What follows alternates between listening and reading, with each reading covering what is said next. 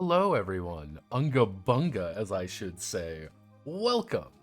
We're going to be talking about a few games today, because my name is Notepad, and we usually write them.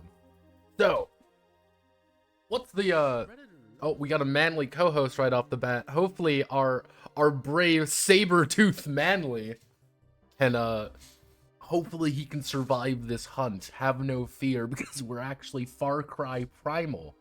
So I have a feeling that we're going to see some Russian on Russian violence, but because, as you know, Russia does have tigers. Also, very weird.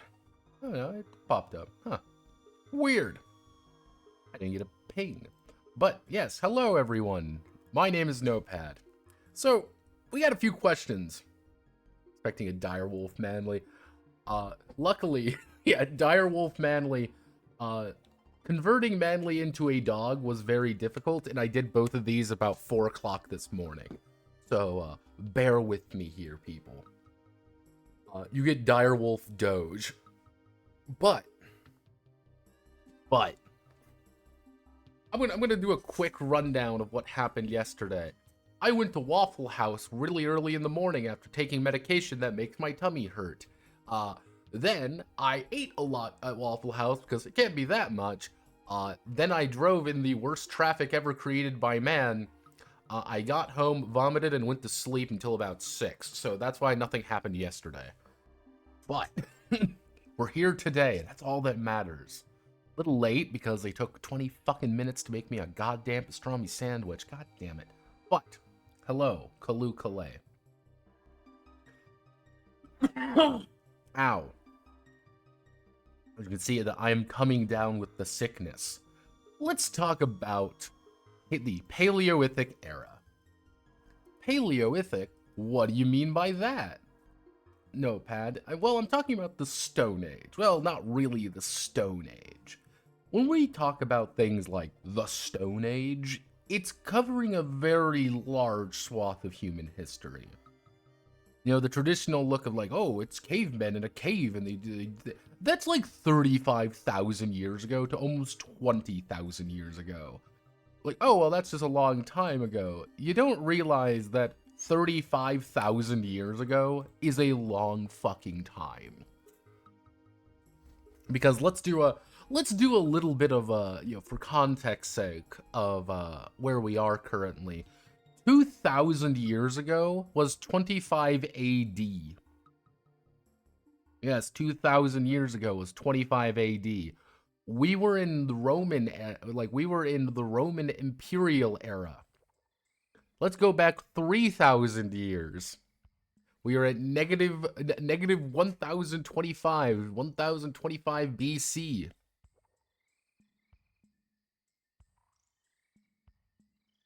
Yeah, you know, the first 10 minutes are Paleolithic, 5 minutes are ancient civilization, the modern world is like 20 seconds. Exactly. Like, it's very... Viewing history, we have advanced as a species extremely quickly, relatively speaking.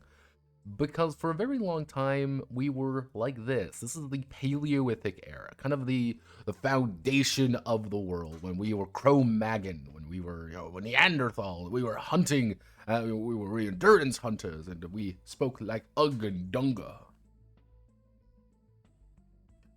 But that doesn't necessarily mean we were savage. It doesn't mean we were just monkey men running around hunting dinosaurs. No, there was structure to things, as much structure as you can get in a society like that. And in the world of tabletop role-playing games, you would think that this would be a pretty popular time.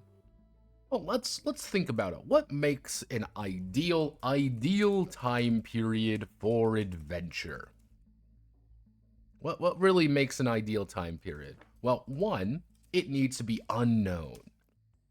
There has to be something we don't know about. It has to be large. It has to be large and expansive.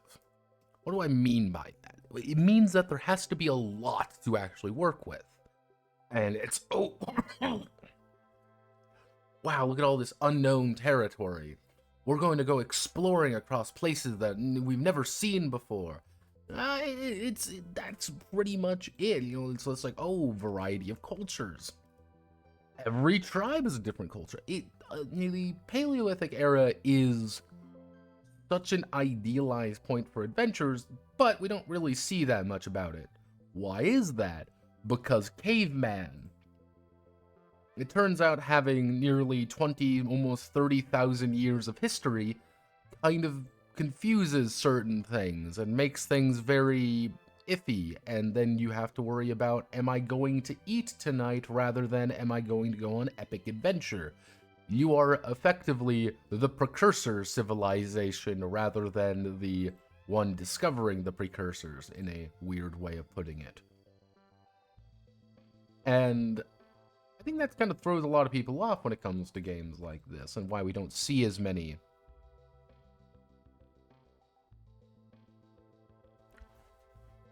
Yeah, we don't really see that as much, and I think that's kind of interesting. We don't have all those modern amenities. We don't have, like, castles, really. We don't have swords, really, either. We have spears, and we have clubs, and we have... Well, there's a reason Far Cry Primal did not take off as much as what other people were thinking it would, because Far Cry Primal just has less stuff than normal Far Cry, because you are inherently constrained by the fact that you are cavemen. But I think the era where we got to be looking at is kind of that Far Cry Primal aesthetic, because I think there's a lot to do with things like this. You know, you've got shamanism just as much as you've got the kind of cold, hard realities of things. Obviously, this is also Far Cry, and Far Cry is very silly in some points. Yeah, anyone remember Far Cry Primal? No. Silly Notepad. We all know Atlantis existed back then. Exactly, the antediluvians in Agartha. You know, that's just how it is. I didn't know. I thought you all knew that. I thought we went over Immortal: The Invisible War. But yeah, there's a lot of things here, but why we don't see a lot? Because if I look up right now, Paleomythic TTRPG. Okay, let's see. We've got a game we're going over today. A game we're going over today. And a kids on bikes thing. Yeah, then we've got a few different games out there, not many, and a lot of the times nothing really shows up all that much. Like, they are very small games, and if they do show up, it's something like, well, Kids in Caves. It's Wolf's Soul, Wolf's Journey Through Ice Age. It's very specific stuff. I mean, this is even powered by the fucking apocalypse, and this isn't even a very good powered by the apocalypse game because it's just there. It's not very large. So, we're going to go over 3 games today, though. Why 3, Notepad? I thought we were going to have 4. Well, there's a story there as well. The 3 games we're going to be going over today is OGG, Unearthed Edition. We love OGG in this house. We're going to be going over them. Welcome to them.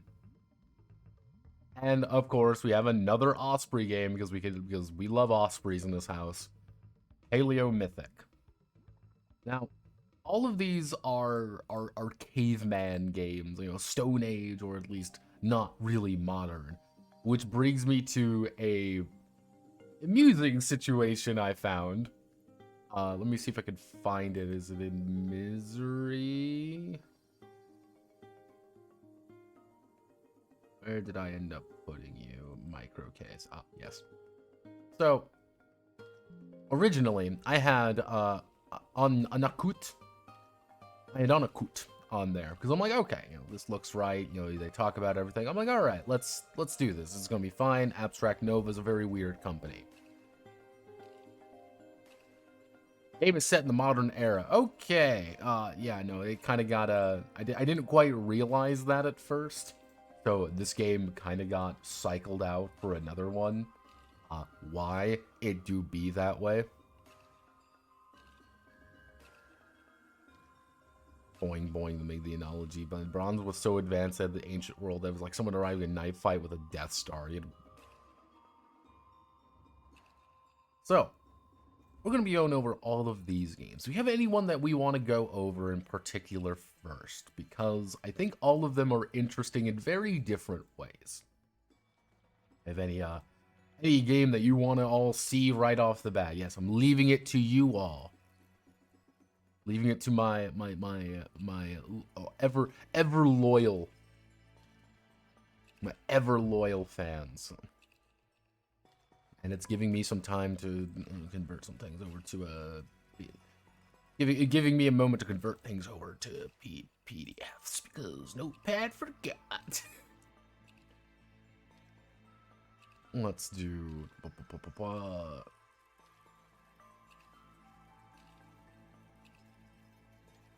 Also, we've got Donkey Kong music in the background. It's great. This will most likely be copywritten entirely by Nintendo, so I'm ready for it. I want all of you to know that you are getting an exclusive look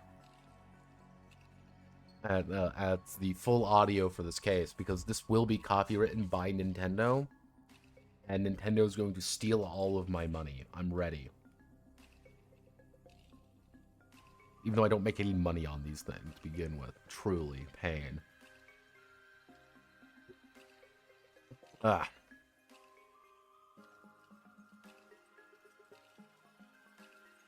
Kind of Explorers rolling up. One game does talk about that, actually. Well, 2 games technically talk about it. We got one for Wurm, so yeah, you know what? Let's talk about Wurm. And to talk about Wurm, we've got to do a little bit of a looking around. So, welcome to Wurm. I don't know if I'm pronouncing this right. This game is French. Man, what do you mean it's French? Well, This game was written by Emmanuel Roudier, Frenchman. It was written by the Frenchman. And if this company looks familiar, Nocturnal, well, it should, because there's actually some very interesting people in this game, and the reason why it's a little bit weird to talk about. So, if I were to go right up here and I type in Wurm RPG, it's mostly just people talking about the game. So I'm like, all right, let's look right here. Largest... Nani? What happened? This Wurm isn't here. What could possibly be going on? Well, there's actually a reason for this. Originally speaking, there's a story here. So if we go here, the RPG, there's quite a few different things here, but one of the first ones you see is right here, Wurm by Chaosium. All right, Wurm by Chaosium, role-playing Paleomythic Age. I say, like, Chaosium is involved in this. What do you mean Chaosium's involved in this? And Chaosium is not involved in this.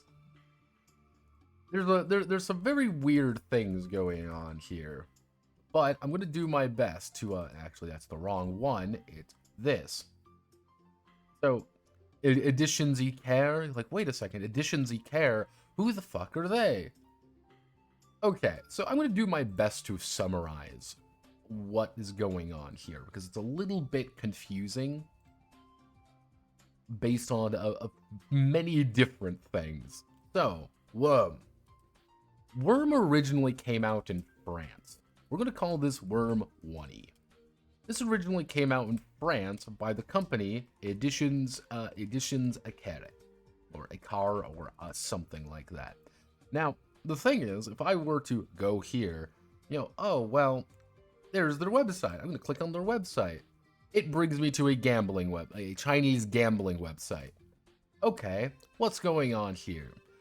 Well, I had to do a little bit of digging, just a little bit. Because if you go to Emmanuel, there's also another company, because you can buy the game from Daikon. And I looked at this and I'm like, what? Daikon TTRPG doesn't show up at all. And alright, maybe it's, but wait a second, Black Book Editions. There's another company here. What's going on? What is happening here? What is going on? Well, effectively, when it was getting brought over here, in the US, to the US of A, there was another company called Nocturnal. Now, you might know about Nocturnal, so I just want to kind of give you the major players in this story. So we've got Black Book Editions, we've got Nocturnal, we've got Daikon, I don't have it pulled up, so I can't see it right now. We've got all of these different people going on, but I'm going to give you something really easy to understand. They needed an English publisher, so they went to Chaosium. Chaosium also was working with Nocturnal Media. Now, you might know Nocturnal Media, because Nocturnal are the guys who actually purchased the OpenD6 system from WEG, because WEG was dead. They made OpenD6. And one of the big things, yeah, pretty much Nocturnal Media bought this.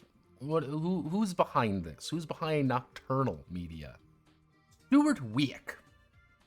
Now, if that name sounds a little bit familiar to you, he was actually part of one of the founders of White Wolf. Yes, one of the founders of White Wolf. He also, you might also know his brother, Steve Wieck, otherwise known as Drive-Thru RPG's founder. He was one of the co-founders of TTRPG. Now he is the CEO of One Bookshelf, which is technically owned by another company. Yeah.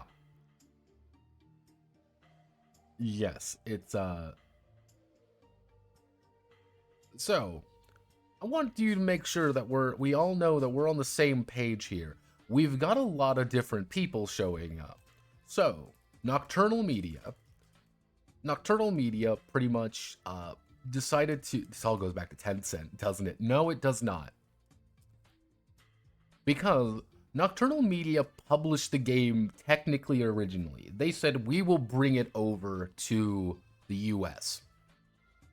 This led to Chaosium picking it up and published it post Nocturnal. Why would it be post Nocturnal? Because Stewart passed away in 2017. Yes, he passed away in 2017. I can't remember what it was, what happened there. I'm not going to go on to it. But he passed away. What this meant was that Nocturnal Media went away. Nocturnal Media is dead. So Chaosium starts publishing it. However, Chaosium stops publishing it. Why? I do not know. And this led to, go right here, Daikakan publishing it. Who's Daikakan?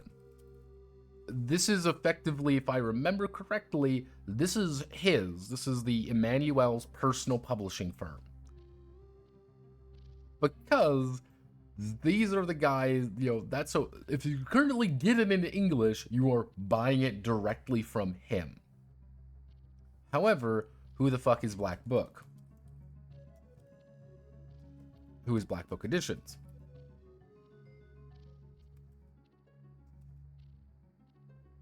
Who are these people, you may be wondering? They are a French company. Black Book Editions are the guys who publish French versions of Polaris. Let's see, where was the other one? Shadowrun, Deadlands. They're one of those companies that bring over a bunch of things into France. And that's what it is. That's their company. Now, Black Book,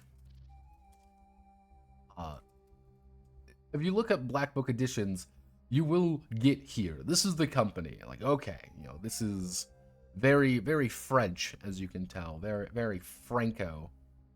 And Paleomythic is technically published by these gentlemen. However, this is also incorrect, because we need to go back. We need to find this. Wait, no, wrong one. We need to go back. So let's go here. We click Wurm, because Wurm doesn't show up when you Google Wurm properly. We go here. We grab Emmanuel Roudier. If you Google Emmanuel Roudier, not much pops up. It's just like, okay, he's a comic guy. All right, nothing too exciting there. Unless we go to French Wikipedia. Yes, we have to go to French Wikipedia. We type in Emmanuel Roudier. The man has an entire fucking thing. Yes. Emmanuel Roudier is a comic book and tabletop role-playing game author. Going through the fucking saga of what is this game was a fascinating creature. To give you an idea, this is his autism. His actual blog is called the Neanderthal blog. He's written a game legitimately just about that. These are all of his various comic books. And in case you're wondering, yes, they're all cavemen. Yeah, they're all cavemen. He does illustrations for it. He's written for various TRPGs, including did all the illustrations and layout for the second French edition of Barbarians of Lemuria. This is his autism, if you can guess. Like, this is his thing. He likes this. This is his particular thing that he loves. He loves prehistoric stuff. And I'm like, all right. Because if you hit Wurm, oh wait, no, Glaciation Div, no, wrong one. Wurm RPG, where the fuck is, there we go. You have to Google the Wurm role-playing game right here. So, we are technically going over the second edition because it was originally published by a company called eCare. Now, eCare does not exist anymore. That is an important thing to note. That company no longer is around. What happened to it?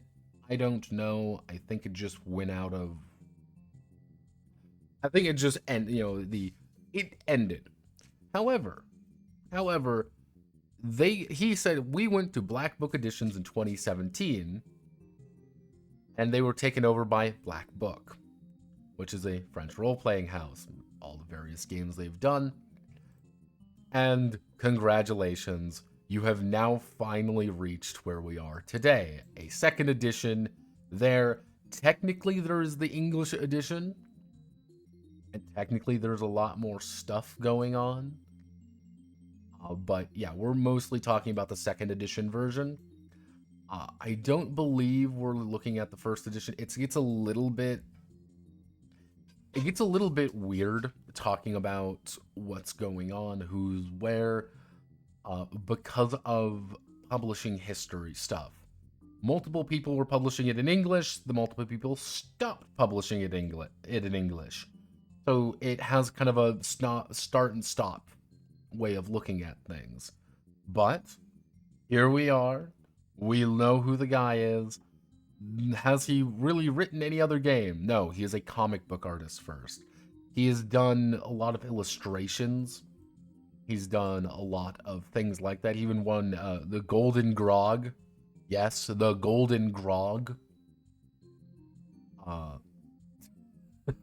We've vaguely talked about the Golden Grog before. This is one of their.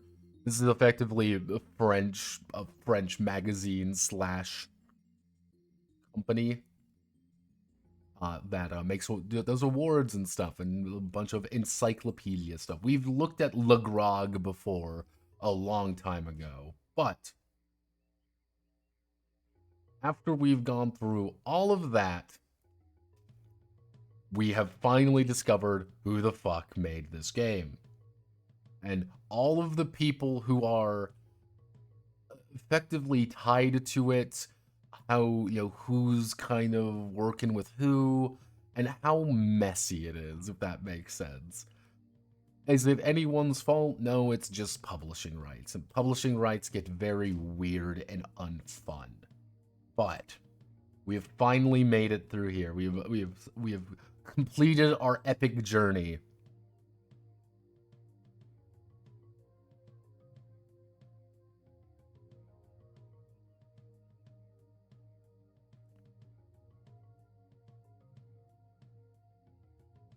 Let's see. Yeah, this is the best kind of art. You find an odd game and fall down a rabbit hole. Yeah, no, that's sometimes what happens with some of these. This is why I actually like going over who writes these games. Who are these people? What is the publishing history? Why are you the way you are? Again, I believe that this is the only version currently in English. I believe this is the second edition. It gets a little bit weird of how that's being worded properly, because there's no indication that it is, but this is also the second edition cover. So I don't really know what's going on there. Maybe it's just a fucky wucky, who knows. But what is this game? What are we working with here? What's going on?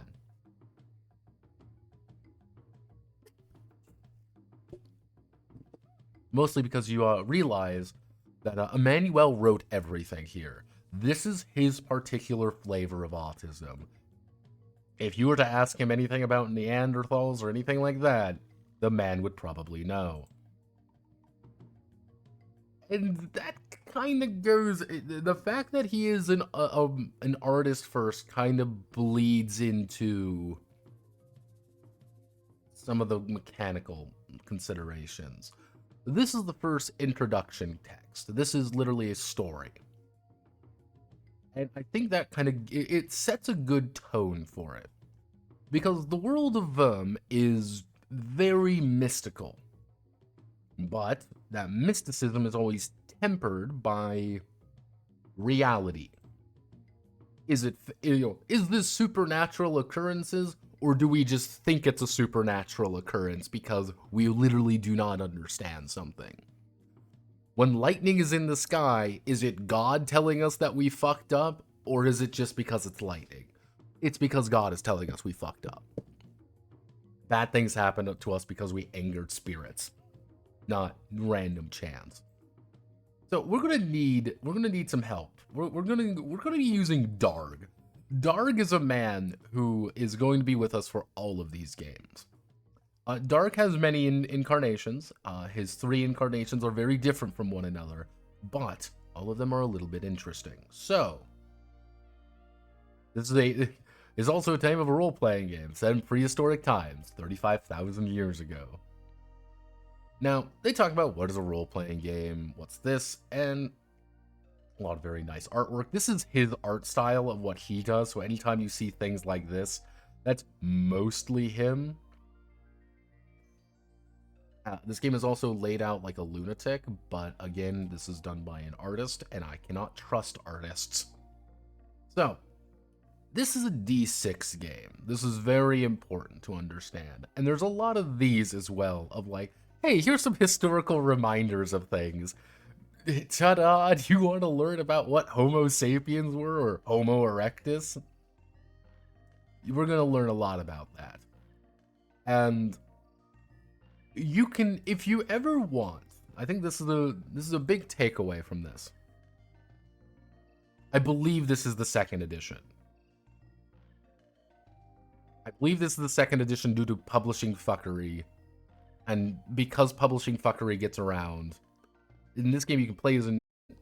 I think if you really want like a primer on Paleolithic anything,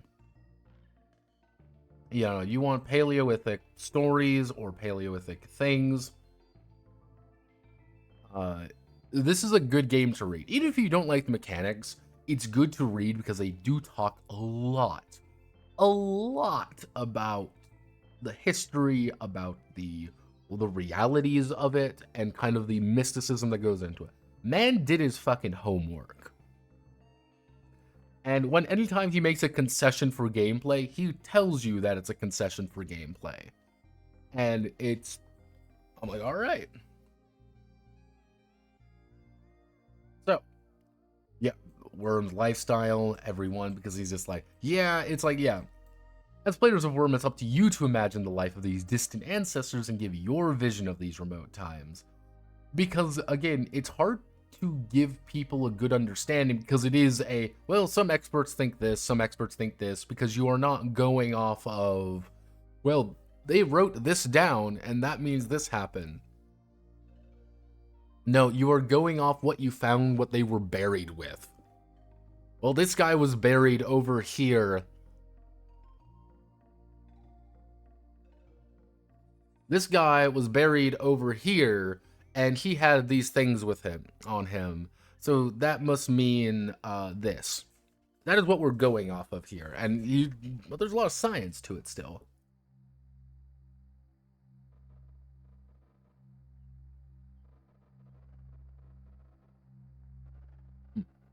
But, Roudier, yeah, right here. This is all his artwork.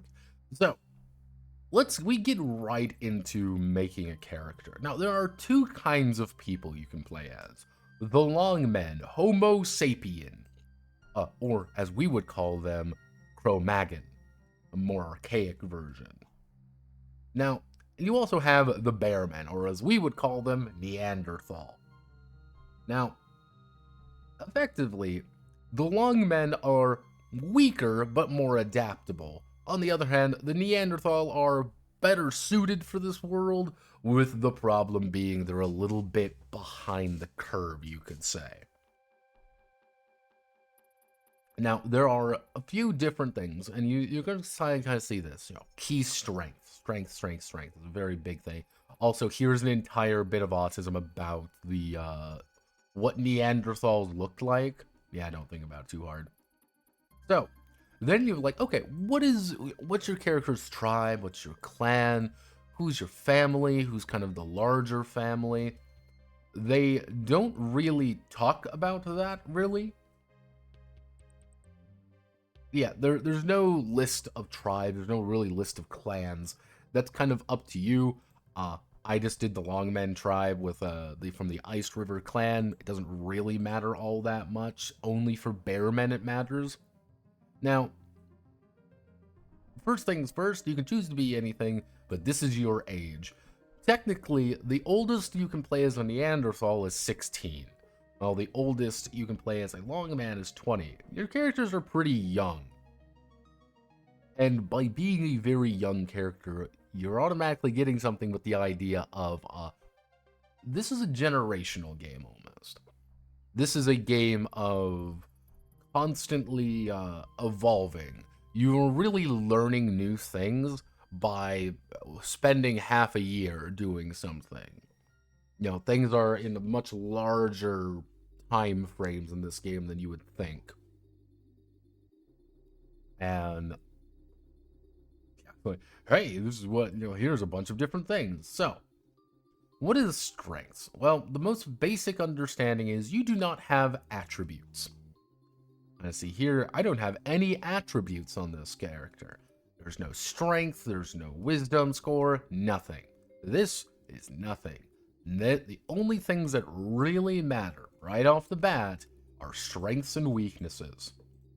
You're going to have a total of 3 strengths. Technically, you only get to pick 2, though. Now, one of the big things is that each strength is tied to an animal of some variety.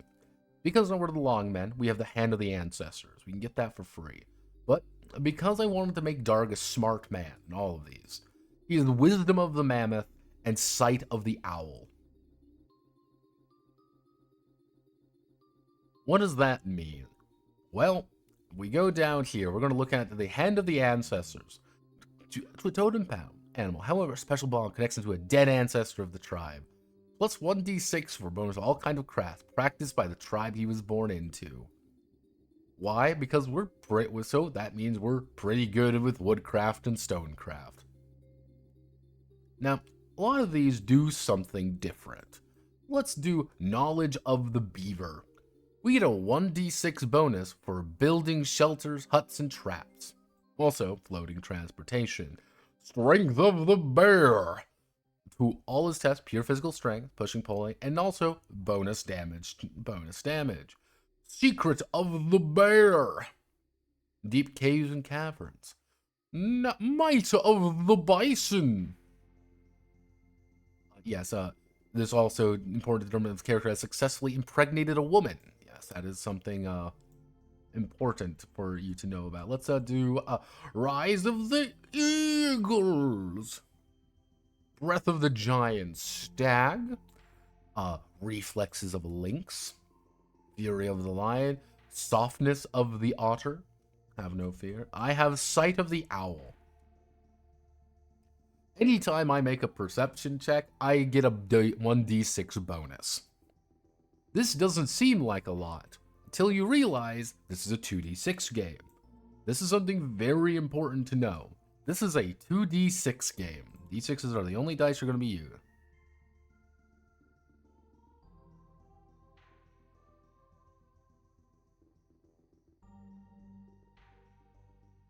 Why are the bear been younger? Because Neanderthals are known to be able to reach maturity faster than Homo sapien. And because they reach maturity faster, that is the reason why they can be younger. So on average, they are going to be younger, being able to be real player characters. And they even kind of talk about it in the section about Neanderthals and humans, well, kind of the differences, what's the best way to play, is you kind of gotta think of Neanderthals as almost like a fantasy species. Where nobody bats an eye when you say a dwarf has to be 50 before he's a real person. Oh, you're just a child if you're below the age of 50 as a dwarf. Or, oh, well, an elf only becomes an adult after age 150 or something like that. Like, we don't think about that at all. It's just the other way around. You become an adult when you are 15 or 13. Why? Because you just grow up faster. You are an adult faster. So, these are most of our strengths. Now, we also have Wisdom of the Mammoth. Guided by the spirit of the mammoth, the character group with great memory and great insight. Vital member of his tribe. Always calm, yet quick mind. D6 to all knowledge and common sense tests, and also detect lies or understand the emotions of both animals and humans.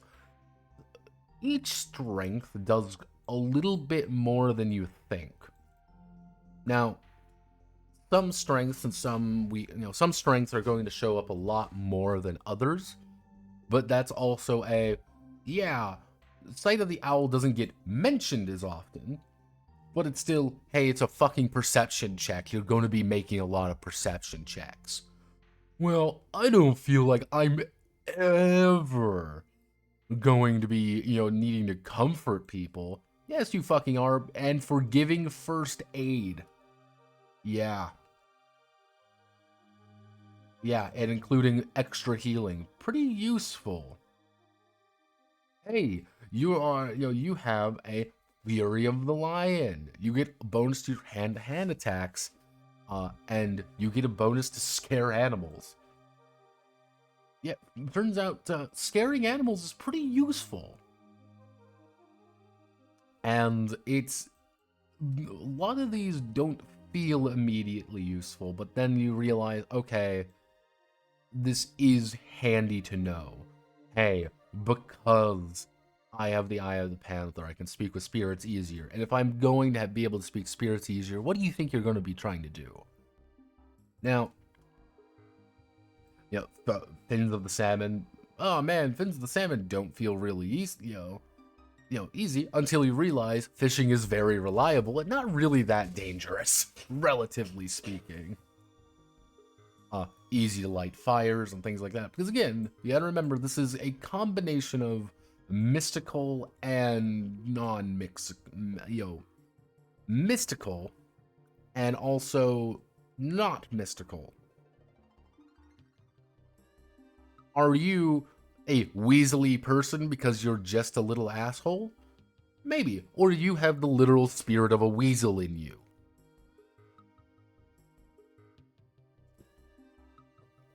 Now, technically, you can mix these together. However, one thing too is the game is like, well, you can, but also don't do it, but also maybe do it if you feel like it, but don't. It's a lot of back and forth in these. Because remember, this is a 2d6 game raw. Very few modifiers show up in this game. So when it says, oh, you get 4d6 instead of 2d6, you've effectively doubled your odds to do almost anything, making it nearly impossible.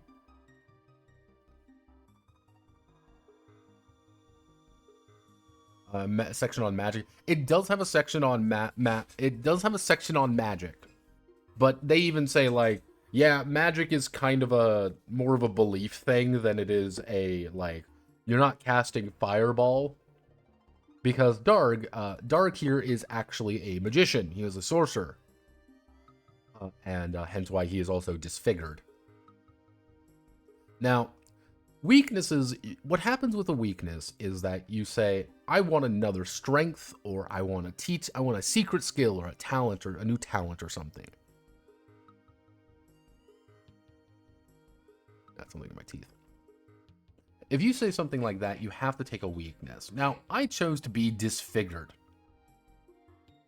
Hey, -3 to any social interaction involving trust, seduction, especially with strangers. Yeah, Darg is an ugly motherfucker because he's been disfigured. However, he's translated a lot of this information. He's translated this into being more of a mystical person. He keeps an eye out, and he makes things for everybody. He wants to learn more about that. And some of these are pretty awful. Others of them are good. Well, not good, but decenter. Now, you might get things such as individualistic. Individualistic is pretty awful. Hey, you're just fucking stupid. Yeah, you're just dumb. Hey, you're deaf. Like all of the weaknesses are very bad. Because what happens? Well, you get a -3 to most things. -3 doesn't seem like a lot. However, I want you to look at your yes, answers of all modern retards. Because I want you to look at your 2d6 dice, your d6 dice you have on your table, obviously. And I want you to roll them now. I want you to hit a 7. Not too difficult, all things considering, and notice as I don't do that. Now, make it as a -3. You effectively turn a standard roll into a much harder roll by having these. Much harder. So you might want to have a strength that kind of, balances it out, but if you have that, well, why don't you just roll 3d6 and just ignore the drawback? Now, these are tied to your totem. And this is what I mean by, like, yeah, it's kind of the idea of, like, yeah, it's a natural and supernatural. It's real and imaginary. You're the fury of the lion because he is a fighting spirit of lion as well as a connection to it. They do have some more things like, yeah, you actually lose your strength if you attack or try to kill your spirit animal effectively. Which means that, like, hey, Hand of the Ancestors is pretty good because, you just are able to build things a lot easier and you don't have to risk attacking anything. But, hey, Dark here never wants to hurt an owl. You can see he's got the sight of an owl. He doesn't want to hurt a mammoth because he has the, he has the wisdom of a mammoth. He doesn't want to. However, there are ways to get temporary strengths. That'll come up a little bit later, but I can explain now, which is, I need to get the wisdom of a mammoth. We need to, I need to be wise for my people now. We're going to hunt a mammoth, and I'm going to eat its liver. Why? Because I need that wisdom. I need to kill an owl and eat its liver, so I can get the sight of an owl for a time. That's the secret. Because you can get anything, you just gotta fucking eat it, which is a lot harder than anything. Now, experience is a really weird mechanic in this game, because you see the term experience and you're thinking experience points. Sorta?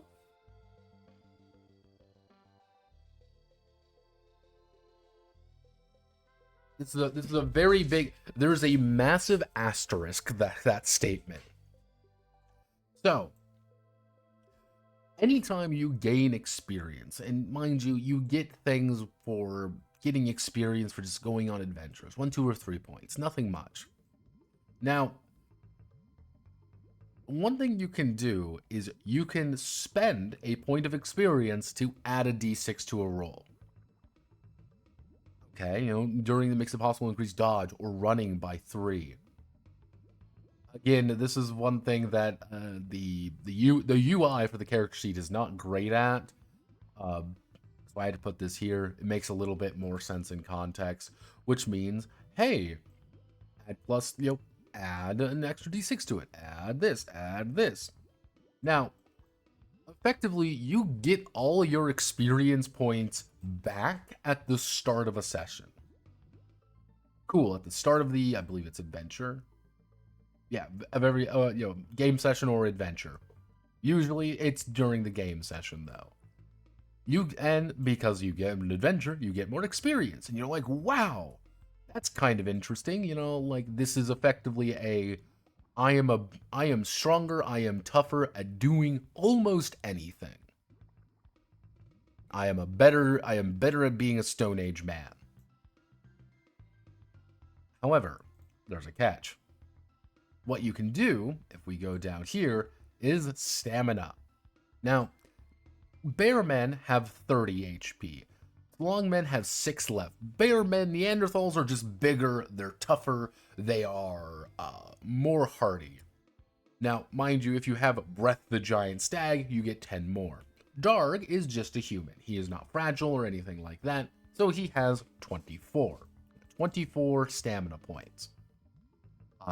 Yes, you do fall it when you hit 0, you might fall into a coma. This is bad. We'll learn about that. You take a lot of damage, you might die. Now, what you can do is spend experience points. Yeah, spend 1 experience point after you get one and increase your stamina by 1. Yes. Increase may spend 1 experience for maximum of 8 times to gain 20 stamina points. Increase the serious wound threshold by 4. What does this mean? So, I spend 1 XP. I get 3 bonus stamina and a bonus of 1 to my wound threshold. Instead of taking a serious wound on 10, I take it on 11. Why isn't everyone doing this? Because remember, I am trading out bonus dice, bonus ability to survive, bonus abilities to stay upright in exchange for a little bit more raw survivability. Take a chance, be a little bit more concrete. What's the value in it?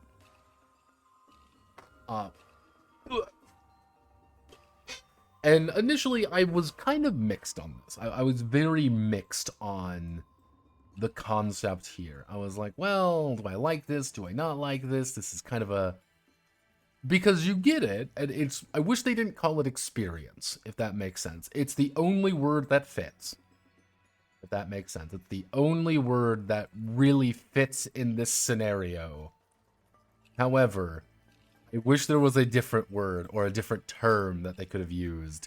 Because, like, immediately when I hear experience, first thing that comes to my head is XP points. And like, oh, you could spend your XP to do things. I immediately go back to, it's, Numenera's, not Cortex, Numenera's system. Cipher. I immediately go to the Cipher system. So it's like, okay, I kind of go back and forth on that a lot. Very mixed on it. But the fact that you get all your XP back, and it's like, okay. But here we go. You know, talents and secret skills. This is one of those parts where you have to do a little bit of jumping back and forth in the book. It makes sense in context, so I'll explain it here. Now, talents are craftsmanship and art. This is your ability to do things. If you don't know how to do it, you're not going to do it well.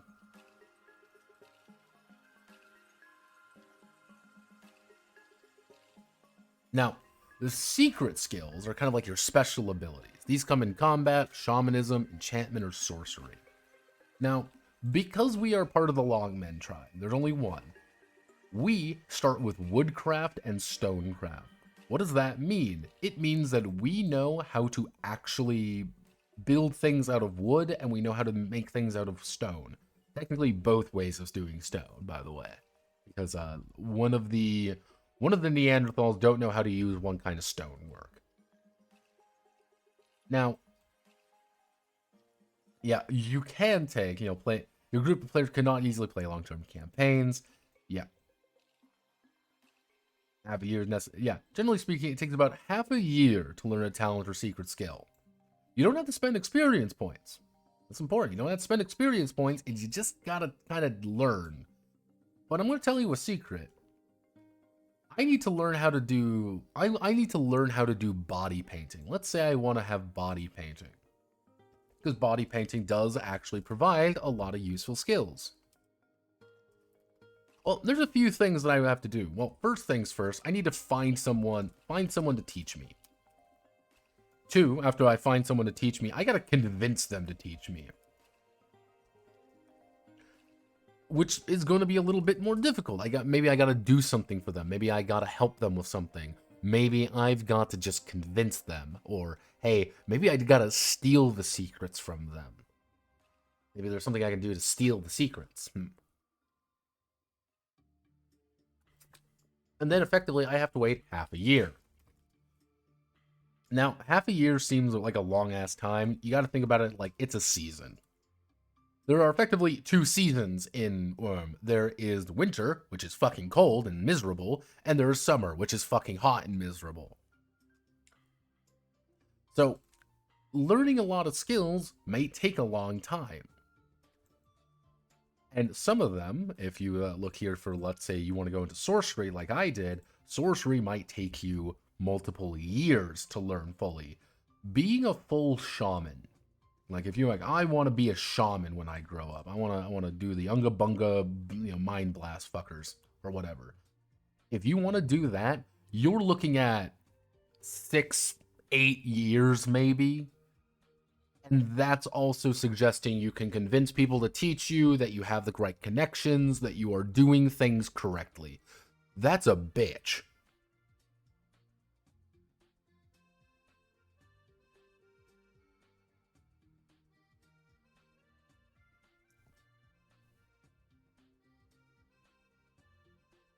Like that's one of those like things that's very difficult to think about, where it's like, yeah, this is like, if you want to aim for being a shaman, you want to be someone, important to the world, that's going to say, okay, hey, spend multiple years doing this. I thought initially with Darg that I'm going to try to be a shaman. And I'm like, you know what? No, Darg would try to take an easy way out. He wants to learn how to be a fucking sorcerer. Because there's magic in it, but hey, what's magic? It means brewing potions. Yeah, it means brewing potions. You ever want to convince someone, you want to be friends with someone? Here's a potion that makes you stronger. There you go. It's called being friends with people. You want to help your friends out? Give them potions. And I'm like, yeah, that's something that a character would think about doing. But can you learn, oh, well, I want to learn I want to learn how to get better strength. So I want to do anything like that. And the answer is not really. You don't really get that very often. You get a little bit of it, but not really that much. Now, you have to worry about your prestige. Now, prestige is a measure of how cool and famous you are among your society. Now, I chose to have wisdom. Wisdom is technically an optional rule, but I can kind of explain what that is. The big two are bravery and generosity. You earn bravery if you attack and kill animals, effectively. Animals or people threatening you. Okay, everyone, we're gonna hunt a saber-toothed tiger. The saber-toothed tiger can fuck your day up. If you manage to kill it, though, if you and your boys manage to kill it, great. All of you get bravery points. All of you get to say, we are more brave. We're great. Hey, we're fighting a shaman. We get to have a shit ton of actual bravery points because we attack someone who is more special. Yeah, you kind of see here, killing a mammoth brings 36 bravery points. If there are 5 people with it, they only get 7. But if there are 2, they get 18 points. That's pretty good, it's taking down animals and things like that, you got to be clever with it. And a very clever 3 clever men can really make, potion of bravery. Yeah, here, take my potion of bravery, kunk.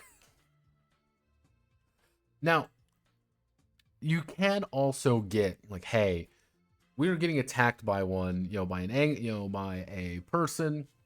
Sometimes just wounding them is fine. Hey, this fucker literally jumped me and wants to kill me with a hammer. I managed to stab him and he starts running away because he doesn't want to die. I still get bravery points because I defended myself. But mind you, if you're like, I'm stabbing a wounded animal, do I get 36 bravery points? No, you don't. You get fucking nothing. Because you're a little baby bitch boy. Yeah, and it's like, yeah, if you manage to defeat an animal with no witnesses, Yeah, you only get the points if you bring back a trophy. Yeah, that's a big thing. You if no one witnesses it, did you do it? Probably not. Can't take a picture. You're not gonna bring out your camera, being like, clunk, fucking Instagram. Here's my stonegram. No, that doesn't work that way. But this could be very difficult. I need you to bring back the fact that you 1v1'd a fucking mammoth. What do you bring back? The mammoth? That thing's up to like 4 tons. You can't bring that back. Like, I guess I'll bring the tusk back? You're like, yeah. I'd be like, are you sure you just didn't get it from a body? You lying weasel, you. I'm like, damn it. How are you doing? I'm doing all right.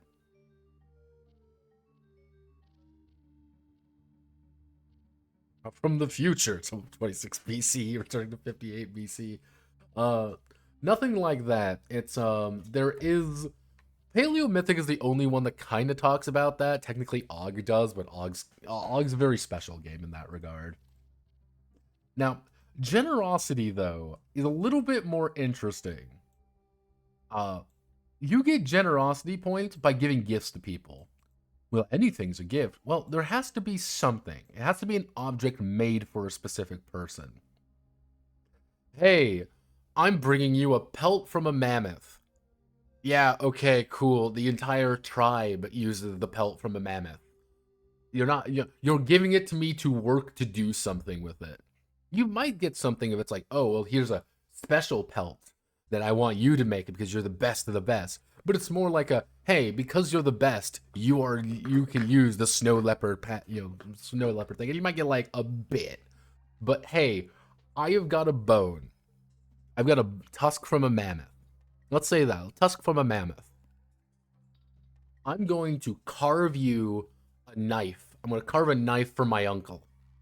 And I meticulously carve this beautiful knife for him. And I say, hey, uncle, here is a beautiful bone knife I perfectly made for you.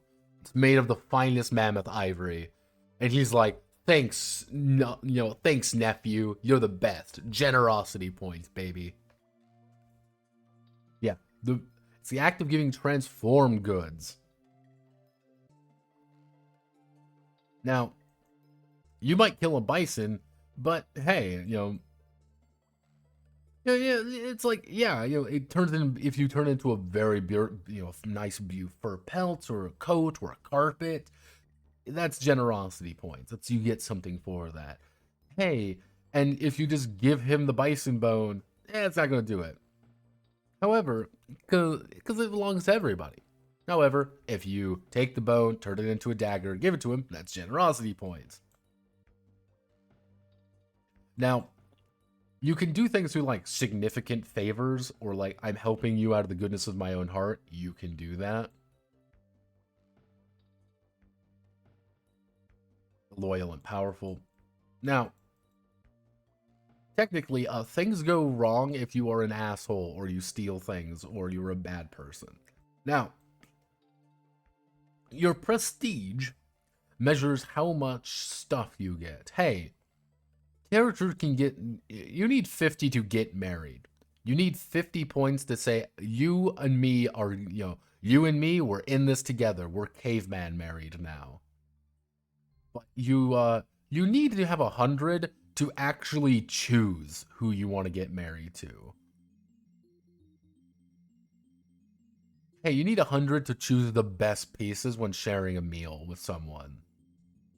Hey, you need 150 to claim the best spot to sleep. You need that to actually do things. It's very difficult. Now, this is wisdom. I would recommend wisdom in a way. I don't think this is a great optional one. It's a good optional one. My thing would be, if you want to put in wisdom, it's like a specific character quirk of, instead of bravery, you have wisdom. Instead of generosity, you have wisdom. Like, it's kind of like a replacement for one of them. Right now, the current system is like, it acts as like a third way to get prestige. And effectively, you get wisdom by, per season, by just being older. You get one for showing great wisdom. otherwise known as just being smart about things. And you also get one for retelling the previous game's session. Yeah, you get a actually distinct bonus for saying, "Hey, I want to be, I want to help someone with it." Doesn't seem like a lot, but every session you might get one, maybe two pieces of wisdom out of it. Uh, that's what it is there. Now, prestige among strangers is, hey, we're friendly with these people. You get about 50%. A community is hostile, or we just don't like you. You have 0. Nobody likes you. Go away.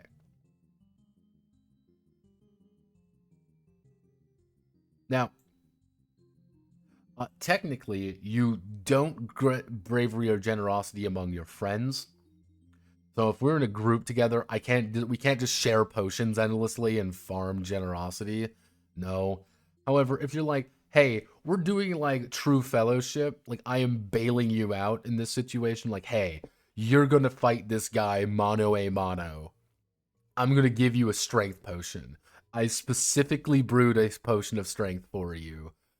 Take it. It's all yours. I do not expect anything out of this. You just need to win. Because I trust you. I might get it. Now, you do get some very basic equipment. Equipment isn't that big. Now,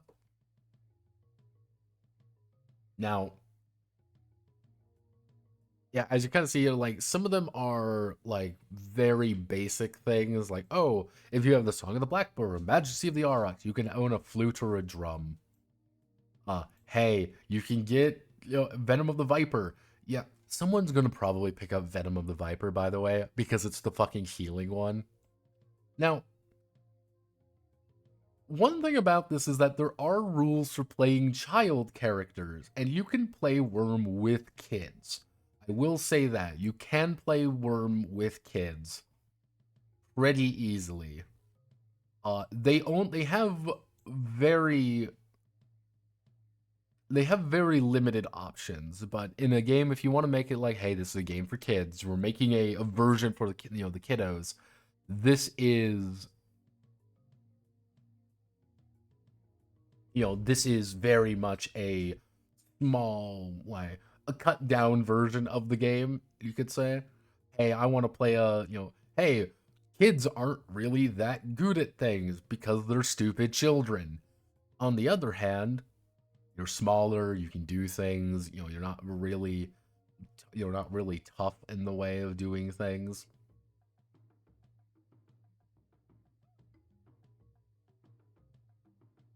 However, ooh,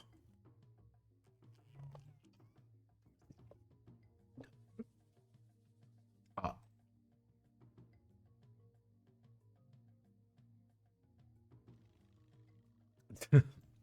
yeah, honestly, yeah, a lot of different things. Like, hey, you get some special abilities, but that's it. That's how you make a character. Pretty simple, pretty easy things. Now, this is the basic system: 2d6 versus this. Average check 2d6 versus 7. That is going to be a majority of your tests. If you have a strength for it, you roll 3d6 versus whatever the difficulty is. Not exactly the most complicated system in the world. It doesn't claim to be a complicated system either. So, you do get double ones. You get double ones, snake eyes. That, my friend, is also known as a critical failure, a catastrophe. Things go horribly wrong for you, and we all make fun of you for it. If you just fail, you just fail. Success, a brilliant success, is technically you did better than normal, but it's not it's not as spectacular as a critical success, but it's pretty good anyway. You kind of need additional dice to have a brilliant success. Now if you have double sixes, you get a critical success. Or, this is also important, if you roll double sixes on any combination of dice.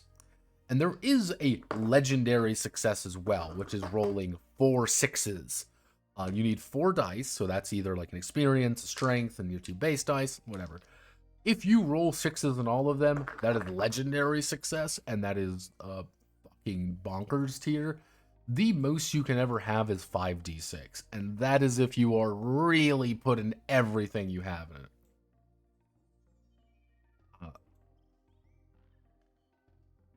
It is a big thing.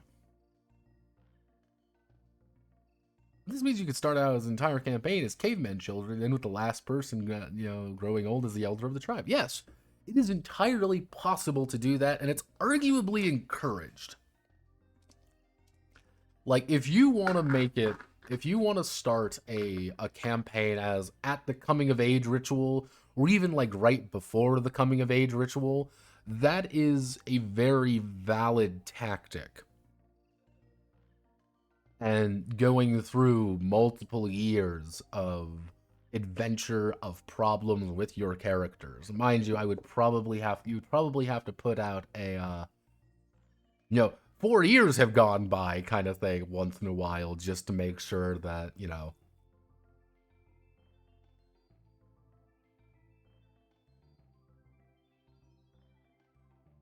think I nicked myself, and this is annoying. But yeah. So, these are just some basic activities. What's going on? Lighting a fire, building a shelter. A lot of these use the same rules, if that makes sense. And most of them are going to be TN7. Hey everyone, you're lightly wounded. DT7. Cool, you're looking after an injured person, and that means they get stamina back. And that means they get a bunch more stamina back. However, if you fail, you fail, and everyone laughs at you or dies horribly in agony. We want to carry out a ceremony. We want to barter with people. It's also, yes, have no fear. Courtship and seduction are present. Have no fear. This is still a French game. We do have the procreation rules. And if you, the thing is, if you are a woman and you give birth, you will take 6d6 damage. 6d6 damage, everybody. Let's roll 6d6. Oh no, congratulations. You are having a baby. Let's see how well things go. That's not looking good for you. That's 6. That's 12. That's 18. That's 20. 23. 27. Yeah, no, you're completely unconscious for multiple days and have taken 2 serious injuries. Yeah, you could very easily die in childbirth, especially if you're already injured.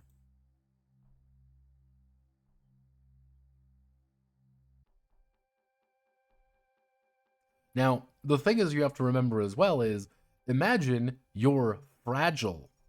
If you're fragile, that means you have a lot less health.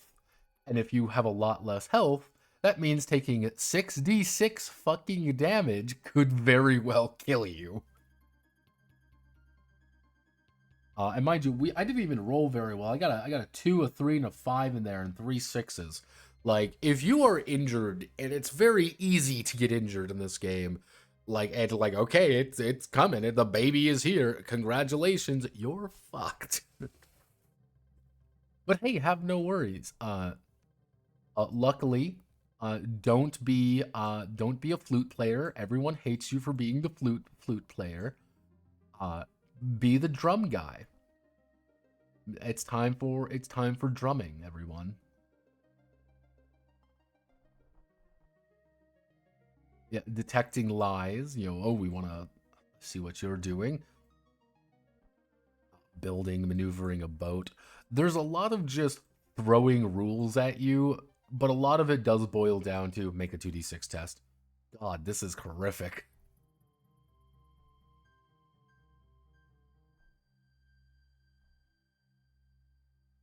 Well, yeah, because this is a very important thing in this society.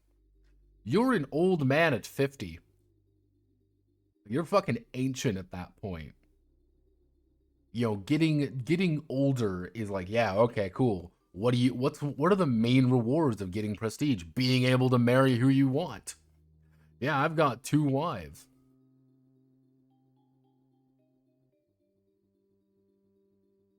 It's a very important aspect of this world. And I'm like, all right.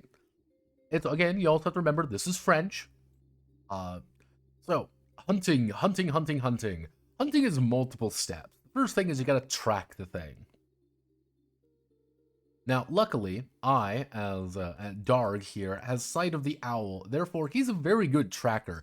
He's not really good with, well, he's not really good with the whole hunting thing, but he's good with the whole finding the prey thing. Now, you're gonna have to find the prey table, and yeah, no, tables are our passion, everybody. Now, small animals. What do we find here? We find a big bird. We are going to find a goose. Do you want to find a goose?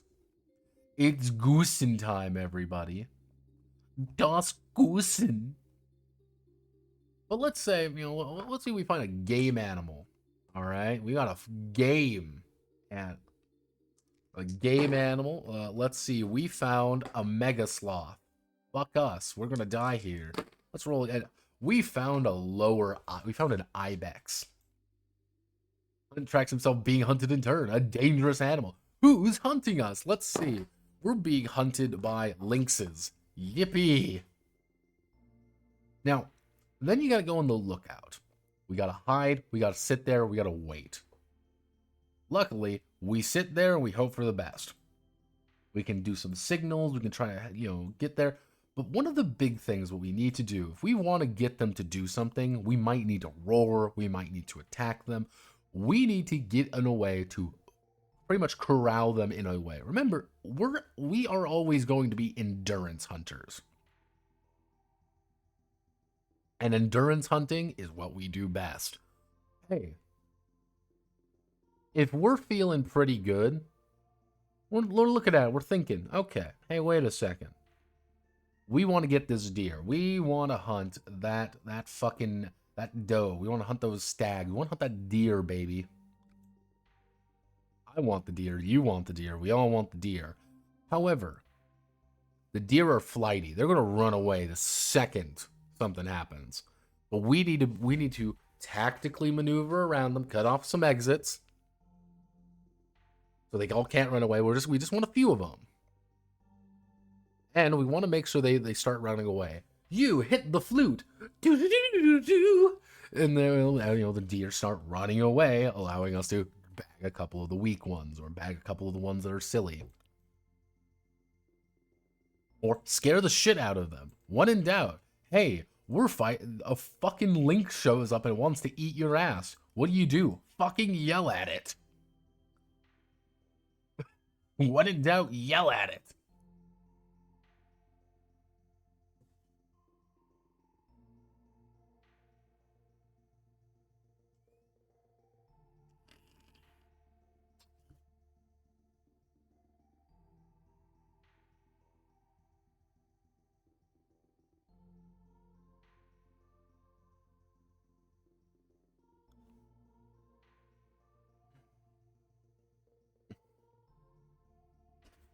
Go into combat, manage round by round.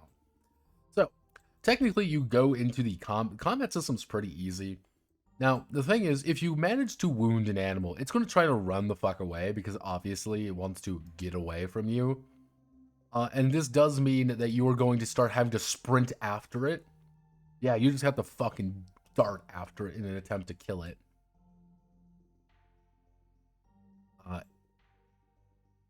It might keep on fighting. You might want it to succeed at its steady nerves test so it keeps fighting you.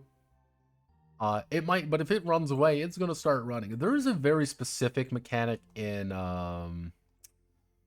where is it? It's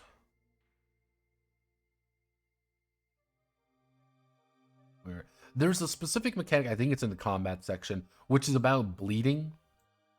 If you're doing hunting pretty actively, if that's like a big part of your game, put in the bleeding rule, because all that it means is once you've taken a certain level of damage, every minute you lose 1 stamina. Minutes don't seem like that long. However, you've been stabbed and I start bleeding. I have 20 minutes before I go unconscious. It takes 5 minutes for you to prepare shit. And this doesn't come back easy. So if you're fighting like an animal and you manage to hit it, it's bleeding, it's wounded, it gets a little bit more like, okay, we've been pursuing this animal for 30 minutes, it's fucking on the ground dead. Like, it is not having a good time, it is bled out. That's what I would recommend. But yeah, there's the butchery rule. Yes, make a skinning test and a butchery test. And yes, you get parts equal to half the weight of the dead animal. Now, each part is a food ration. Let's play a game, everybody. How many parts do we get out of a stag? A full-grown, big fucking stag. How many parts do we get out of that?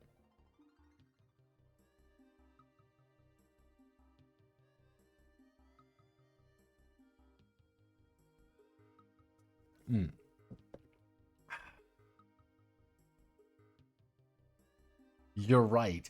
150 parts. Now, these are a meal for 1 person. You are not going to bring back everything. Yeah, okay, let me bring back a ton of fucking food. Yeah, let me bring back, let me just bring back really fast. Just a quick, quick little thing of, let me bring back 150 kilograms of food.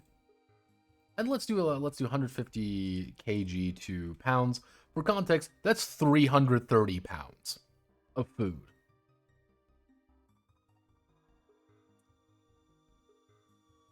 Yes, each part, again, you gotta remember, each part is half the weight of the dead animal, or a quarter if you fail.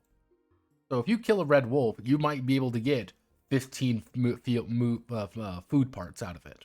That's a meal for 15 people. That's pretty fucking good. You kill a bison, you kill a mammoth, you kill a brown bear even, you kill something like this. You will be eating good for a long time. But there's something very important in that as well. The thing is, food doesn't last very long. Food lasts about 5 days. Can you eat 20 meals a day? No. No, you cannot. Yeah, so effectively, whole carcass, in that case, hunters can take a haunch off, which brings the number of parts equal to 1/10 of the weight of the killed animal. Yeah, we just want to bring like a haunch of a horse or something. We can't bring out like hundreds of pounds. Yeah, we haven't invented food preservation yet. We have not. It's not indicated animal guide. It's kind of like, where was the kill mammal eating one of strength connected this kind until next dawn. But yeah, it's difficult to do things like that. It's hunting a big animal means we're going to be eating good for a while. But only a couple days, really. But until we gotta do something else. So it's like, do we want to fight a hyena? Because hyena's going to last longer. But maybe we want a little bit extra. Because if we have a lot of food, is there salt? We don't know what the fuck salt is. What the fuck is salt? You gotta remember, this is Ice Age, 35,000 years ago. Yeah, we don't know what salt is.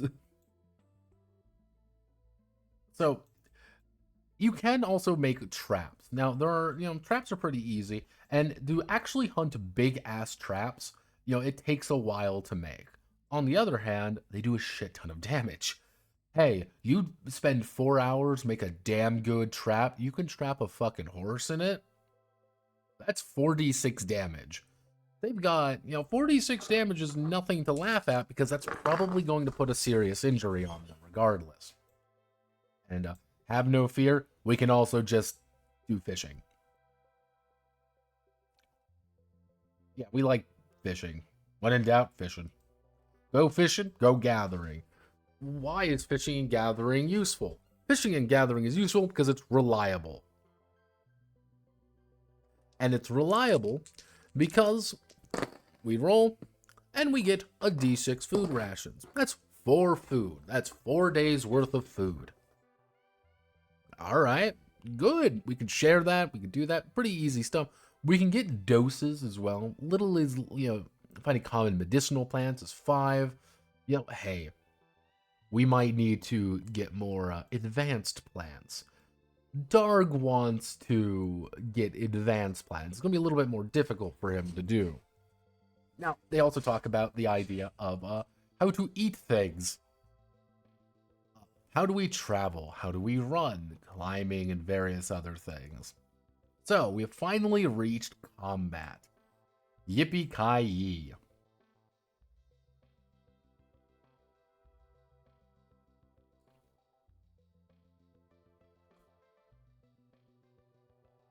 Drink the fire water the shaman gives you to banish the evil spirits that live in the rotten meat. Effectively. It's like, how do we save this? I mean, like, luckily it's cold enough that you could possibly freeze it, but then what do you do after? Not much. No, combat is important activity. It's going to happen. Combat is dangerous. What is initiative? 2d6. Let's roll 2d6. That's your initiative score. We're going to the best way to think about combat in a Wurm is how do we make it as easy as possible, but also try to maintain the difficulty. This is what I also mean that they don't tell you these things very well. Effectively, you have the running score and your dodge score. Running is 7 is 7 for normal, but if you have speed of the horse, you have 10. That's how many meters you can use for an action. Now, then you can make a ranged attack.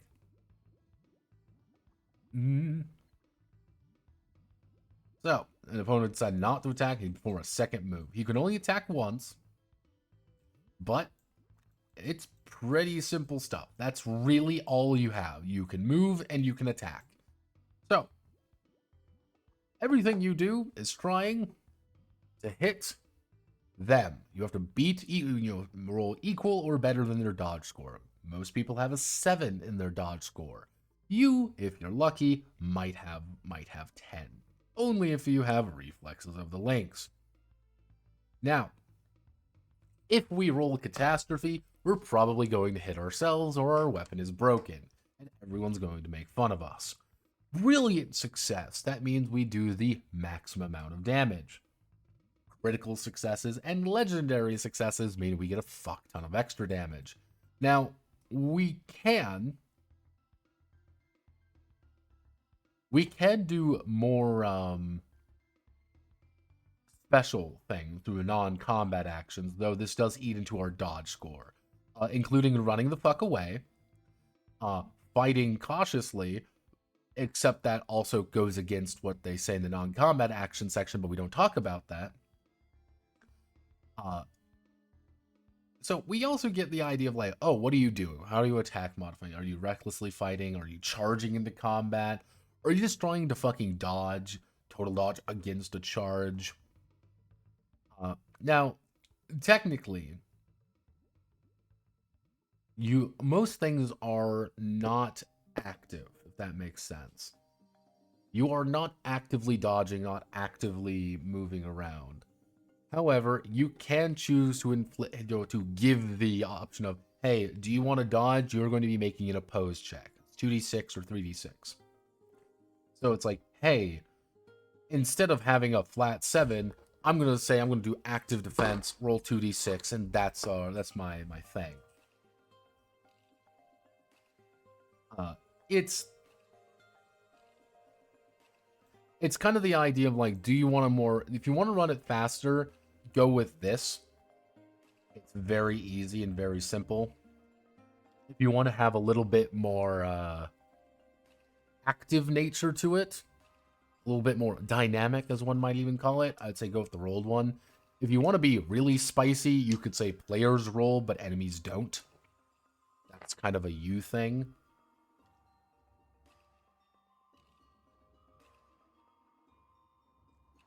You have domesticated wolves during combat. They don't really talk about that.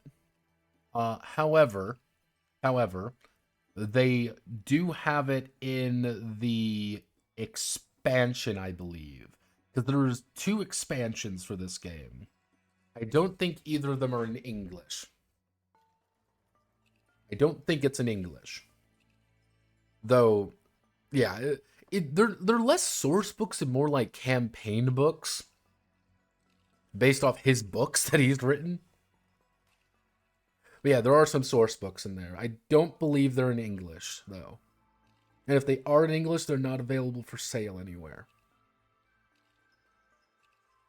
But yeah, it's a lot of the things like that. I think there's a lot more hard rules. If you want really soft rules for it, my thing would be use the wolf template, use the wolf enemy. And the wolf enemy is a companion, and you can order your companion around as an action instead, or he's just taking an action instead. It's not, again, this game is not complicated, so you can do things like that pretty easily. One thing, if you really want to, if you're playing with little kids, and I mean little kids, my recommendation would be you have the kids playing, children, caveman children, Stone Age kids, but like an adult like an adult or someone older is playing like an animal or something. They can't talk, they aren't doing things like that, but if there's ever a combat scenario where they're in danger, okay, the giant fucking wolf can protect them pretty easily. Fido is a very useful, it's a lot different for my giant wolf friend to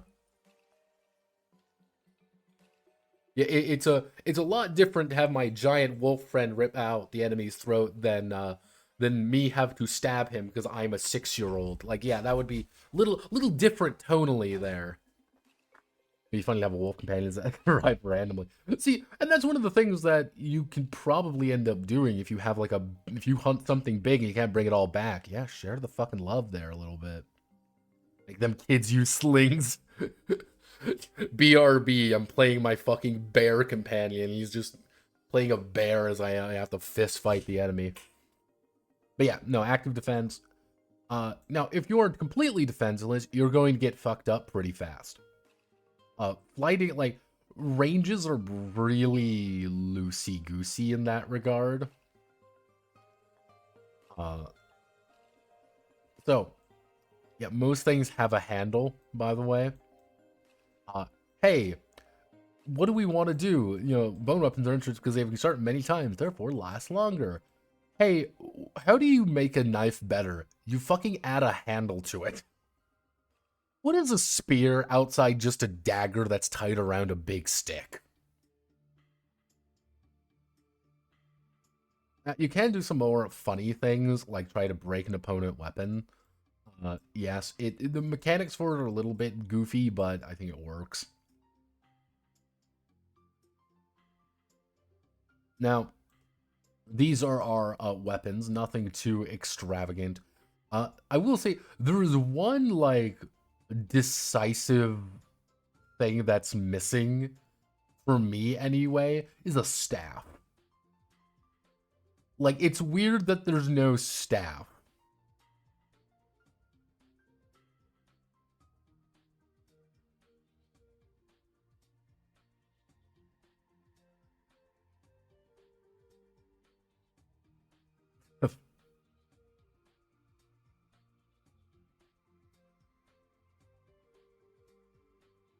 Sorry, endless javelins. Yeah, when you have it's one of those weird omissions to not have a staff or a walking stick. There's the throwing stick.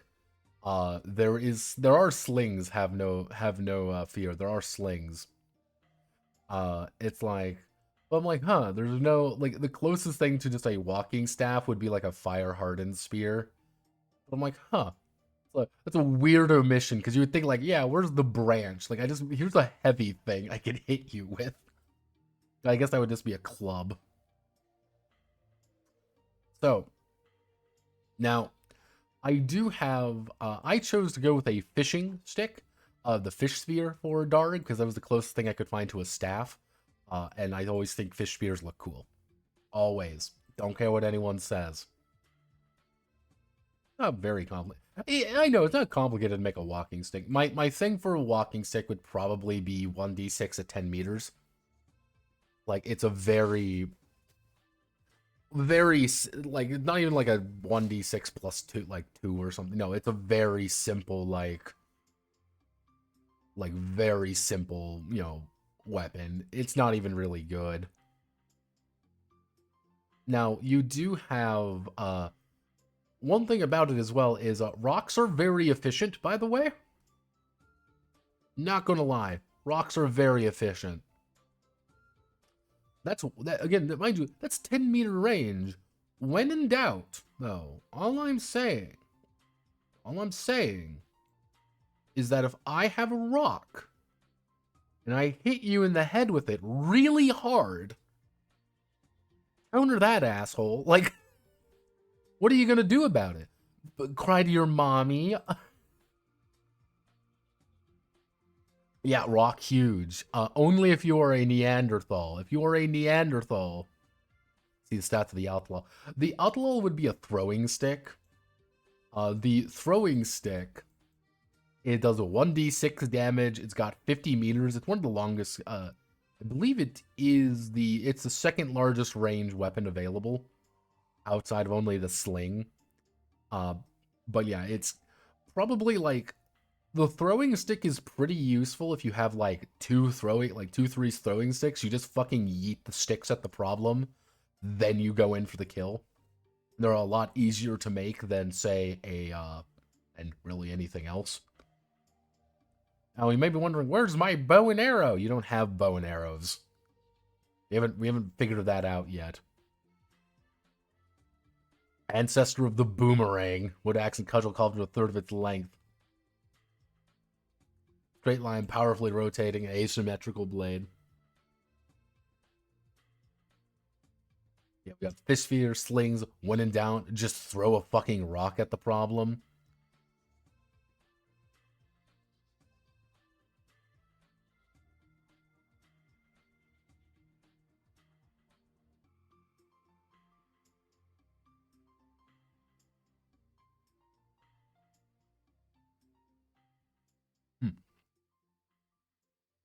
Yeah, so it's effectively, bearmen can throw rocks more efficiently than other people. Now, you do have unarmed combat. When in doubt, try to immobilize them and then strangle them.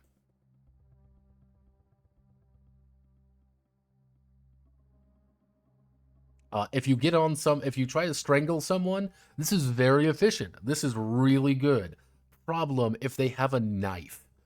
If they have a knife, they're going to stab you with it in your gut, and that's not very good. So get the knife away from them, then stab them, then start strangling them. Now, most unarmed attacks are not as efficient. They do very little damage, relatively speaking. So it's like, I just want to punch someone, it does D3 damage. Like, yeah, they're not going to do like a ton of different damage or whatever. And if you fight anyone with a weapon, you're going to be in a bad spot. On the other hand, when in doubt, sneaking up on someone and, pulling some fucking Solid Snake CQC on them is never a bad idea. Now, you've taken damage. What happens now? You lose 3, you get damage points. Okay. You get a little bit of damage points. And if you ever take 10, you're seriously wounded. You have to make a pain resistance check. And that pain resistance check is very difficult. If you fail it, because it is DT9, you're going to be stunned. If you're stunned, but you can only dodge, but everything you do is at -3. So, what happens, though? Riddle me this. I take a serious injury. I take a serious injury to my belly. Owie. What happens when I do this? Well, what happens is, if you fail to check, you have an after effect. You get a weakness. Now, you get a weakness. You're going to get a problem now. Because I've been stabbed in my gut, I am now weak. I am now a fundamentally weaker person because I have been horribly maimed. Hey, I have been stabbed in my head. I've been stabbed in my head, but now I'm one-eyed, or I'm disfigured or something horrible like that. Don't get hit in the head. Don't die in general. Once you hit 0, like you're dying. You are not really doing anything. You have to stay awake every hour, every round effectively. And if you do fall unconscious, you're out for D6 hours. If you're lucky, your friends can pick you up. If your friends aren't lucky, if you ever reach -10, you die. Now, there are some light protection seasons. Most things, though, are very light. You will probably you'll be wearing these in very specific circumstances. There are effectively 3 armor types. Summer, half-season, winter clothes.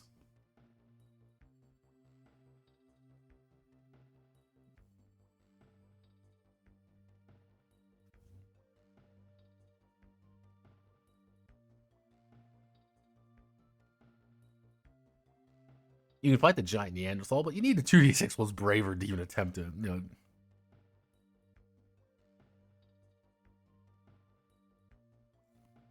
Why the Skyfire rises every morning. Where does Skyfire go? Who places light in night sky? Like, and it's one of those things, like I kind of talk about with any system that's kind of lethal. If you are fighting if the giant Neanderthal that's terrorizing your tribe keeps coming around and is incredibly dangerous, how do you fight the giant Neanderthal who is going to kill you in single combat? You're right, play fucking dirty. Build him a trap, make him do a trap, make him eat something that's bad. Be clever. Because sometimes the direct approach is not always the best approach. Even better if you play fucking dirty while pretending to be brave. Hey, by the way, I've poisoned my spear. When you do ambushes. When you do an ambush, it's I believe it's just you get to act first. You get to have an action and they don't. But nothing much else. They're very simple stuff.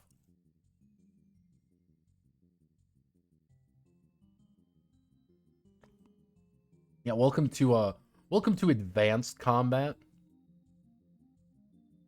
Advanced items of breastplate of bones. There are shields, but most people don't have shields. Shields are very rare items kept only by belligerent tribes or tribes that need to defend themselves. Yeah, very few people actually have shields. Why? Because there's things that we could use those for. Yeah, and it's like, that's pretty useful. Yeah, shields are somewhat rare. Yeah, this is the hemorrhage rule. Now, if you take a serious wound, on a 1, you have a severe hemorrhage.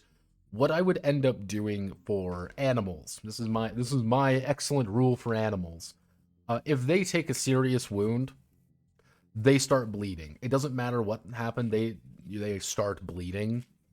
And because they start bleeding, they're going to start bleeding out over a course of time. Some of them are just more difficult to do that with. Like, a rhino is not going to really go down that easily versus, say, a rabbit. But you can probably one-shot the rabbit versus, having to, get really lucky with a couple spears to bring down the rhino. Versus, like, a fucking mammoth.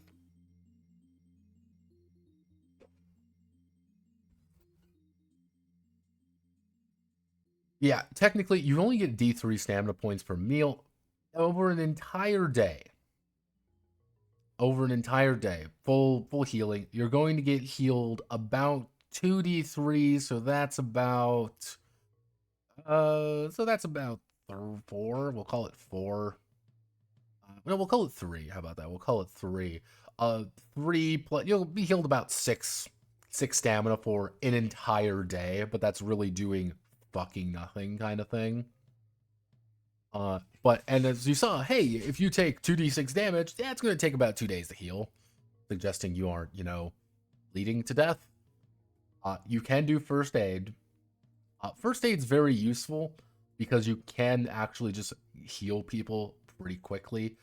However, if you have weaknesses like getting sick, yeah, no, that's not fun for you either. There is a lot of ways to also die in the wonderful world. There's cold.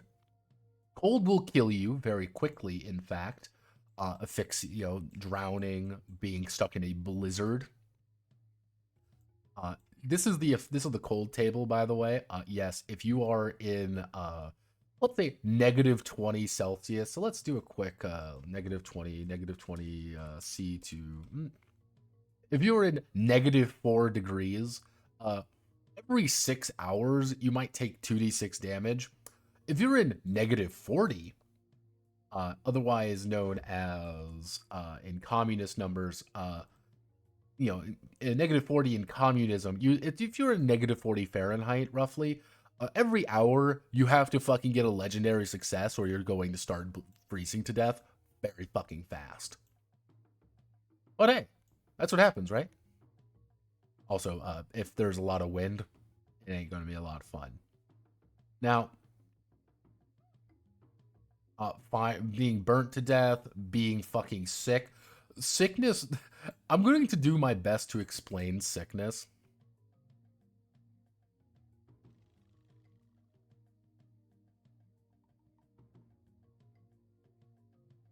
Not so much in general. It's useful in general if you have the drop on somebody, you get a +7 to hit. That's the big thing. If you have the drop on someone, you have a +7 to hit. And when their defense is 7, yeah, that's pretty useful. You pretty much auto hit unless they are really good and know what they're doing. And because they know what they're doing, that's free damage right off the bat. And if you hit them a few good times with a hefty weapon or like a ranged weapon, doesn't matter if you have 30 HP. If you get hit in the back by 3 arrows doing 2d6 damage each, well, that's 6 damage the first time. Oh, that's 12 damage, so you're 18 damage right now. Okay, so you only took 18 plus 20. You only took 24 damage. So if you're a normal human, you're just dead on the spot pretty much. If you are a Neanderthal, you currently are suffering from the two serious wounds. So you have to make 2 pain threshold checks.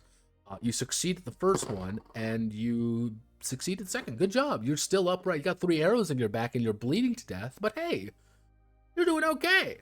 There is no medicine. There is technically medicine, but it's very rustic. We'll call it. We'll call it rustic.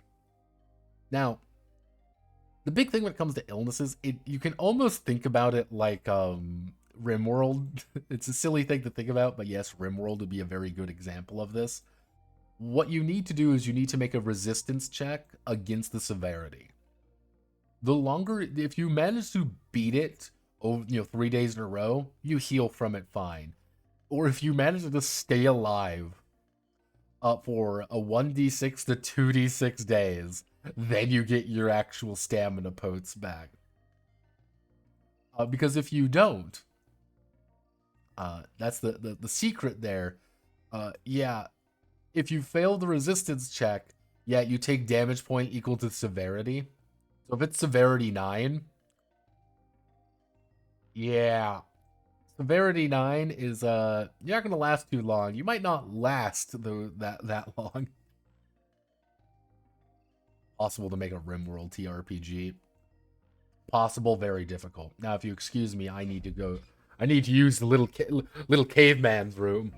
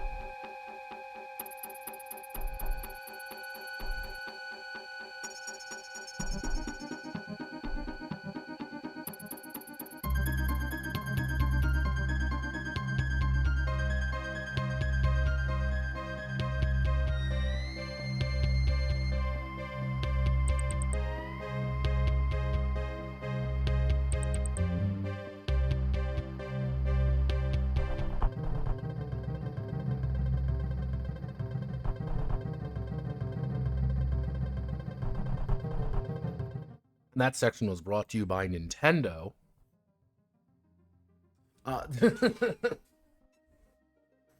Ooh. Ah, there we go. I got my water bottle now.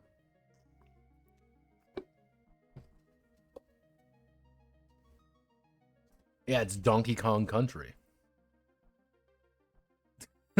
We love Donkey Kong Country. But yeah, it's any illness is dangerous. You're probably going to die, and also an illness is always caused by a malevolent spirit or a curse, so an exorcism can also heal it. Yeah, when in doubt, if you're really sick, go to a shaman, and they might be able to help you. Now, what happens there is being hungry also means you die. Now, mind you, being hungry, you suffer a penalty, except for combat and obtaining food. So if you get really serious, well, also, poisons, yes, poisons can, yeah.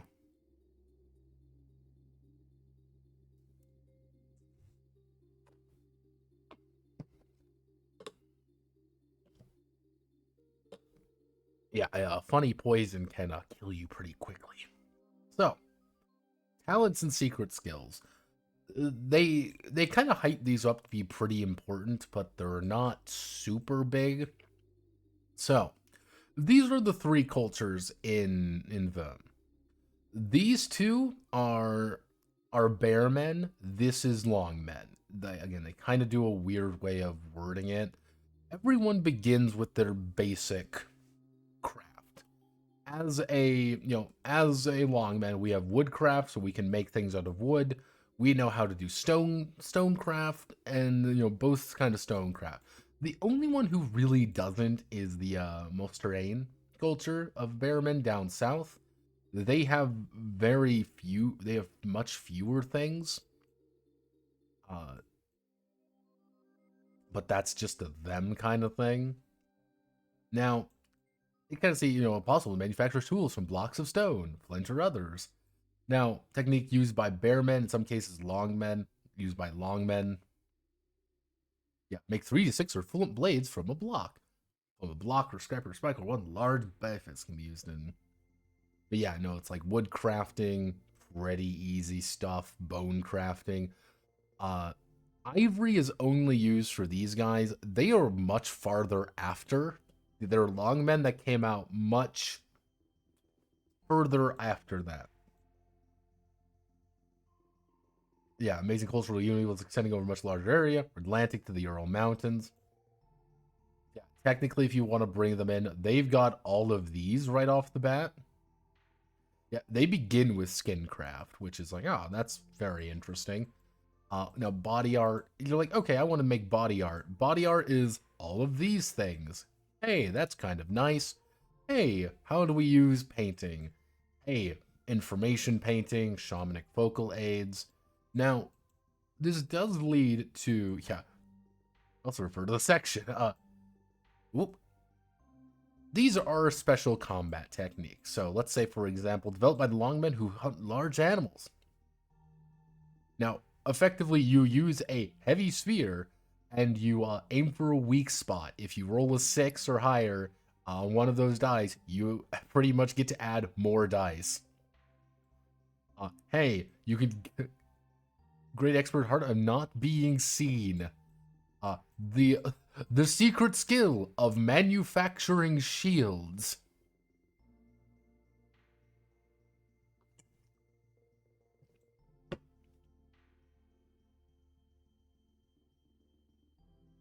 The art of being able to fight other people. Being able to fight like a bear.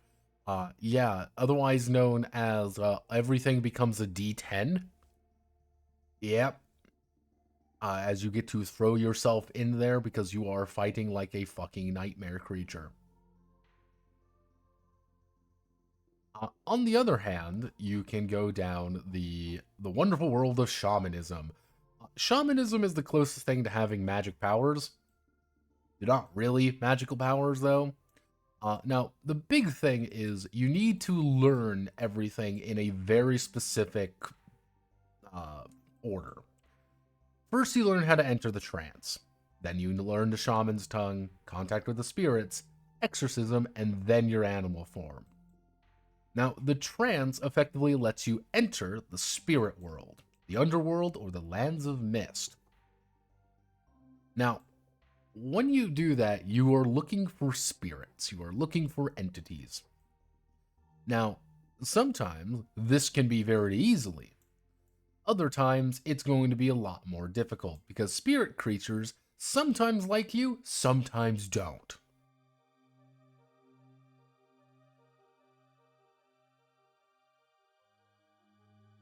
Or some not suitable for a little bit of A, a little bit of B, a little bit of C. That's the funniest part.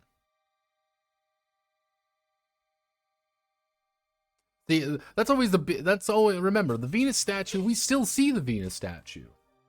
The Venus statue has never left our beautiful society.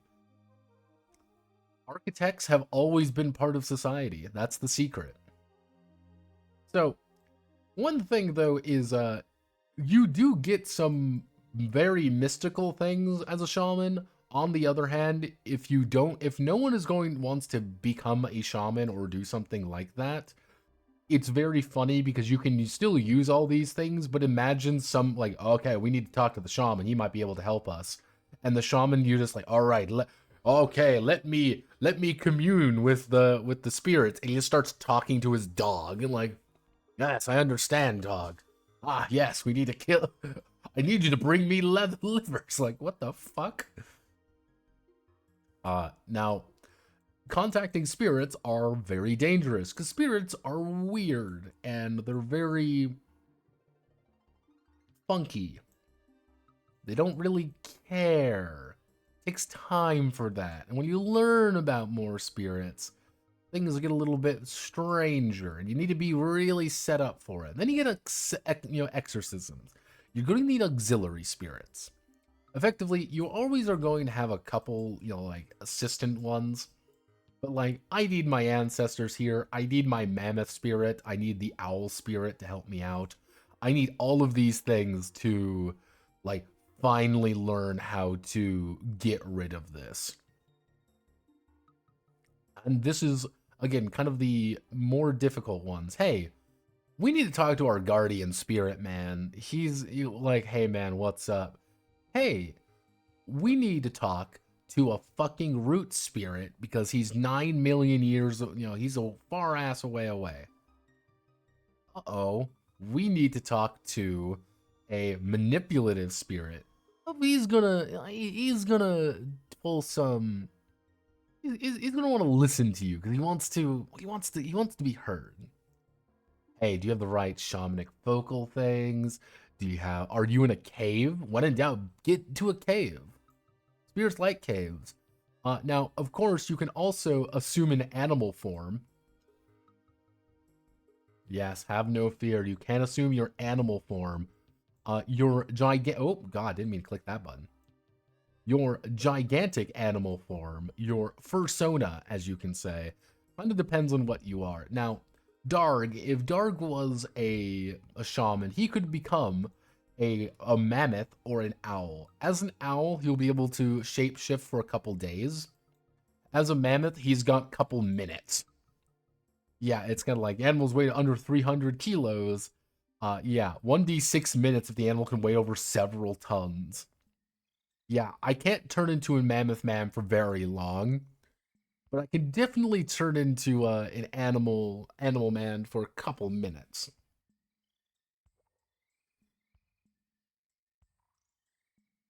Yeah, you borrow their physical characteristics, but not much else. Now, mind you, you can fly. As if I turn into an owl, I can fly. However, I can't really do much things. Now, enchantments. Enchantments are like learning to enchant things, otherwise making charms or magical weapons and things. Most of the time is you're imparting your own vital essence into it. meaning you kill yourself slightly to make an object even more powerful, which is an adventure and a half. Hey, this guy went off into the fucking woods to make some special artifact. He hasn't returned, so you go find him. And he's like, yeah, he killed himself to enchant these items to make them fucking insane, and they got stolen. Again, you got charms. The hunting crystals are only known to bearmen. You do have Joe crystals, have no fear. So this is sorcery.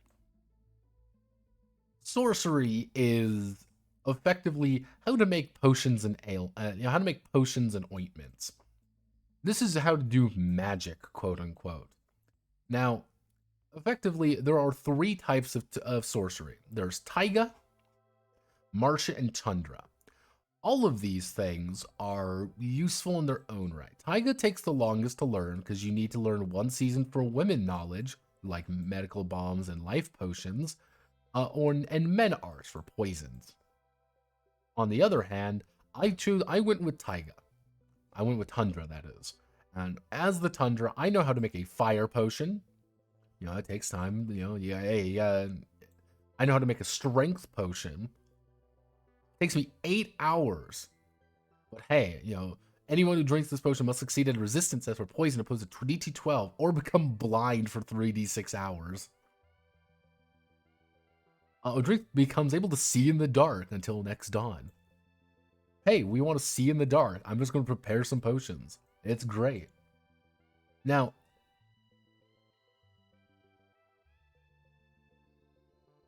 one of the big things is you always need to gather stuff.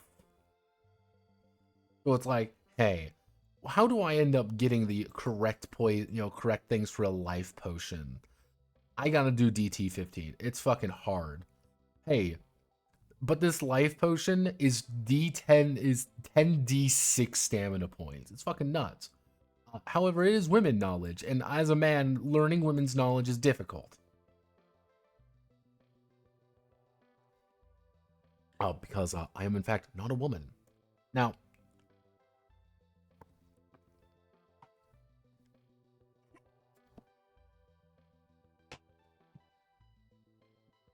becoming a real hero is learning many different things, and they kind of even explain it here. Like, learning everything is difficult to do. You can learn eventually everything, but you don't need to necessarily. But one of the things is you're going to kind of start specializing. You're going to have a guy who's sorcerer. You're going to have a guy trying to become a shaman. You're going to have a guy trying to become great warriors and things. That's fine. The only really weird one is half shadows. Yeah, half shadows effectively skip all the shaman stuff. The problem is you almost die.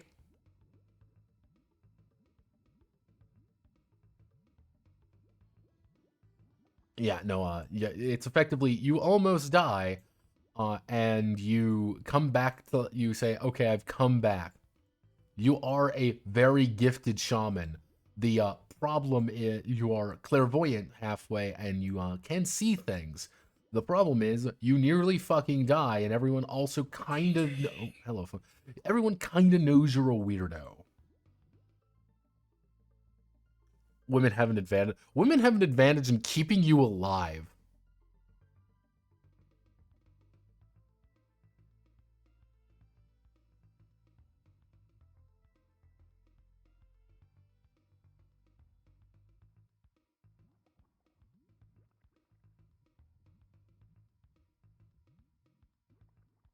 Women have an advantage in potion making. That's their job, avoiding your death. Yeah, men learn how to make poisons according to the taiga. Women learn how to make healing things. However, as we are a man of the tundra as we are part of the Ice River clan, we specialize in tundra, otherwise known as drink the fire potion. We're going out into the snow. Now, this is the mana pool. I don't know why they don't bring this up earlier, but the mana pool is effectively a collective dice pool in the middle of the table. You can kind of see. Anytime we need help, oh, guardian spirit, help me. Take a d6, and you add a d6. Very nice, very useful. Oh, great guardian spirit. Give me more dice. I'm fucking, I need to succeed. It's a pretty much, it's a group pool that you can all use. Now, one thing is, you are really supposed to try to keep it up. You want to keep it above 0. Well, if you fuck up or people do things that it doesn't like you doing, then, well, it's going to get mad at you. And when it gets mad at you, yeah, that's bad. Yeah, the guardian spirit does not like that. Yeah, guardian spirit don't give a fuck. If you ever reach 0 mana pool, that's awful, because what's happening there is that you've been taking a lot and not honoring it. You need to honor it as much as you use it. Which means that it actually drops to -12 instead of 0. Yes, if you bring to -12, it might leave a curse on you. You'll need to do daily rituals. Hey, very simple little ritual. Just do it to add ritual, add dice to the mana pools. More complex ritual. Pretty much that's like a background thing that the characters are always worrying about. It's like, okay, we got to do a ritual today to, honor the Great Spirit, because if we don't, we're going to fucking die.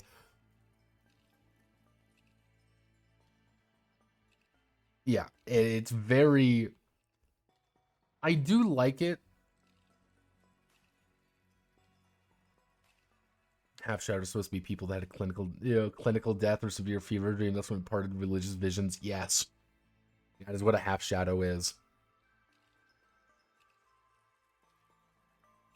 Yeah, but with favors from the spirits, you can do some pretty insane shit, like, hey, stay alive, or hey, everything is happy now. We're fighting. Oh no, we're gonna get mauled to death by a giant saber-toothed tiger.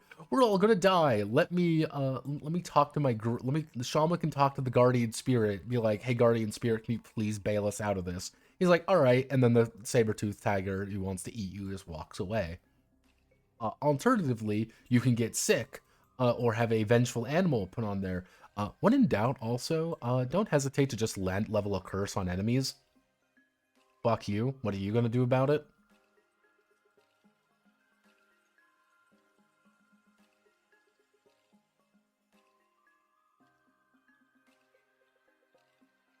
Hey, have no fear. I want to curse something. In my dying breath, I curse you and your family forevermore. Oh, yeah.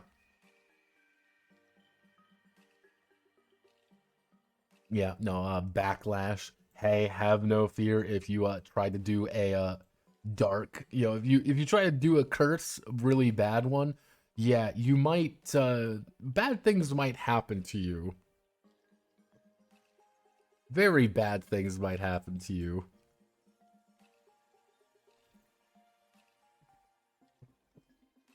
And here we are. This is more of the more kind of like it's weird to say lore, but lore. Like, kind of like, what's the language? What's traveling look? This is what I mean by, like, if you want to really, like, a good primer on this kind of setting, use this game. It's pretty damn good. They do kind of even talk about, like, hey, how do you use the, like, Neanderthal and Cro-Magnon meeting one another? How do you usually do this? And the answer is, well, they're going to act pretty similar to one another because the ideas are very similar. Like, you both look close enough. However, it's most of the time they are different.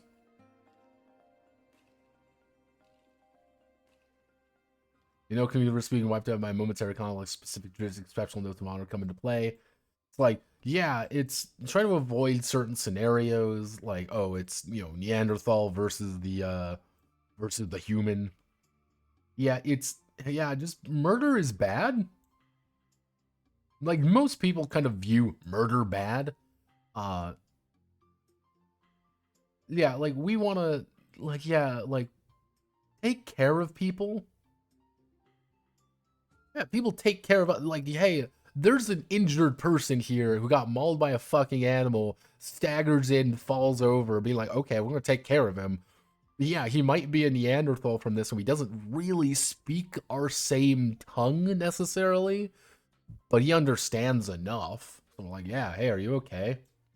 We're gonna take care of you because that's what's expected of us. Be good people. A lot of, hey, what do women do? Women can be just as strong as men. You know, they just have to worry about things a little bit more. They got to worry about kids a lot more, so their lives are a lot different. Men are expendable, but men can't have kids. That themes, techniques. There is the Venus statue. You know, what's the art of the bear men look like? Here's a bunch of more art. When I said that this is this guy's autism, I really wasn't lying. This is what he would like to do. What are the traditions of the bear men? How do they view, you know, burials? How do they do this? How do they do this? Uh, probably one of the funniest images in this,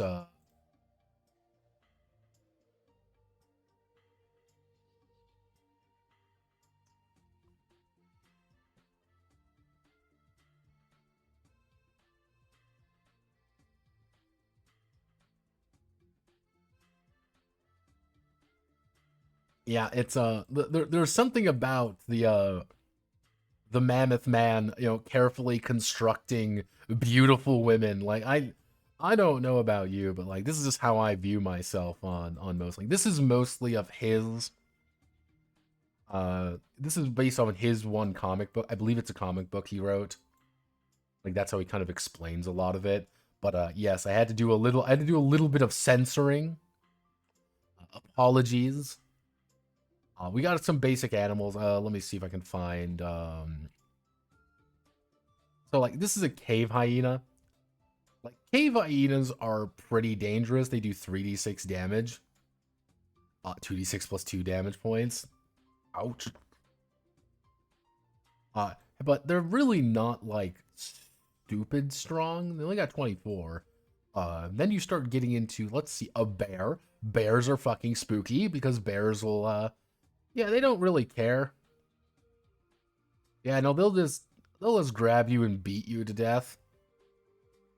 Yeah, it's hard to kill a bear. Let's see. We've got a mammoth. Mammoths are fucking huge and will beat you to death. Uh, Bigger bears. Yeah, fight a cave bear. Yeah, have fun with that. Yeah, you're gonna have a lot of fun with that, aren't you? Aren't you there? Let's see. Do we got a wolf? Obviously, yeah. This is what if you like. I want to make a wolf.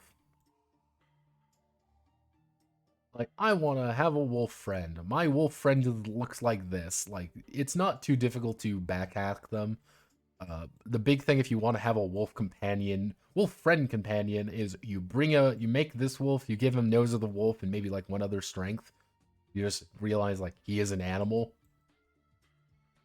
And his loyalty is to being an animal. Now, you can bring in some more fantastical creatures if you want.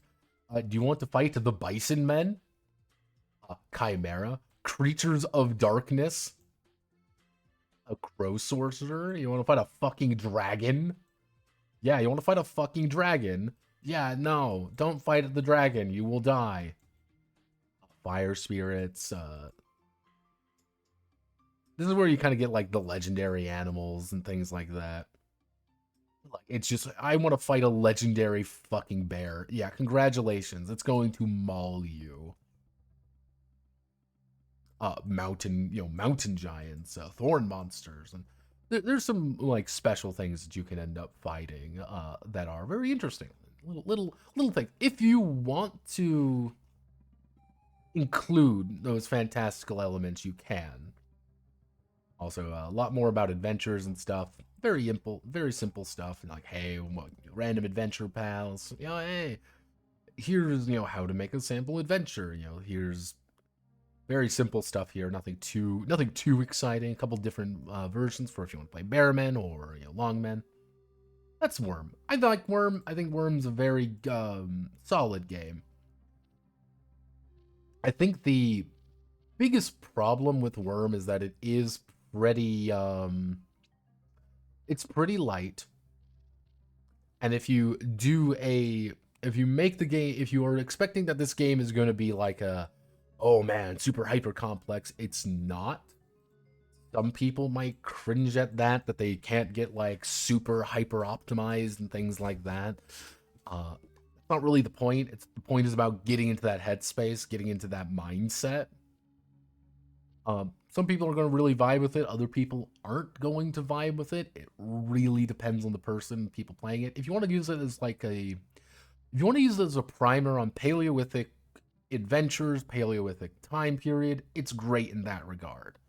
However, if you want it to do anything more than that, it depends on how you're feeling.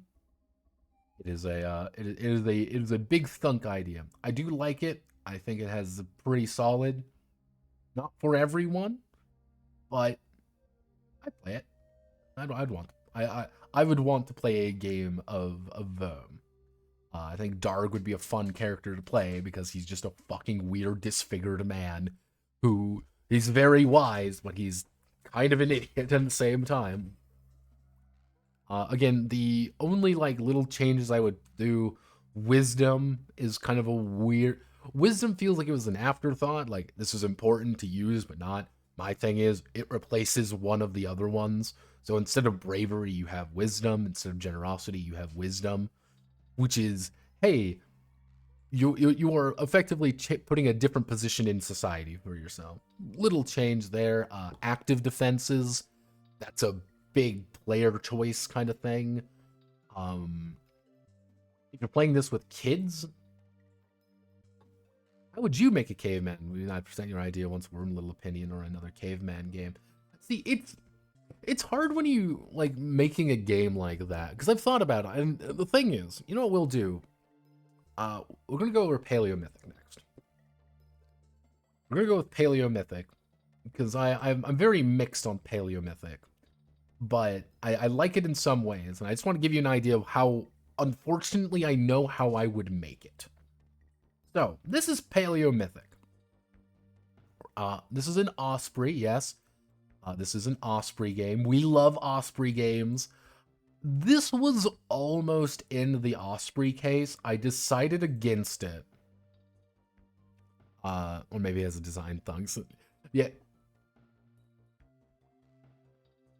Oh boy, an Osprey game. Quasi World of Darkness elements. Simber, you joke. Here's the thing about you joke about that, Simber. There is a Spanish game. Ah, God, I can't remember the fucking company. There's a Spanish game that is quite literally a. You are playing a bunch of cavemen, but ancient aliens are invading, and you have to beat up ancient aliens as cavemen. The Spanish have such a like very interesting games. Like they have these really cool games, but we never see them because they're just really small. It's like one big company. They did actually.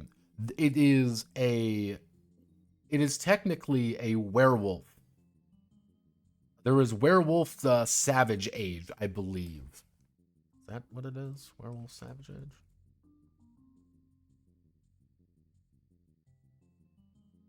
I want to say it's Savage Age. Yeah, it's Savage Age.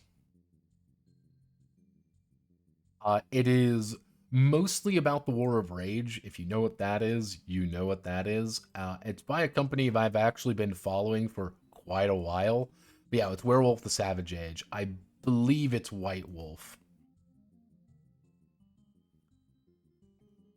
Yeah, it's the werewolf one is pretty interesting. I believe they also have it for mage, but the mage one isn't great for the Stone Age. Like I didn't care for it, but mage is I have a complicated relationship with mage, okay? I have a very complicated relationship with that game. The vampire one just didn't work. I don't think vampire works in really any other time period except the 90s. That's just a me thing. Both.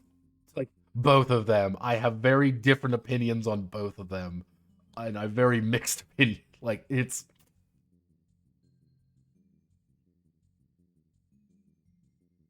my mage is a... Mage and me have a history, let's say. I'm gonna be very nice and say it's a history. But yeah, no, it's, Werewolf is... I'm going to do a little tangent here. I'm going to... Reminder to self when I am updating the, when I'm putting the, I'm putting all the video stuff together. This is going to be my little tangent on World of Darkness. I have, like, when it comes to, like, the various World of Darknesses, I think I do not... Vampire the Requiem is... Yeah, fuck it, you know... We're going to be looking at Paleomythic in a second here. Okay, oh god. It's the Void. Oh no.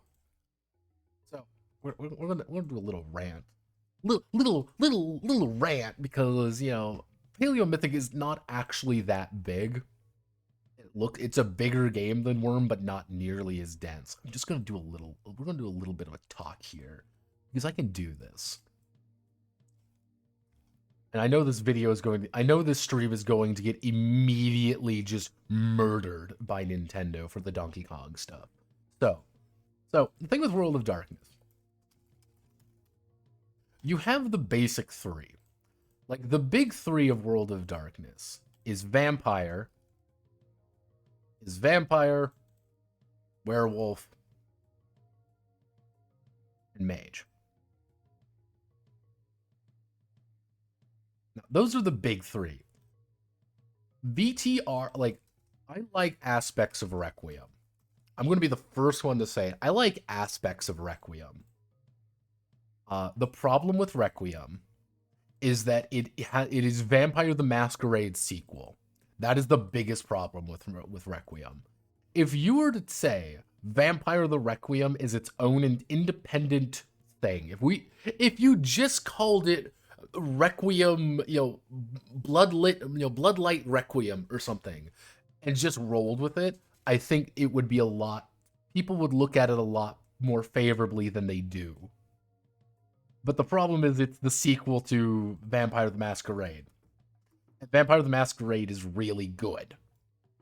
But again, I also have to say it has to be set in the 1990s/1980s. I don't think Vampire works as well in more modern settings. Unironically, do not believe that. I guess also Dark Ages counts. Like, I think those are like the two settings they work in. Yeah, that's the issue with Requiem, is that it came after and it's borrowing the name, and it's like, oh god.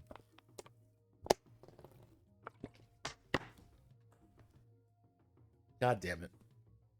The lid wasn't on all the way. Give me 1 second. I am now covered in water. God damn it. Ugh.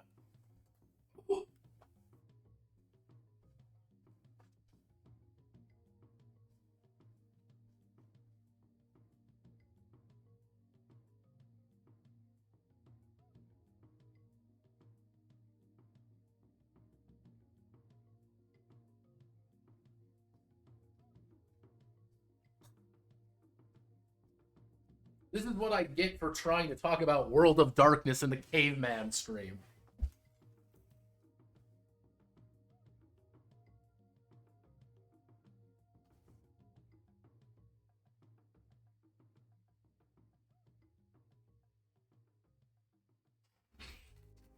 Well, that's unfortunate, but we're not doing it. Like, yeah, the thing is, like, Requiem had a lot of good ideas, and I like the ideas they put down in Requiem. And again, it's just unfortunately tied to Masquerade. But, like, Masquerade, you have to set it during the 90s and 80s, and, like, any of the advanced, like, the advancement of the Jihad should never have happened. That's a me thing as well. It's always in the background, but they kind of advanced it because they had to. Mage, oh god, Mage just... I have issues with Mage. The first version of Mage, the original version, unironically, they made the good guys feel worse than the bad guys because of the writing, and I like the technocracy more. That's like just a basic character premise. I always felt like they worked a little bit better. That's again a me. Like it's a very personal thing. For Werewolf, I like Forsaken a lot more than I like Apocalypse. I know that's heresy to some people, but I think Forsaken handles werewolf stuff like 50 billion times better than Apocalypse ever did.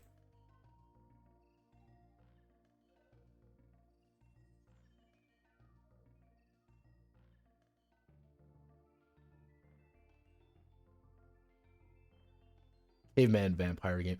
You would have to build a game around that. That's the thing. Like I like the very specific.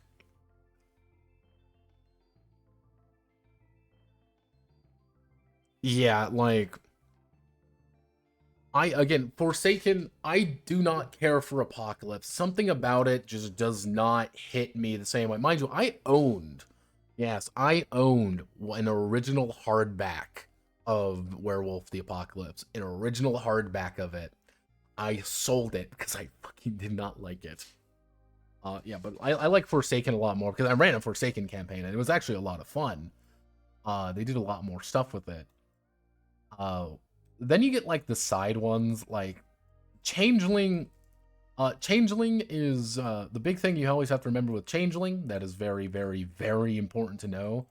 Is uh, Lost is infinitely better than Dreaming, in my opinion. I do not vibe with Dreaming as much as I did Lost.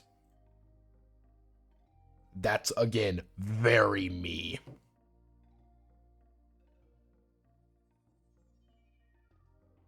Forsaken rules were ass though. Not really. I didn't think so.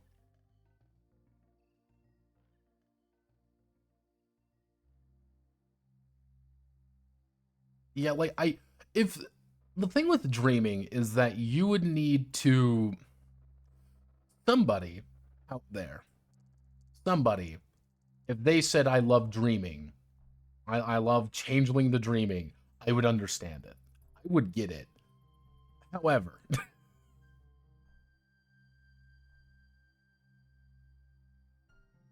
like it's one of those things. I like Lost a lot more. I think Lost has a lot more. I think Lost has a lot more going on than yeah. Like I think Lost has a lot more going on. Unga Bunga design though soon. Not leaving the retail works. I want you to finish it tangentially. Yes, we're going to go back. I just people are talking about it now. I have to muse about it. But yeah, like yeah, World of Darkness stuff, I'm very mixed on it. I've always wanted to do the World of Darkness, the weird World of Darkness. There's a couple games we could talk about. We will talk about Orpheus, because Orpheus is way more interesting than it has any right to be. But let's get back on track. Paleomythic. What is Paleomythic? Well, we all know that it's by our favorite company of Osprey. I love Osprey and me have a unique relationship. You know Osprey games, I know Osprey games. Osprey is for those who for some reason don't know, Osprey is technically a publishing firm for historical books. Uh, Usually they're oh, what's the ground force of the Korean War? What's the Goths? Let's learn about what the Goths were, an illustrated study of Grome's key enemies from the Principate to the Dominate. Oh, cool. Like, it's a lot of stuff like that. That's their bread and butter, you could argue. Now, what they do, though, is that they have Osprey Games, which is kind of like a side publishing firm that's kind of becoming a lot bigger part of the entire company. But they also have okay, they've got published games like Bolt Action, but they also have Blue Books. Blue Books are a lot tinier games. They're usually only like 80 pages, but they're usually tiny war games. And some are a lot bigger than others, some are a lot more detailed than others. they have been making very consistently a couple role-playing games. Now, we've talked about a lot of their role-playing games. It feels like opening. Again, here we go. Here it is. Nothing, and you'll be like, wow, it's 200 some pages, okay. And Graham Rose has written nothing really outside of this. They do have it in French. Fun fact, it has a French version of the game, and a normal version of it. The English version is the default version. While 1366, I don't really know anything about this game. Like, that might be really cool. I haven't really seen on it. I'll see if I can find anything on it. Maybe that is something interesting. But yeah, Osprey has a lot of games like The Terror Beneath, Tomorrow City. Usually the system is pretty simple to understand. There's just a lot of little stuff within. Usually they have very high concepts. Is it just like D&D? No, they're usually very different from D&D in more than a few ways. Usually written by very different people. One very consistent thing is that there's usually a legal distinctness to them. Jackal's is legally distinct Ruined Quest. Sigil and Shadow is legally distinct World of Darkness. Paleomythic, though, is kind of a unique... Grammar's has a new game coming out. Untamed Worlds. You see that they sometimes have brand new games they don't even announce yet. Paleomythic is a newer... is not new, but it's pretty old at this point, relatively speaking. Came out in 2019. Yes, almost 5 years old at this point. A little over 5 years old, actually. And Paleomythic is written by Graham Rose. Who is Graham Rose? Now, initially, I looked at it, I'm like, I don't know who this guy is. Well, I did a little bit of looking. This is Graham. I'm like, all right, who is this guy? He likes RPGs. He runs a group called Dangerous Activity Society. And he just likes going to Iceland. He is a very normal guy. He's written a bunch of different companies for a couple different companies. He does have a Yahoo account. Have no fear. We do have. Hey, you want Paleomythic? Paleo Tactics PDF? I didn't see this. Yep, here's the special Paleo Tactics system that you can put in. Hey, you want to have some additional Beastmen? Here you go. Yeah, no, this is kind of his thing. That's him kind of talking about it. I'm like, all right, has he written anything else? If we look at Paleo, we look at Paleomythic right here. Let's see, has Graham Rose written anything else? No, not really. Pretty standard guy. Let's see. Do we have two sides of the same? Where was the one? The Hooded Man of Medieval Outlaws. All right. It looks like he's writing a Robin Hood game. Okay, he's writing a Robin Hood game. Seems interesting enough. Cool. That's neat. Yeah, Graham has, Paleomythic. I couldn't really find too much about him. He seems to be kind of a how do I want to he seems to be kind of an adventurous sort, if that makes sense. Yeah, he was in law enforcement. He was in intelligence. He crashed a snowmobile in the Arctic Circle. Got fucking horribly sick in Africa. Dealt with a silverback gorilla. Walked Hadrian's Wall. Yeah, and currently he works as a cold case homicide investigator. All right, fuck it. Why not?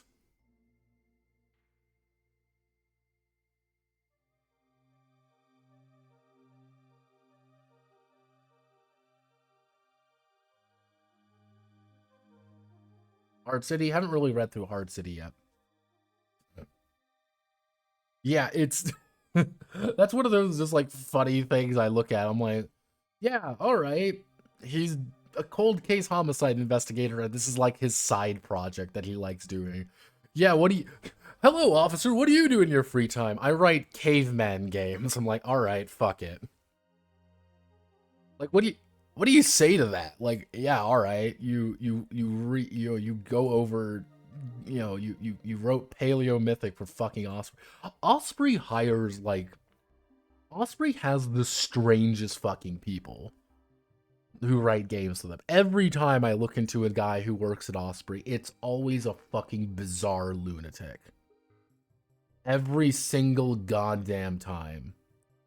It's like, oh yeah, by the way, I've written for 9 million different companies. Oh yeah, by the way, I moonlight as a homicide detective. What do you fucking mean? What do you mean you just moonlight as a homicide detective? You're like, yeah, you know. One of these lunatics could be you. Hey, I put in my thing. I got no message back. Over, Queens. But yes, Paleomythic. This is Graham Rose's game. And if I were to be guessing, I probably would guess he's going to use the same system. Now, luckily for you and me, Paleomythic actually has a real character sheet to be filled out. Now, you might be looking at this and saying, wow, I'm horrified. Absolutely horrified already. I can feel the fear in your heart.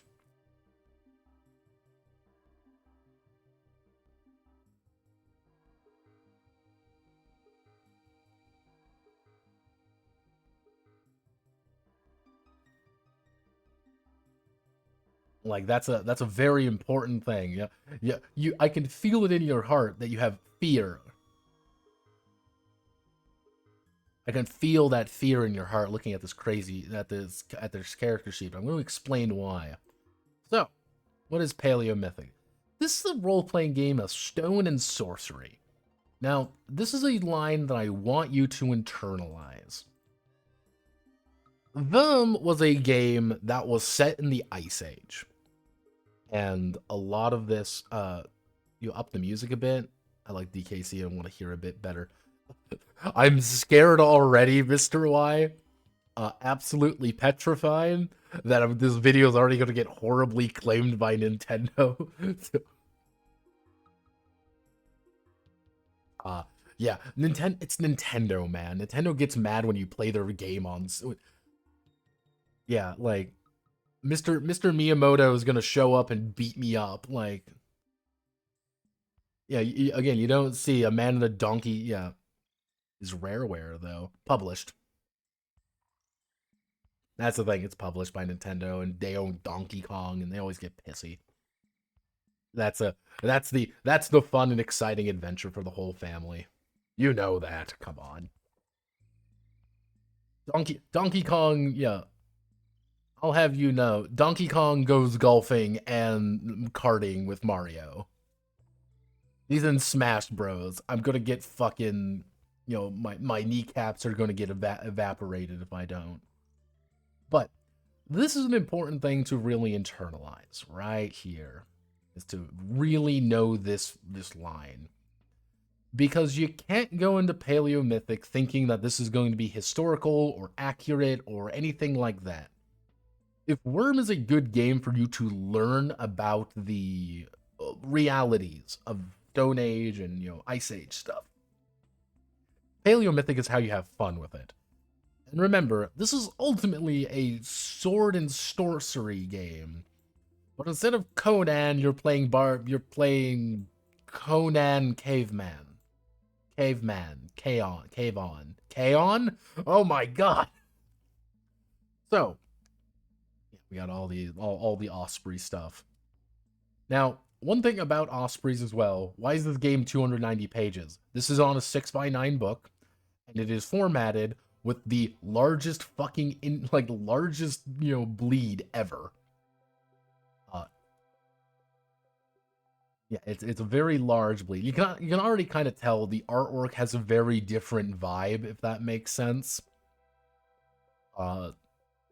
Very, very different vibe than Wurm.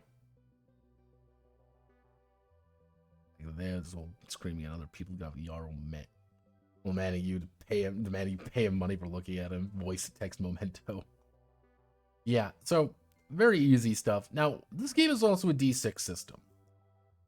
And also, we are on the lost continent of Mu. Yes, we are on Mu. Out of anything, very appropriate to put Mu on here. And now, we're not quite like, oh, you're this caveman game, unga bunga.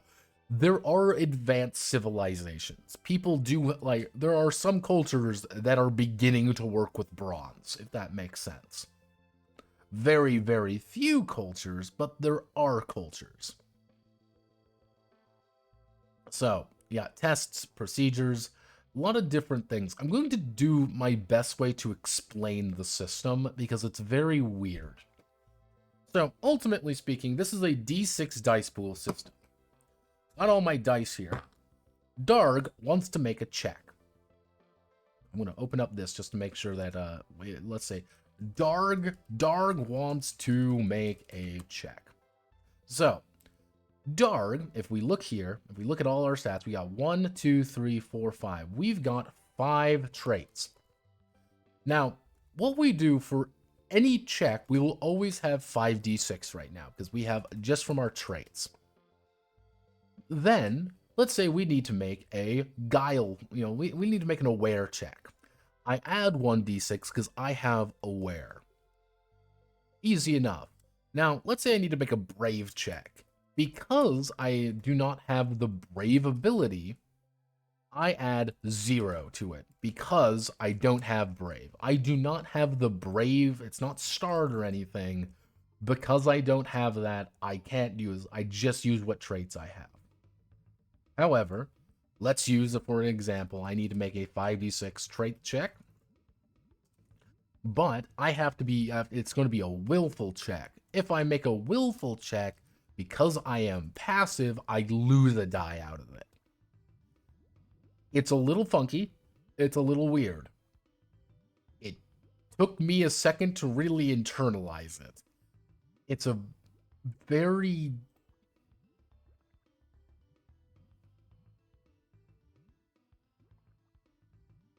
Are we going to Hyperborea? So this is Neolithic, no Paleolithic.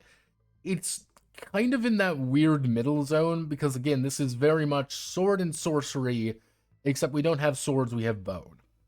Remember, stone and sorcery. Yeah, the system's a little bit funky, but it's a dice pool system where, this is where I think throws a lot of people off, a 6 succeeds. Sometimes. So I'm gonna roll my roll my check there. I'm gonna roll my aware check, everybody. I'm gonna roll my aware check again, I said.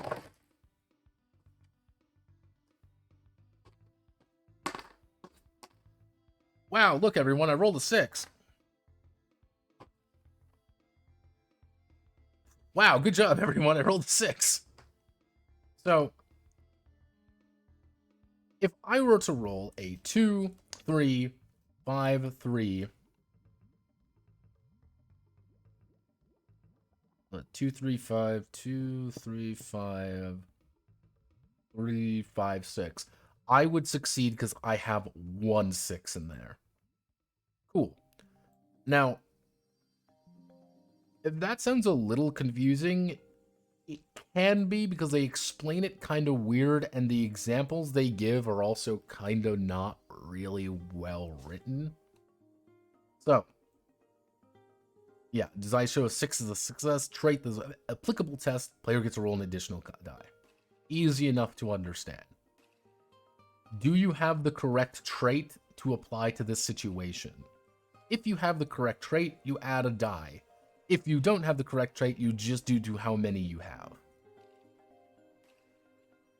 If you have a flaw, that means that if you have a flaw, what that means is that you take away a die. I think it's kind of funky, but it makes sense. I am not the largest fan of the 6 only succeeding, But that is a me thing. Now, you can get the ideas of tools. If you have the right tool for the task, you get a bonus die. This die is special, and you have to mark it as such. If you have a tool die, sometimes if you roll a tool die and it comes up with 6, you get a special effect that comes out. If you roll a 1, your tool might break. Weapons count as tools in this system. So, hey. So in, using our other example, we have, Dark has 5 traits. He has his bonus trait, which is appropriate, and the right tool. He'll be rolling 76. Yep. Now, the thing is, if you roll a 1, the tool breaks. But that only matters on that one die. So if that die rolls a 1 and another die rolls a 6, your tool still breaks, but you still complete the check. Yeah, so she still succeeds, however. Now, weapon effects, if you roll a 6, though, you get the weapon effect on it. So using Darg as an example here, if Darg rolls a 6 with his staff, he gets to do a trip effect with it.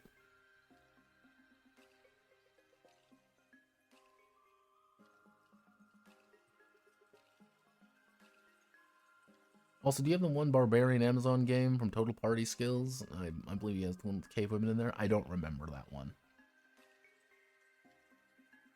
And yes, you can have your weapon break on you mid-combat. It will probably happen.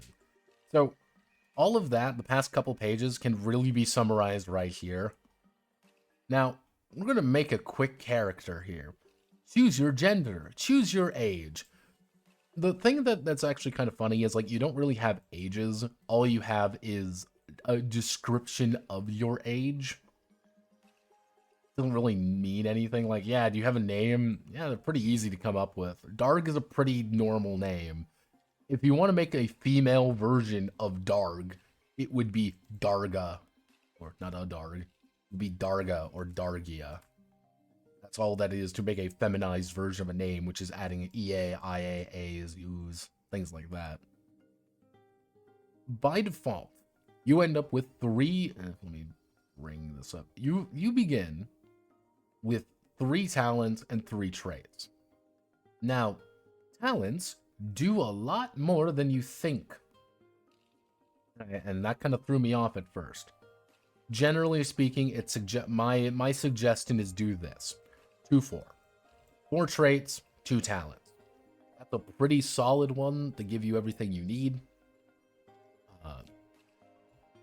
Unless you are going for some really specific things when it comes to talents, you don't like 2 will give you about everything you need. Now, you can take an additional trait if you take a weakness. I chose passive, and I ended up taking charismatic. Because Darg in this game, because I kept trying to make a smart character. Someone who is wise to the world. And because of that, he ended up being he ended up being more of a shaman character in this game.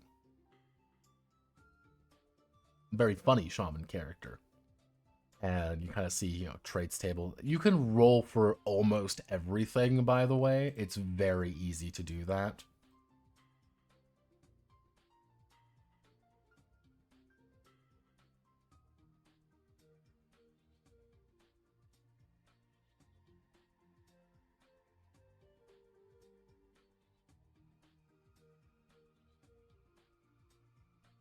No, yeah, it's... You end up with, like...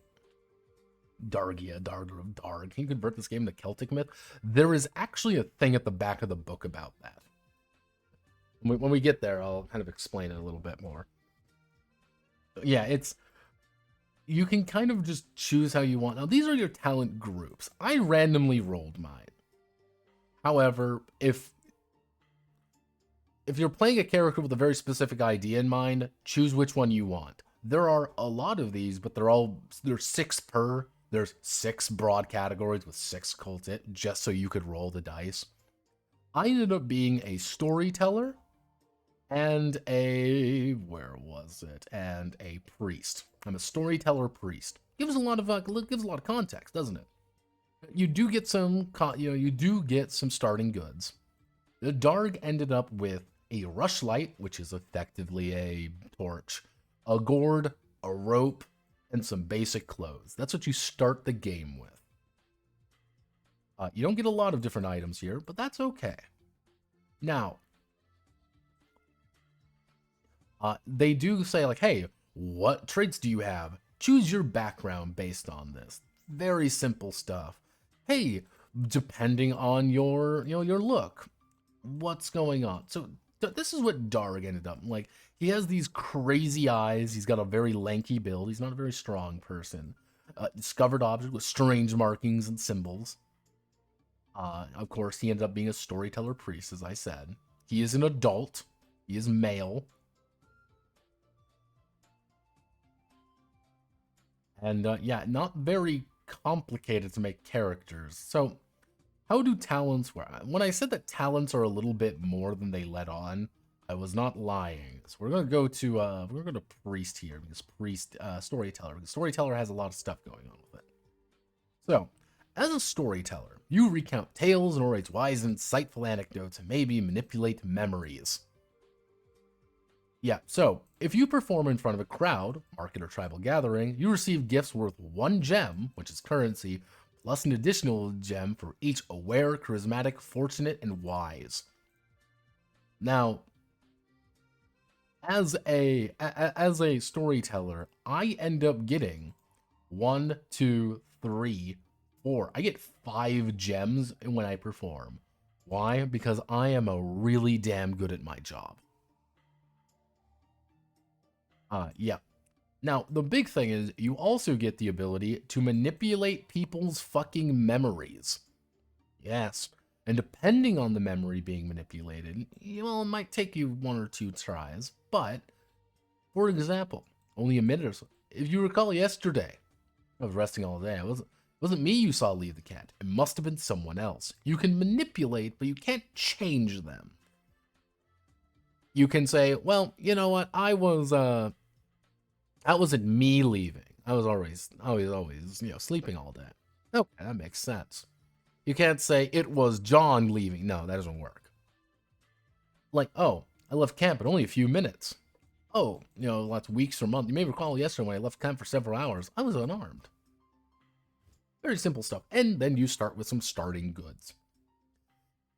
Every single character does, every single talent does have things. Something there. Hey, you can steal if you are a thief, you can, steal things from people, unless they have an aware trait.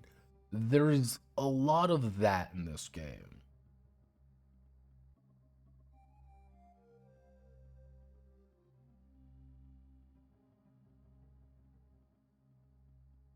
Oh yeah, no, we're going through.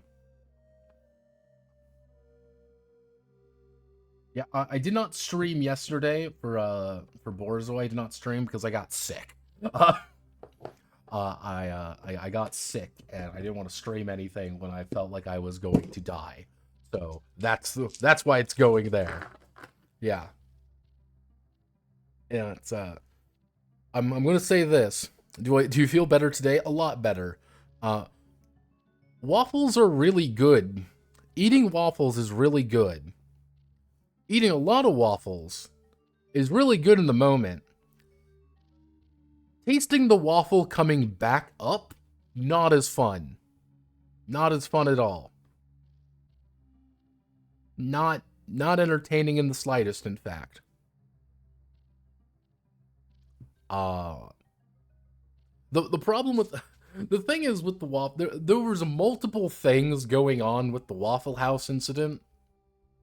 Like, I took my medication in the morning that makes my stomach a little rumbly. That's why I'm going to kind of ease back on that medication a little bit, because my gut is not appreciating it very much. And because I took that, The road was also very choppy going back. Just people were driving like assholes. So I'm in my mom's car. We went together. So she drives like a lunatic. I love her to death, but she drives like a lunatic. So that did not help. I ate way too much at Waffle House because I'm like, oh, these waffles aren't shit. They're really cheap. They were not. Waffle House waffles got hands, by the way. Then we drove back. Yeah, no, I literally got upstairs, put my groceries on my bed, and proceeded to vomit for about a minute. It was not fun. Yeah, I proceeded to then go straight back to bed. I did not really get up and start doing things till about 6. Like, I got home about 1. I fell asleep for like 5 hours. I was out. I'm like, I do not feel good. Waffle House got hands. I may appear to be a strong caveman today.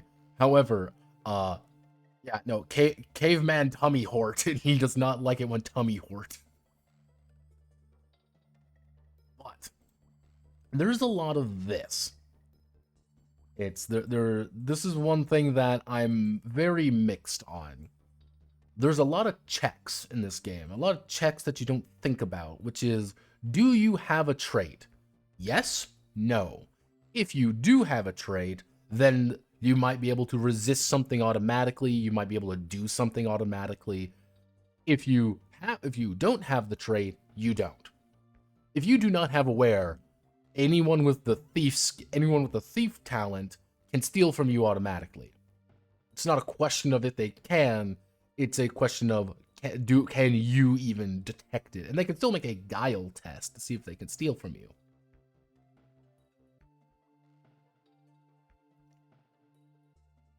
Yeah, it's just like, even if they do want to steal additional things, you're like, hey, what do they have on them? Like, this is what you have to roll. You roll 4d6 and kind of default to around here.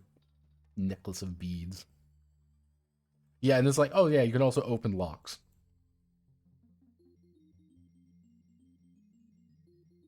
And like, each talent offers a lot more than you think.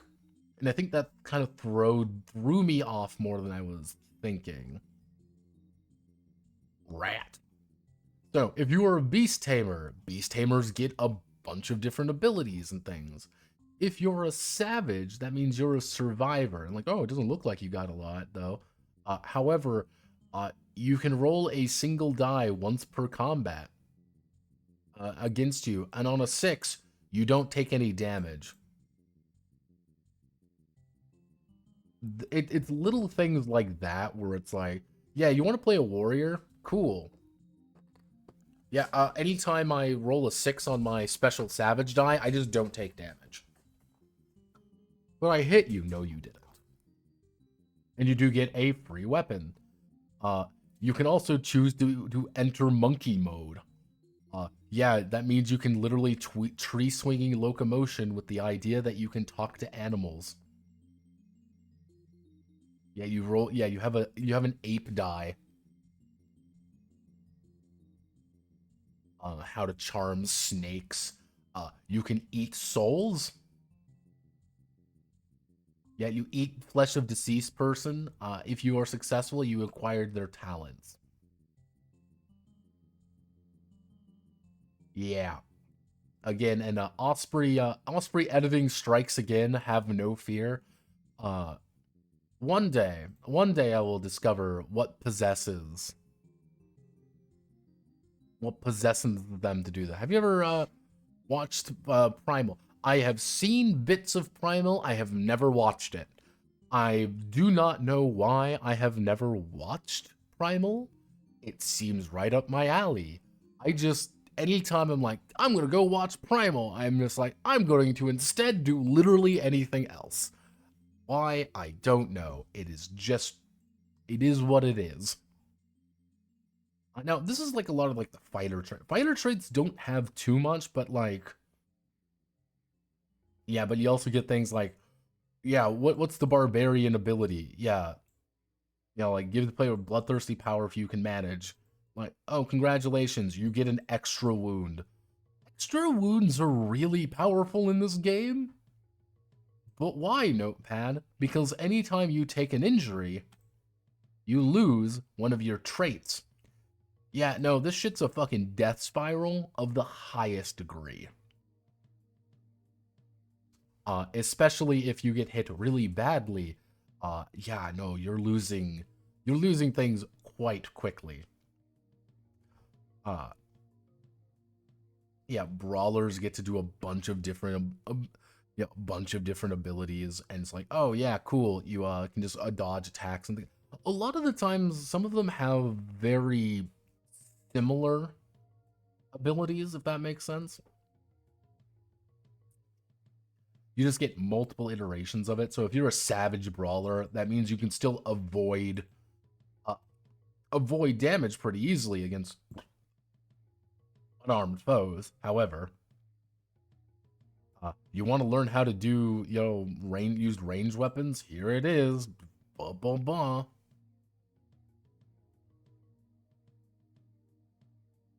Yeah, it can make 2 attacks per turn. Yeah, caster with dexterous and accurate get to make 3 fucking attacks a turn. Oh, you're going fucking feral. You're going fucking nuts.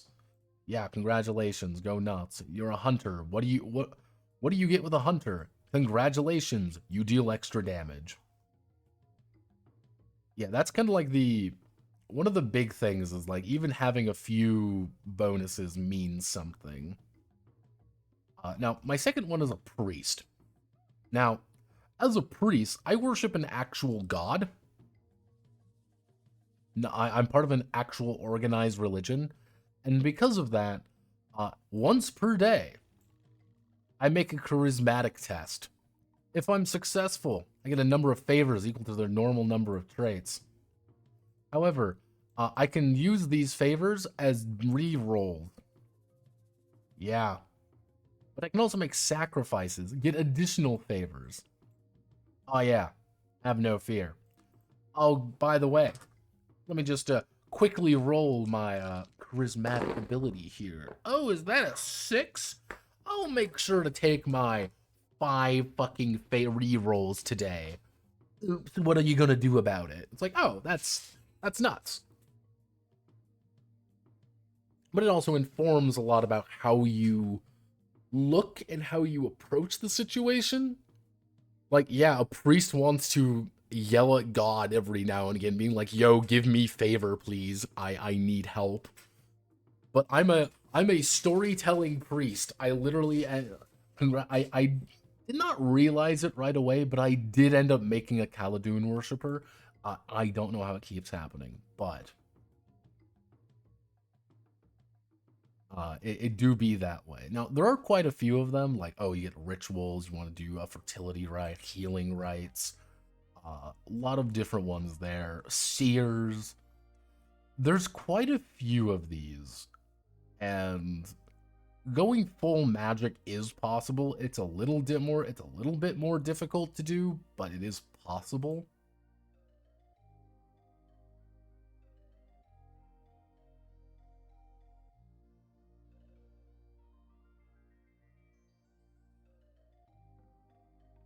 Technically, Gennady also did, I believe Gennady did Wander Over Yonder.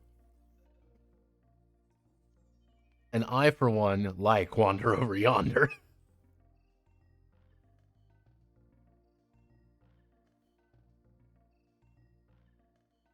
Notepad, yet again, is Khaldun retarded? Hey, Khaldun is, there's a reason Khaldun is the, Dama to a See, like, yeah, not gonna lie, not gonna lie there, Chief. Hey, they got good songs. What? It's a good show. Wander is a very fun character.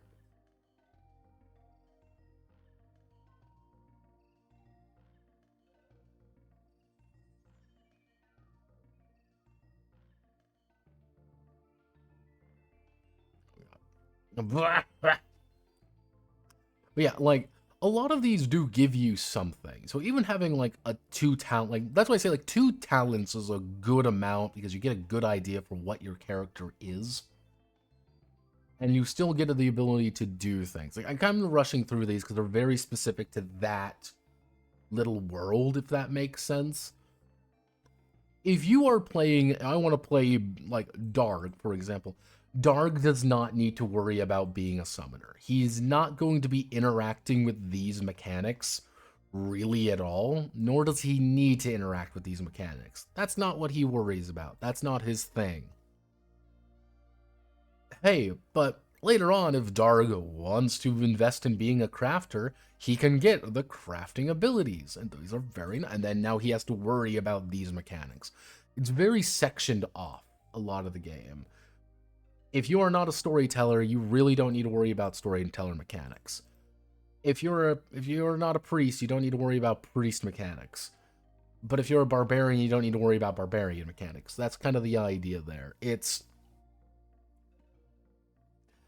a very particular thing. Some people are going to really vibe with it. Other people are not. Some of them are like, hey, you're just a gatherer. Gatherer doesn't seem as fun as being a barbarian. Yeah, tell that to the starving barbarian. The gatherer is going to be able to do shit. That's the secret.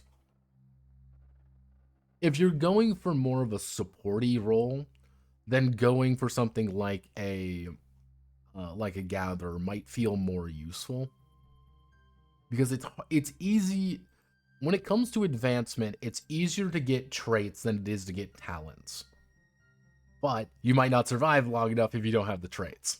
That's kind of the back and forth there, because every time you complete an adventure, what you do is you record it as a story. And those stories are usually individual or sections of larger narratives. So like a big storyline or something might be four stories, quote unquote, for you to use. Or, a little tiny adventure, like a one session adventure, might be one story.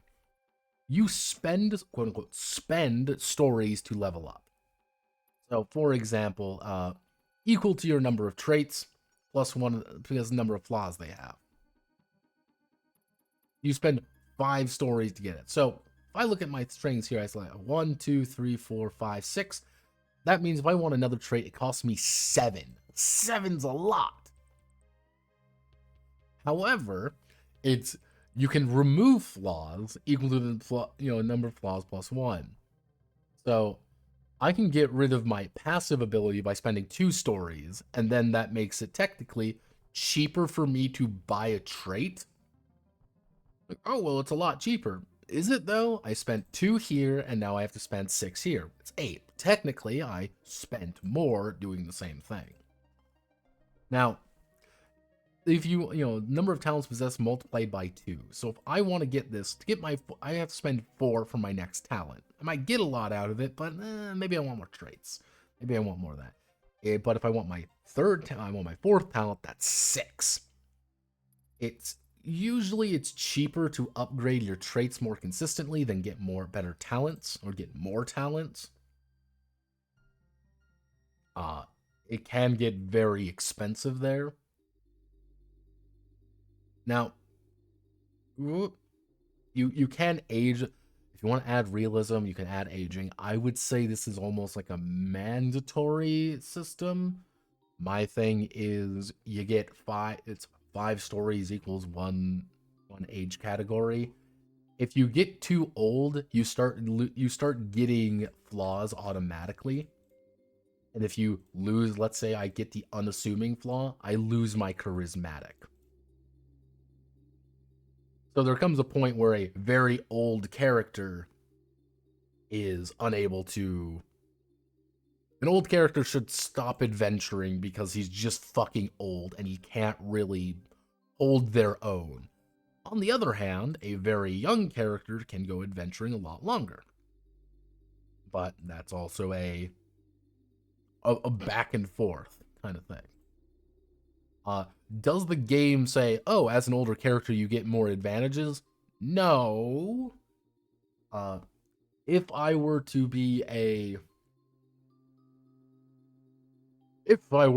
guessing man, my thing would be as you get older, you get more talents, but you have to keep the same amount of traits.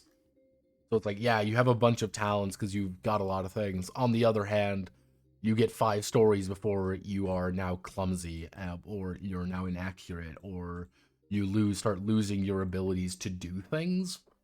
So those talents aren't as useful. But you get talents right now for 5 stories.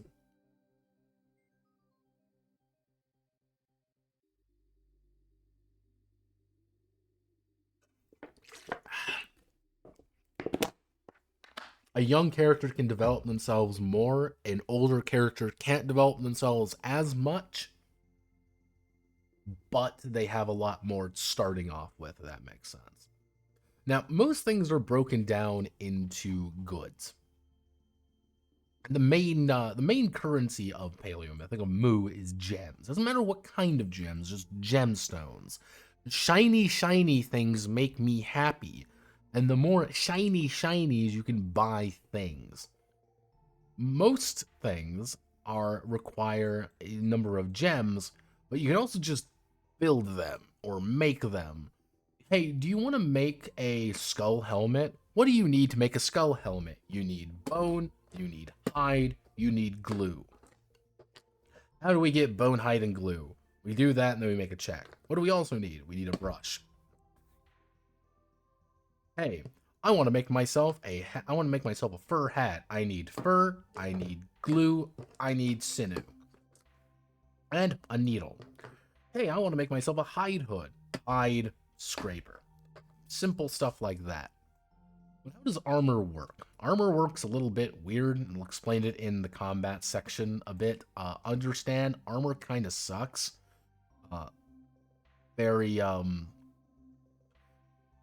Very weird, let's just say. So it's like, yeah, if you want to make, like, good armor or good things, what you're doing is trying to get the necessary materials to do things. However, I'm going to say that, again, armor sucks. Let's not kid ourselves here. I'm not going to kid you, and you shouldn't kid yourself. Yeah, it's, so, you gotta see shields. Shields are a lot more common, even though they usually use the exact same thing and cost the exact same thing. It's a little bit like, alright, that's cool.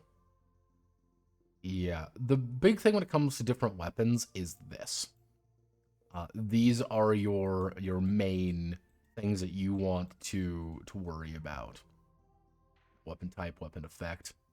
Now, again, the flawless, never-ending flawless editing of Osprey games, of where we realize that things are mixed up and backwards because somebody fucked up. I do not know why Osprey has no editors. It's very fascinating to me. Like, I'm, like, very curious to, like, why they don't have editors. It's very interesting, personally. But, yeah, they have the rend ability and the short distance. So, like, bludgeons. I see all the bludgeon abilities there. Knives, same thing.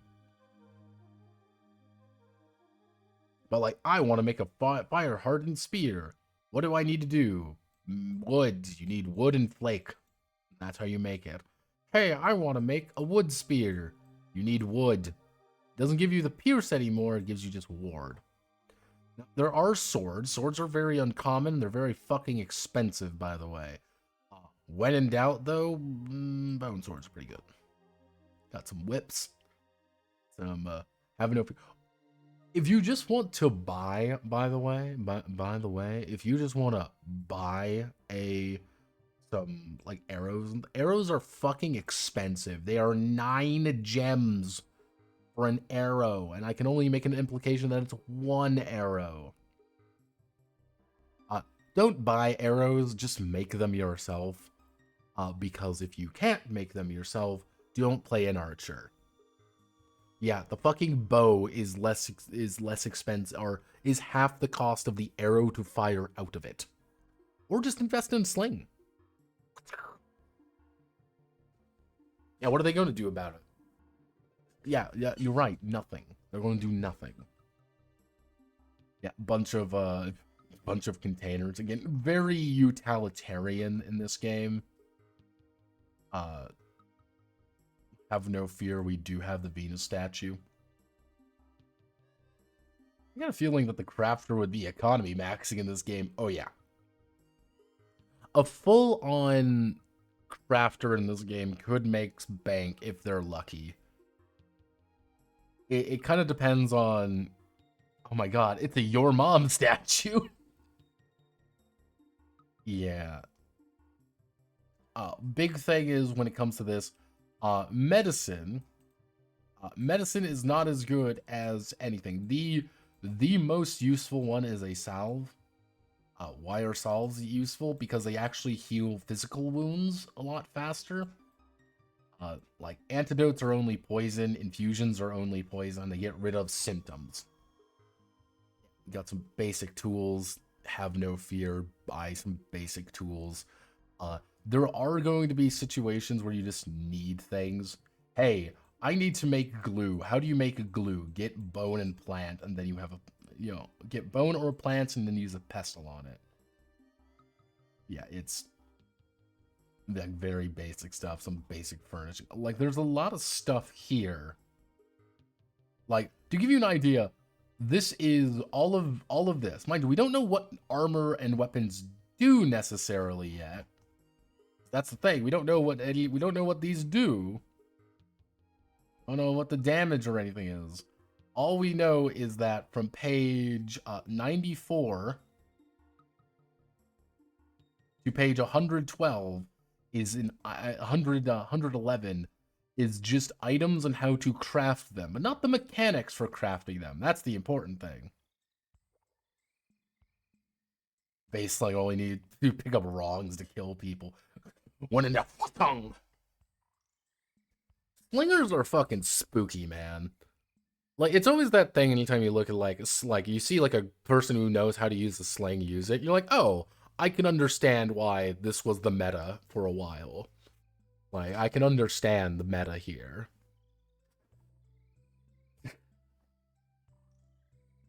Ooh, right there. Crack my back a little bit. And you're like, ah, I see. Sorry, Animal Kingdom. We have invented throwing a fucking rock. Forget about sling. Yeah, base more arm with a good skip rock into your skull. See, that's why we have the rock ability. When in Wurm, that's why throw rock was such a broken part of the meta. And sorry, Animal Kingdom. I've developed a method to throw a fucking rock at you. Get countered. All I'm saying is in the caveman fighting game, when someone picks Sabretooth and you pick rock, all you do is throw rocks at that, and you pick caveman. All you have to do is throw rocks and you win. It's very annoying. Sorry, I'm spamming Hadouken. It's called zoning, loser. But yeah. Well, now we get to combat. Combat's a little odd. So first things first, you make an aware test. If you succeed, you act before your enemies. It's a I go, you go. Now, the thing that's a little bit odd, what kind of it boils down to is player win, enemy player lose. Now, what happens is, so let's say, for example, I'm going to make an awareness check. I got my 6 dice here. Rolling dice. And I rolled nothing. So I would go into the player lose section. Yeah, see, unfortunately, I, the unluckiest man in the world, can never roll a 6 when I need it. Truly, I live in pain. Yeah, it's a zone-based movement that's a little bit funky, but it works. So, hand is a meter or 2, which effectively means that I could touch you with my hand or hit you with a weapon. Then you go to rock, spear, bow, and sight.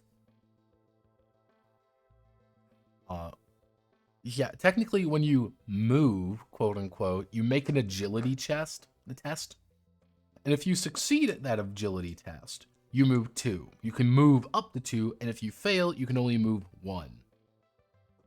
Which is a very funny way, which is a very simple way of saying, GM say, do you want to move 1 or 2? If the answer is, I want to move 1, they just move 1. If they want to move 2, you say, make an agility test.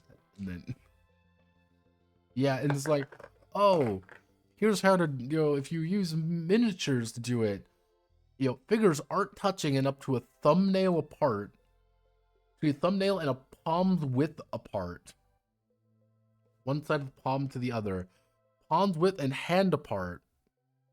Okay, so the little tip of the finger to there. And sight range is more than a hand span apart within defined game terms. So, do any of you have little baby hands? I know one of you have little baby hands. I have gigantic man hands.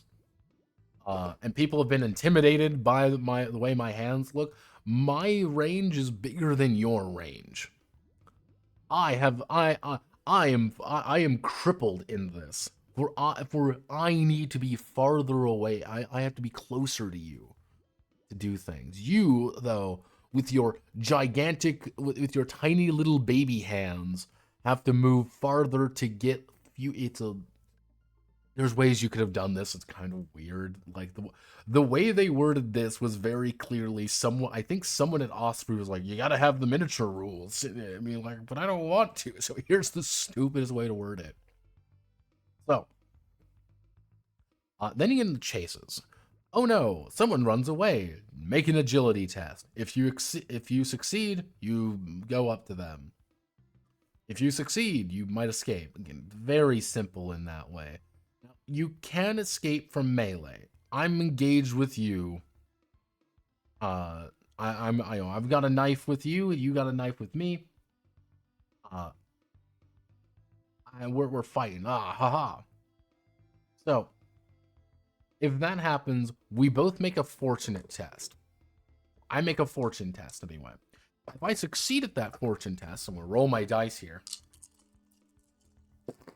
So I fail at my fortune test by rolling 8 million ones, because I can never roll a fucking 6 in this game.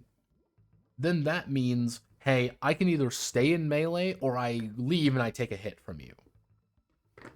And yeah, they make an extra attack against me. They might succeed, they might fail.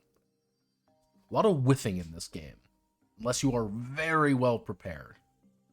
Now, if you do get fought, if you are fighting, there you go. So, if you are armed, you make trait. You make a brave. If you are unarmed, you use strong. Brave. Strong.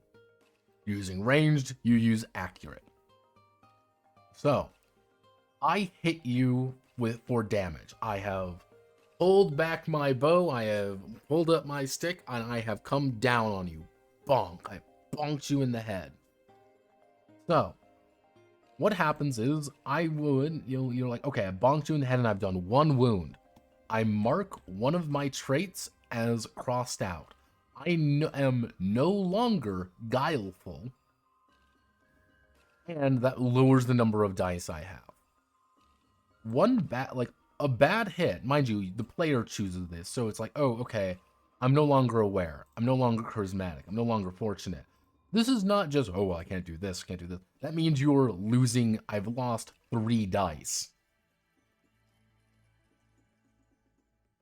And yeah, a little bit painful.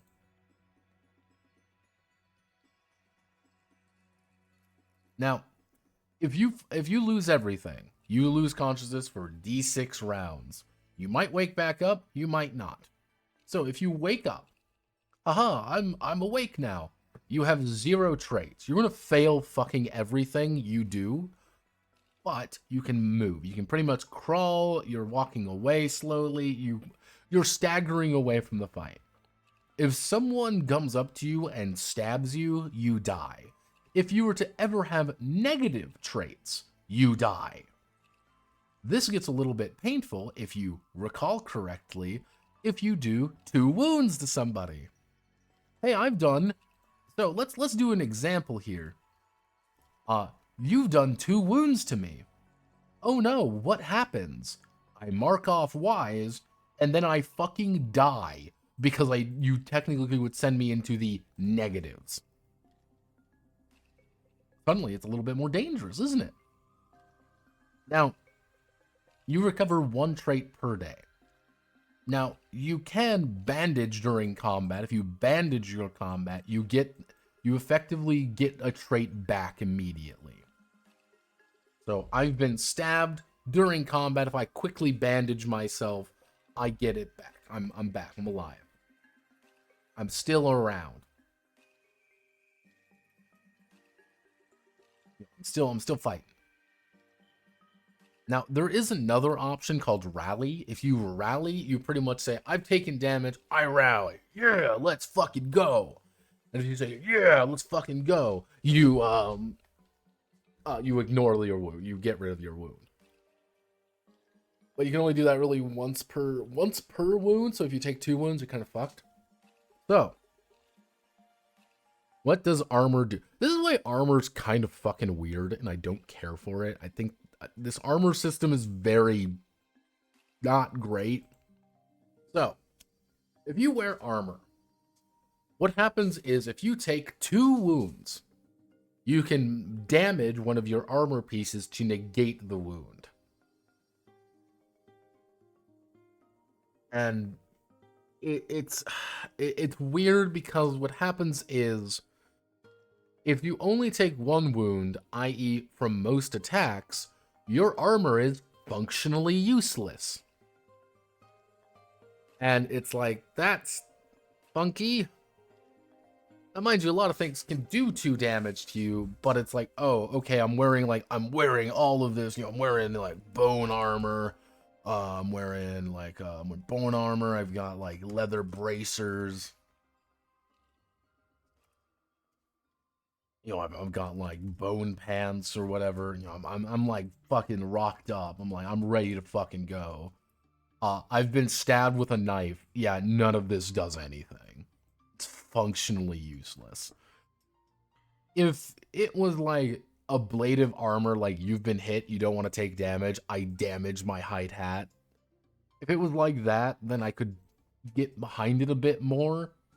But it's like, this one rule is always very weird to me.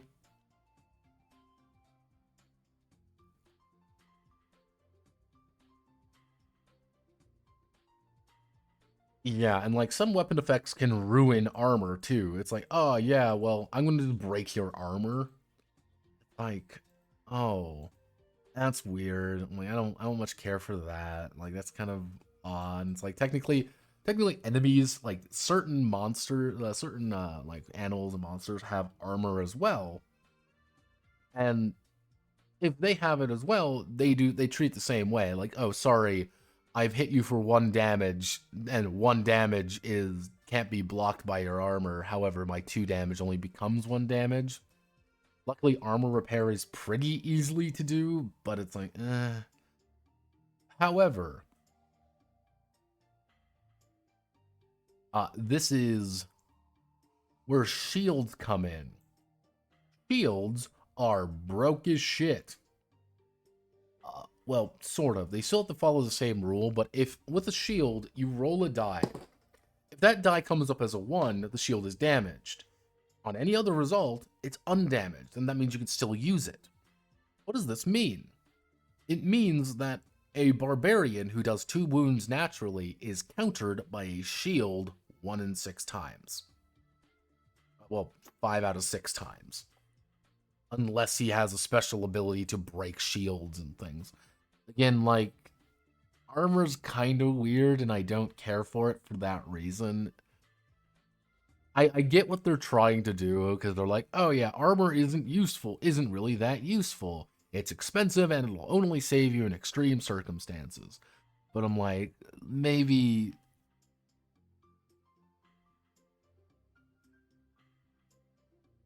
it's useful enough that you want it, but it's not that useful that it feels good to use, if that makes sense.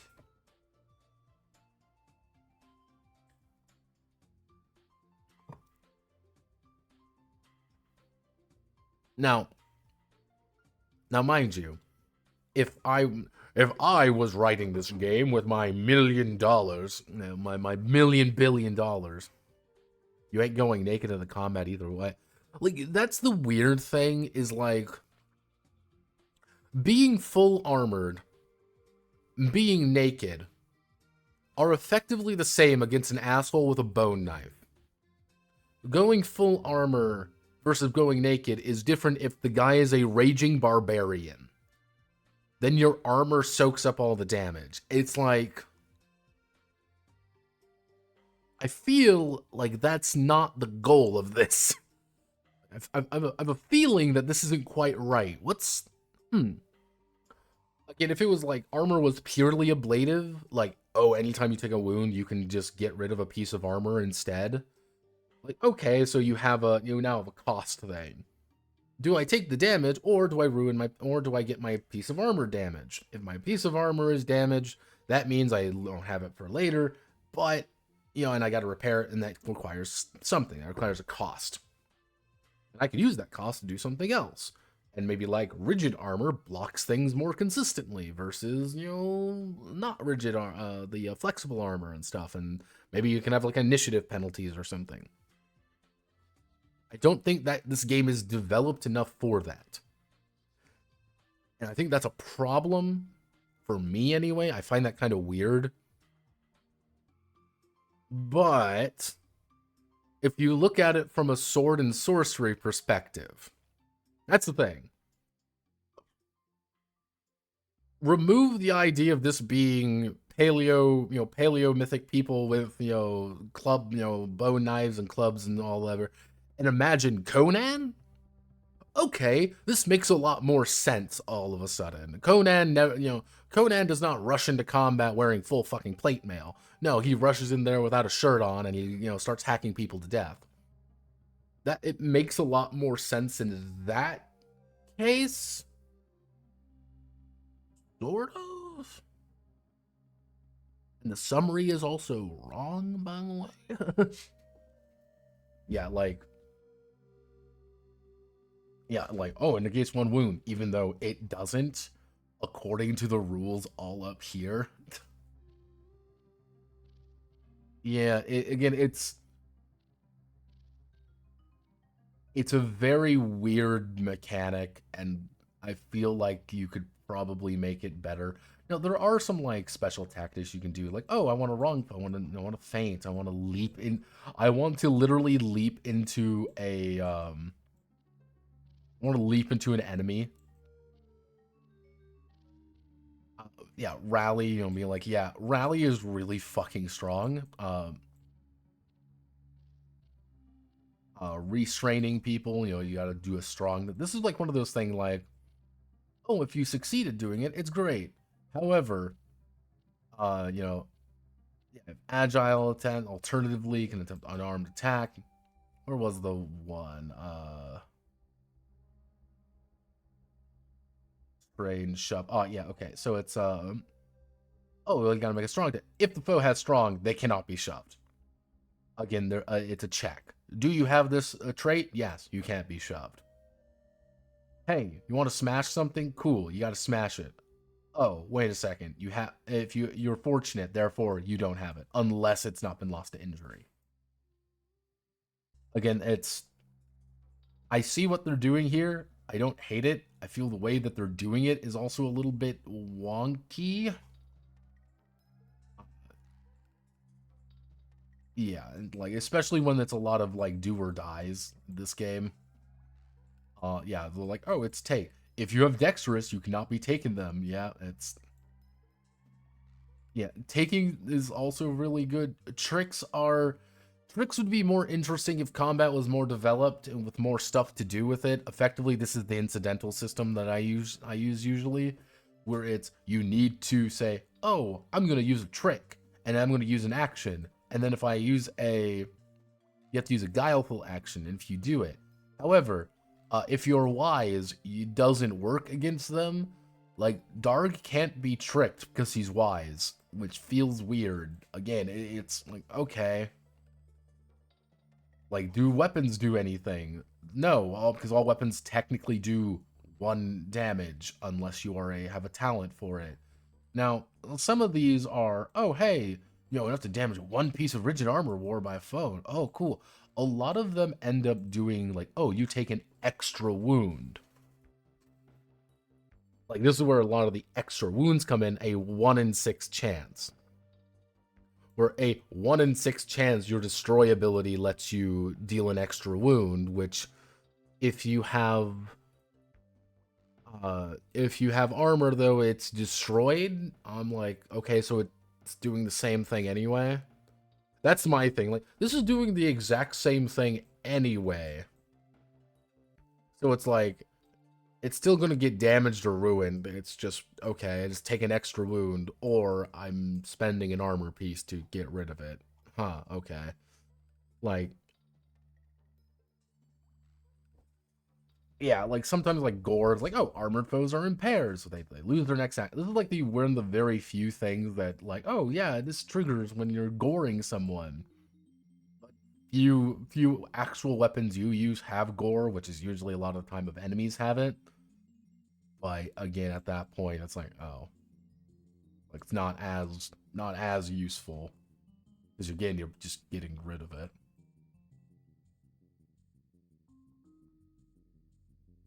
What's going on? Did Notepad freeze? No? Did I freeze? Ugh. Isn't Conan just Dark Sun without the world being completely destroyed? That physically hurts me. No. Hyperborea is very different from Dark Sun. Am I frozen? See, now you've got me, ooh. See, now I'm paranoid. So we're gonna click this button.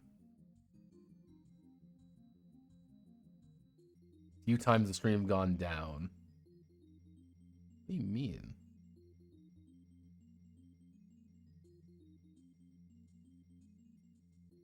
I'm not showing. Yeah, I'm not showing any of that.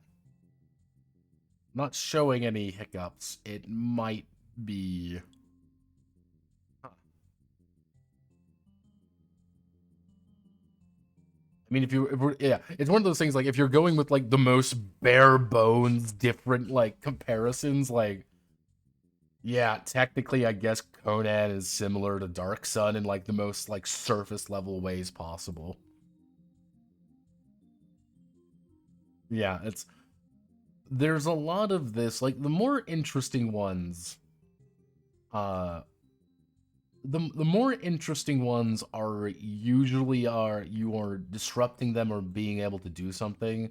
Then it's like, oh, you just cause an extra wound. You mean I just break one of my armor pieces? Yeah. Hey, you rend armor. They take an extra wound. So I mean you break my armor? Yeah. I ruin it. What happens? You take an extra wound? Okay. There's a lot of that. I wish there was more. Yeah, it feels a little bit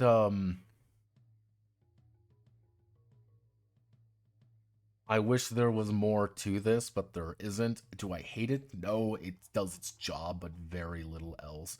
Kind of like, the combat example is really pathetic, by the way. Like, it's 2 guys going at each other, and it's a lot of people missing. Like, that is a very common occurrence.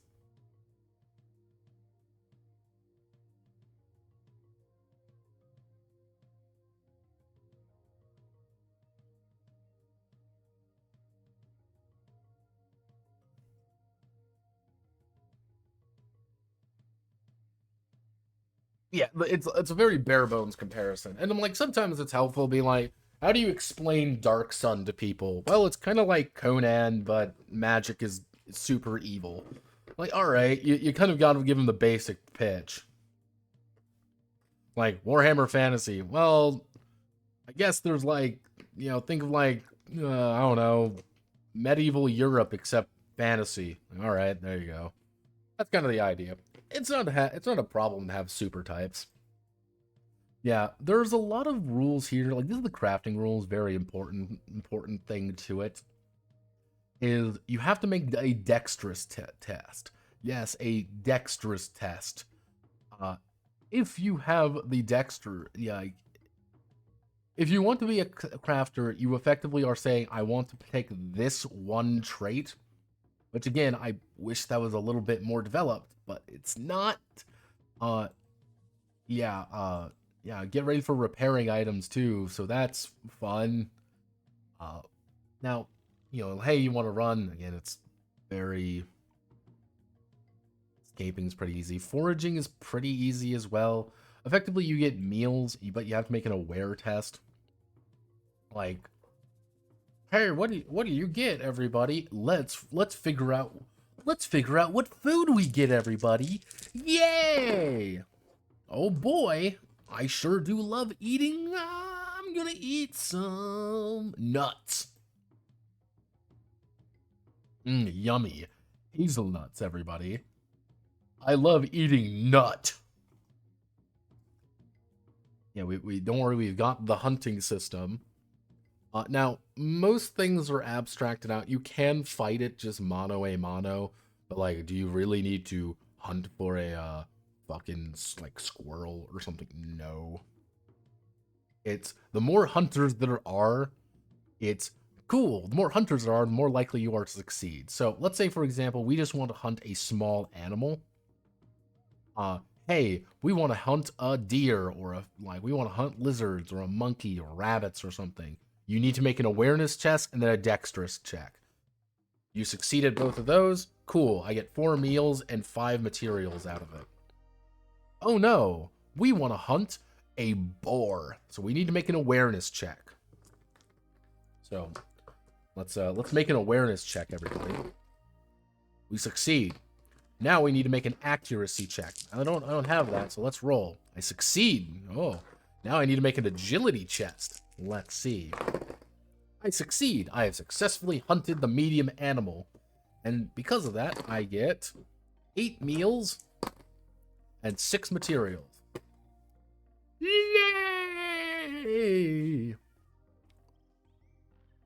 Dun dun dun dun dun dun dun dun dun dun dun dun dun. Yeah, that's it. Like, pretty simple stuff. You can carry cumbersome things. Yeah,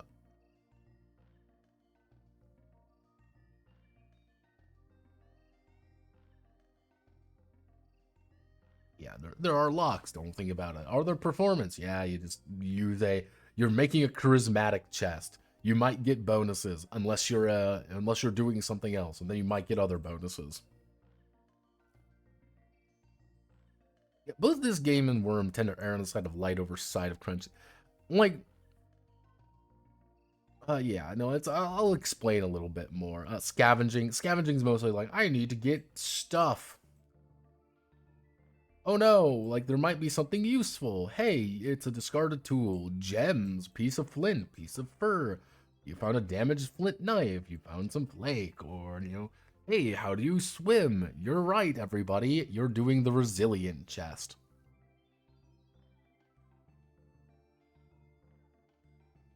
Cool. What's trading? Tradings are literally about getting, like it's like you need to I want to lower the cost. Hey, it's if you want to sell something, it's only 100. The maximum character can usually ask for is 150% of the usual cost of the item. Any more than that, the buyer will refuse the deal. Yeah, disease is about lesser effects and things like that. So effectively, you have symptoms. What happens with a symptom is you can't use that trait. You effectively have a wound on that trait, sort of.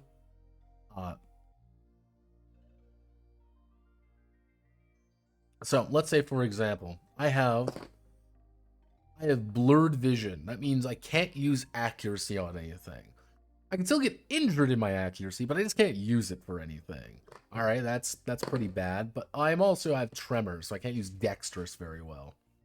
Now, if I have any greater effects, now, if I get a wound every day, that means for 5 days I take 5 wounds. For 5 days I take a wound, so I need to get medicine or I'm going to die. 2, 3, 4, 5, I go unconscious, but I'll live. Just barely. So exposure, hey, if you're too on there, make a resilient check.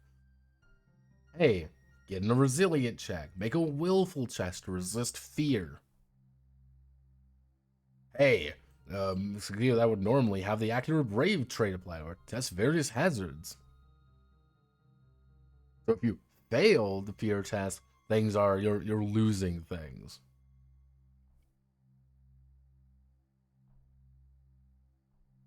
What does fire do? Fire, you get lit on fire. What does poison do? Same idea, but poison's a lot more lethal.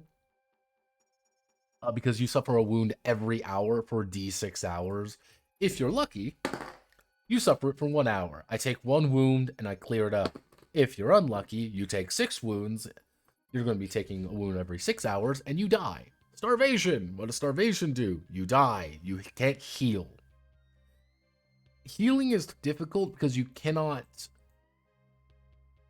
things are getting more difficult for you. And because it's getting more difficult for you to, to endure not being able to eat, that means you're taking wounds. That because you're taking wounds, it means it's harder to not eat. And because you're not healing, you're not recovering, and it's a whole fucking thing. You need to eat. Traps, make an aware, make a dexterous, make a fortune test. Most traps are pretty dangerous. If you discover the trap, you're fine.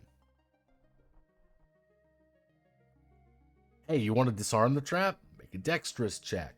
Or use the right item. Trigger. Hey, what's the trigger? It's a boulder trap. You take damage. It's a pit trap. You take damage. Hey, needle trap. Get poisoned. Get poisoned. Get poisoned. Now, you can construct the trap, which can lead to comical Flintstone-esque situations. But yeah, and then we got what's the environment of ancient Mu? What societies are present? What are the customs of Mu? There's a lot more deep lore when it comes to this. I do like the idea of the other world. Effectively, if you are a shaman, or you are someone able to contact the other world, you can effectively go to the other place, which is a mirror of the real world. But, no fruits grow, there's incorporeal shadow of the food, which dissipate if it's picked. Yeah, you are going to starve to death in the other world unless you get out. It's easy to get into the other world. You got to perform the ceremony, about an hour to do. But anyone present with you can join you. However, you are also extremely susceptible to getting fucking knifed in the real world if you are, which might leave you trapped in the other world. Hello, Notepad add-on, the ancient ancestor. Exactly. It is I, Cave Notepad. I can't believe no one's actually commented on my funny tattoo yet, too. See, if you commented on now, you're cringe. Yeah, no, it's I took a lot to do the face, by the way. That took far too long.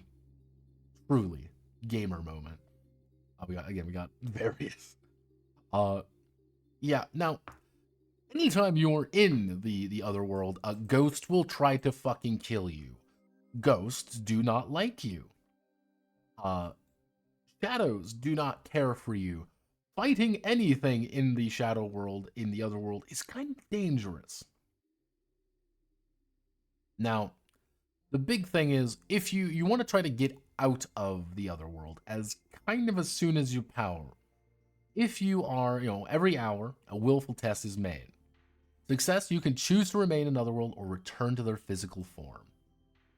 Must remain in the Otherworld, no choice in the matter. This occasional result can become lost for many hours.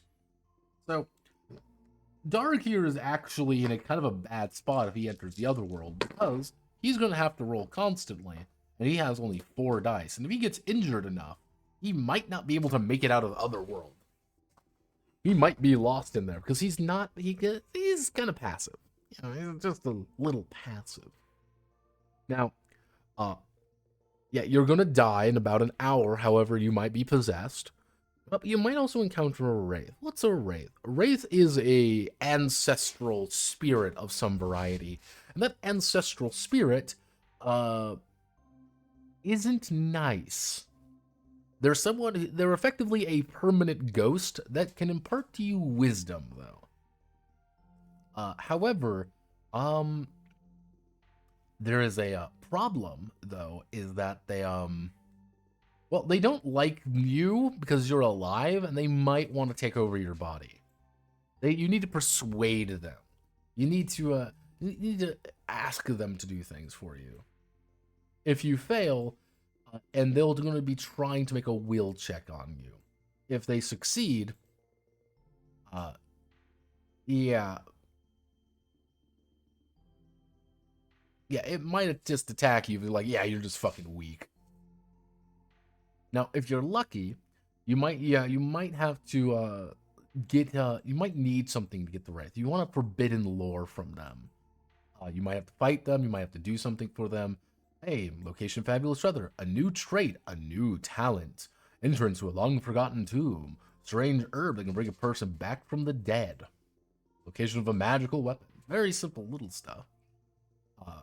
Now, yeah, wraiths are kind of interesting. Now, there are ways to, like, how do we build a tribe, pretty much.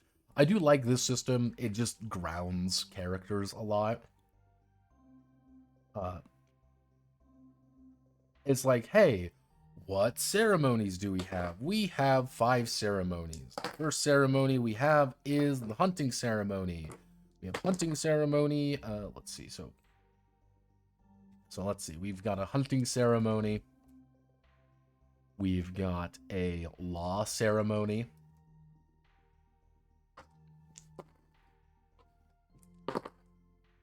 We've got a death ceremony.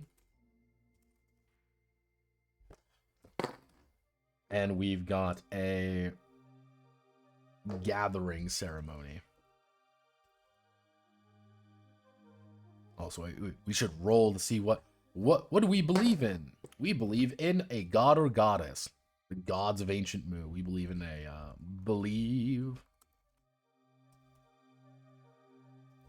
the great god, of course. We believe in the super great god. Now, what do we do here? What's the nature of the hunting ceremony? The hunt nature is a celebration. We're celebrating. What's the law ceremony? Sacrifice. What's the death ceremony? Gifts. Give gifts to the dead, help them on their way. And then we give gifts during the gathering ceremony. Maybe it's a little bit of the same. Where do we live, everyone? Let's see. We live in caves.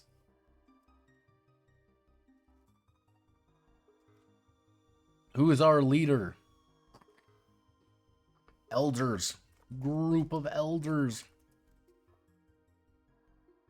How big are we?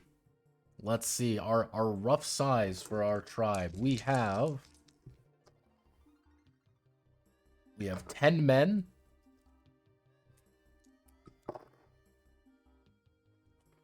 We have 5 women and 4 children. Something happened. Who knows? Maybe that's the plot.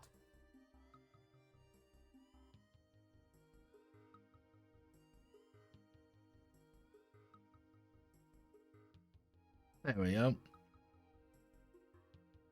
Yeah, that's kind of the, hey, and then you just make characters from there. It's kind of just a way to ground you. Nice little grounding element. Like, hey, how do we make settlements? Oh, what's the purpose of our settlement? We're going to make an example settlement, everyone. Let's see. We've got a specialty.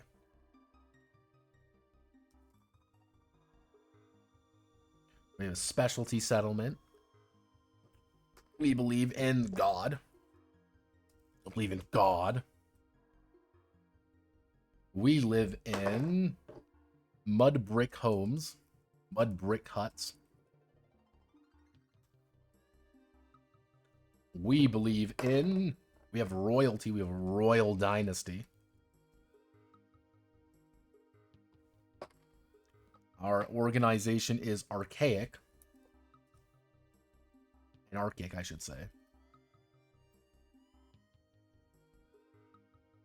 And we have, let's see, determine typical number of people, 3d6. So we've got 8 plus 5. 8 plus 5 would be 13. So we've got 1,300 people in our settlement, in our fucking anarcho royal, our monarch, in our anarcho monarchist settlement. Yep, there we go. We did it, everybody. We go there. Hey, some special cities that were, that maybe not be. A lot of very interpretive things, if that makes sense. You want to use these? You can if you want. Now, most enemies are pretty basic.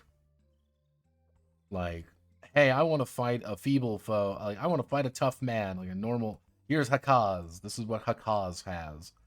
You know, very, very simple stuff. Like, pretty much enemies. A basic human enemy literally just uses a character sheet. That's all they do. That's a basic enemy. Now, you might be saying, I want to fight, let's say I want to fight a bear. Fucking bears. Now, bears and things like that, you tend to have multiple of certain attributes. Bears technically only have 5 HP. Aware, strong 2, willful. Now, if they take damage, they can mark off one of their strongs. However, you know, that's kind of the advantage, you can say. Now, let me double check something real fast. Let's see. 5 traits to prove absorbing wound. Yeah. They don't get that many dice, relatively speaking. Like, most enemies are not actually very spooky. Like, most when it comes to animals and stuff, that's again not the point, if you could say. Most do 1 damage. Most do 2 damage. Hey, I want to have a wolf, everyone. Here's my wolf. He rolls 4 dice. And when he bites me, he deals 2 wounds.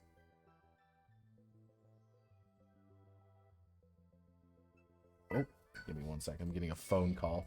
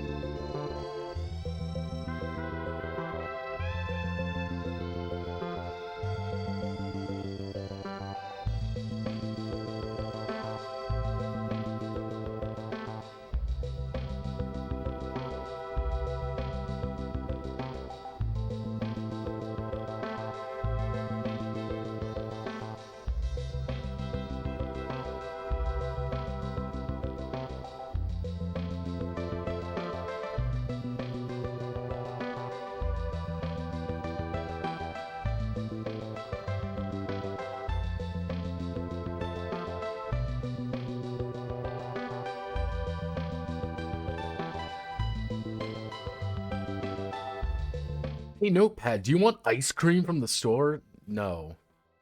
No, Mom, I don't want ice cream from the store. Are you sure? Yes. So, crocodilians, you want to fight a giant crocodile? Like, yeah. Technically, you can fight most everything. It's not too difficult. If you want to fight giant fucking tigers, you can. As we all know, Russia does in fact have tigers. Yeah, fish, glyphodonts. Do you want to fight a glyphodont? Armor beasts. They're just dinosaurs. Here's a hyena. Here's what it is. Yeah, most enemies are gonna do like 2 wounds, maybe like 1 or 2 wounds. Yeah, like a giant monkey. You want to fight a giant monkey? That's cool. Rabbits can't harm people. Yeah, rodents cannot hurt people. Scorpions can fucking kill you, but they only do. A scorpion might be like, wow, scorpion's really strong. They literally roll 2 fucking dice. They roll 2 dice and need a 6 to actually hit you. They ain't gonna do much. Like, oh, it's the Emperor Scorpion. You know, it costs 3 wounds. He gets to roll 4 dice, so you get you get an initial strike on. You get 2 strikes on an Emperor Scorpion right away. They're going to roll 2 dice and probably not do too much. Combat's pretty fast. There are some like, oh, I want to play a Beastman. I want to play a Boar person. The funniest fucking image in the book by far. Like there is something just vaguely amusing about this image that I can't put my finger on. It is a very Keck-worthy image, as one might say, a very LOL moment. Why? I don't know.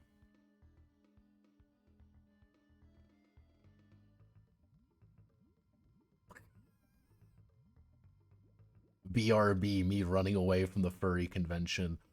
Yeah, dog fiends are all evil. They get random traits. You want to fight primitives, cad, serpent people. Yeah, there's a couple different like, oh, I want to fight giant cave people. I want to fight, skeletons. Like, okay, they've got skeletons. That's cool. Even wraiths aren't really that strong, relatively speaking. Yeah, where it's like, oh, you got 4d6. But again, you have to hit 6 up. Yep, so very basic stuff, even down to like, oh yeah, everyone speaks the same language on Moo. Yeah, adventure type, how do adventures, paleo diet, a lot of like plot stuff, if that makes sense. A lot of basic adventure. Now, let me see if I can actually find the section that, let me see if I can find the section. Yeah. Hey, do you want to just play this as a classic sword and sorcery game? Yeah, you can have things be a little bit more fun. Like, arguably, some of these are better than others.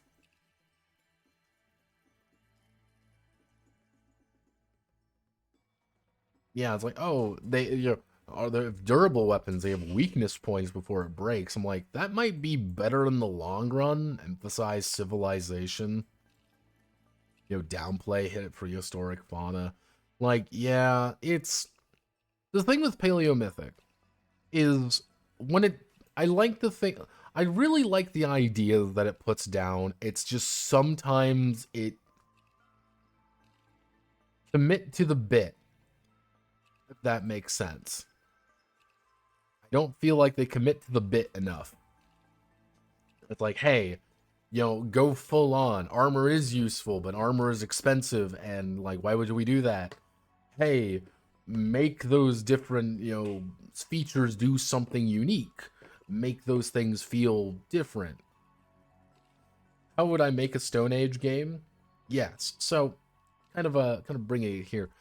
One of the things when it comes to like Stone Age games is what I would end up having to do is I would make it something akin to Paleomythic, where it's not necessarily like historically accurate caveman simulator. It would be more like, hey, it's a Stone Age, it's this kind of, you're a part of a savage culture, effectively, and let's not kid ourselves, savage culture, in the ruins of a long forgotten place. Like, they kind of talk about it here, but it'd be like, yeah, your tribe inhabits the ruins of an old civilization. So you would have the ability to have, like, fancier armor and fancier gear, but it's just fucking expensive and very difficult to get a hold of, and usually more worth it to give to people or to, kind of trade away. it would be less full-on caveman and more kind of a mixture of many different things, kind of emphasizing the, hey, you go on cool adventures, hey, go on, don't worry too much about the idea of starving to death. The idea is not to starve to death as much as it is to worry about the cool shit going on rather than worry about the mundanity, because I think that's what Wurm does really good. Wurm is really good about emphasizing this is a culture that you are living in, and this is what you have to do, and I respect that. I think Paleomythic is on the right track. And I think because it's on the right track, I can't say I hate it. I think there are things that they just don't go all the way that I was hoping they would. And what I would end up doing is probably doubling down on a couple concepts there. Because I do like the idea of adding in that, the Diluvian aspect to it. Because I think that's interesting. Even down to be like, yeah, there are the ancient peoples who are really cool. However, there's just not very many of them left, so they kind of look at things from a very weird perspective. Like, yeah, no, you're the people there. You might oppose them. You might kind of fall in line with them a little bit more. Kind of depends on how you want to look at it. But yeah, no, I would lean more into the sword and sorcery aspect, unironically, and less the stone and sorcery way. It's weird because, again, that's the problem with Stone Age games for me, anyway. Is that Stone Age games feel like you're kind of locked into a very certain kind of loop, certain kind of way of playing. And if you deviate too far from that, you're no longer playing a Stone Age game.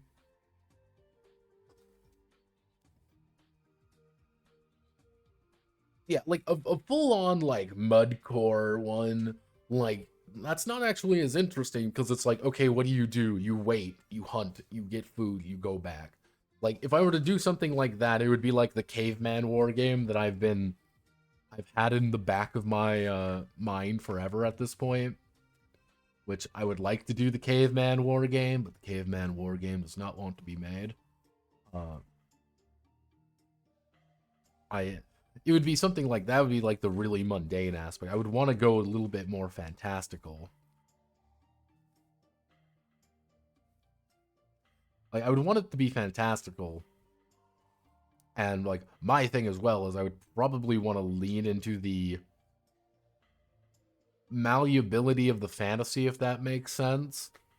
Like, yeah, there are humans, but humans share this kind of primordial place with other species, with the idea that humans are kind of just taking over at this point because we're just better adapted to survive in the long run.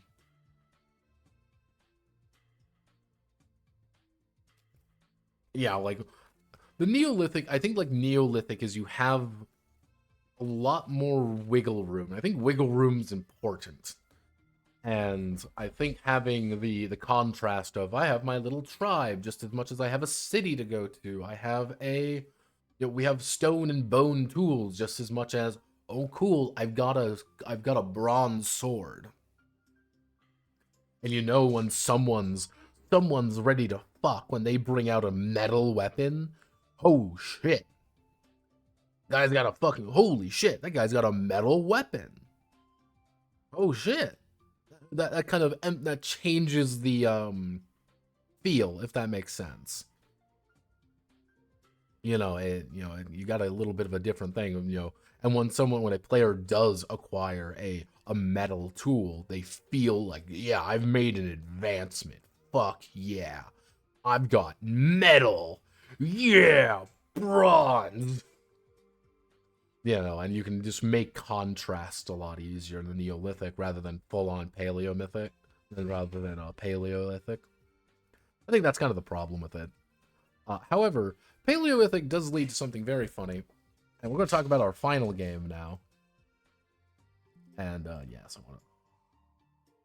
our final game is a game you probably know about. Welcome to Og. Og is a game about cavemen. Cavemen in silly situations. Now, Og has a story as well, because Og always, there's always a story. These games. Every single one has a story. And now, what's the story of Og? Now, you may be thinking, well, Og doesn't have a story. Og is Og. Og has always had. We always have Og, right? Well, here's the secret. Og Unearthed Edition, right here, you might see it here. This is actually 3rd edition. Yes, this is the 3rd edition of Og, the actual full game. Now, you might be a little bit wondering, what the fuck do you mean by that? Well, there's a few power players we need to talk about here. A few interesting people. First thing first, we need to look up the land of Og. What is the land of Og? Huh, I've never heard of it. This is technically, I believe, 2nd edition. Because you cannot buy Og Og Unearthed Edition anywhere. Now, why do I think this is 1st edition? Because it came out in 2001. Yeah, 2001. However, Unearthed Edition, if I look down here, Unearthed Edition came out in 2007. 6 years after Land of Og supposedly came out. Okay, little odd. Now it's like, all right, Ulysses Field, we've heard about these guys. These are the you might know about US here, Das Land Og, otherwise known as Das German. What? Nani? It's German? Well, sort of. It's sort of German. You kind of see here, 2015, Das Land Augen. This is where things get a little bit, also a little bit goofy. Where, again, it gets a little bit hard to determine what's going on here. Because if you go to Og Unearthed Edition, like if you just type that in, one of the first things you end up with right there. But if you look right here, it's Og. All right. And it's written by Robin D. Laws. Robin D. Laws. We've heard of Robin D. Laws before. Yes, everybody. This is one of the main people behind Pelgrim. You might know him best for 13th Age. But he also wrote Deadlands Hell on Earth. He wrote some D&D stuff back in the day, a lot of Earthdawn stuff, Feng Shui, Firefly. Man's written a lot. Man is a kind of one of the big ones, if that makes sense, in the TRPG sphere. He's one of the big guys. Now, he wrote Og Unearthed Edition. And at first, I was very confused. Because if you look here, no page or anything. Huh, alright, very weird. But you might also be seeing, if I go right here, to this button, Firefly Games. Under license from Wingnut Games. Huh, that's weird, and never heard of those two. So, give me one second, I need to, if we go to Firefly, there we go. If we go to firefly-games.com, website's dead. This is important to know. Firefly Games is dead. Now, I went on the Wayback Machine. This is Wayback Machine. This is, I believe, Robin D. Laws' first, I think this is his company. And I went down sometime in 2019, sometime in 2020, like, yeah, it's like, I believe it went down sometime in late 2019. Do I know what happened? No. Is there a secret that I'm missing? I don't know. I couldn't find anything. It is a terrible fucking name. So I looked up a little bit about Wingnut Games. Wingnut Games, this is not their actual website, fun fact. This is a scam. So, did a little bit of a digging around on Wingnut Games. So if you go to Wingnut Games right here on Board Game Geek, of course they don't have one there.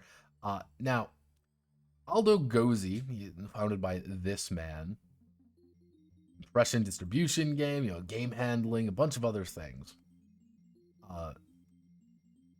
He made Wingnut Games. Wingnut Games effectively made the original Land of Og. What I mean, came out in 2000. But he also made a bunch of other games. He made Soap, which is a soap opera mayhem. Solid, the D20 blaxploitation experience, and Stupor Powers, which is a kind of a comedy game. Most of these are comedy games. They're kind of goofy little things, but Og is probably the one that people know the best. The original Og came out in like the late 90s, and can I find anything else on Wingnut Games? Not really. It was kind of a...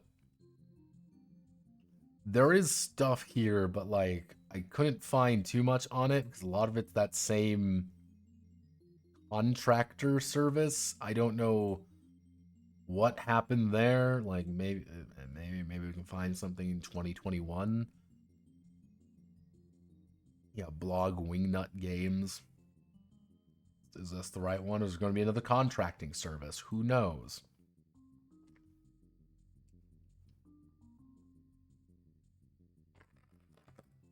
Yeah, perfect concrete company near you. Yeah, somewhere around the way, Wingnut Games, I think, got bought by that, or like they just lost the website at this point. It goes nowhere. So I'm like, all right, like there's gotta be something, right? There's gotta be something. Like, so I'm looking around. I'm like, okay, is there anything else on this game really? Not really. There's Wingnut Games and kind of like 2001, 2004. I couldn't really find much else on Wingnut. Like what happened to them? They kind of just evaporated. They're like, oh, they say Og, the latest creation of Robin D. Not really. That's one of those weird things because, like, oh, Robin Laws made this. He didn't. Because you kind of see here Og 3rd edition. So you go to like, oh, I want the Og again. It's Wingnut Games, and I couldn't find anything else. That's why it's weird. Like, I don't know. Like, I do not know why US has the Land of Og books.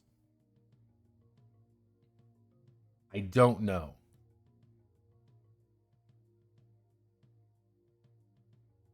So it's like old school mechanics. Yeah, it's like,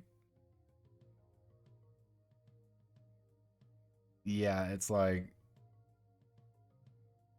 yeah, story game type, simpler mechanics. Apparently, it's a very different game. I don't know. Again, I've always thought Unearthed edition was the latest edition, was the right edition.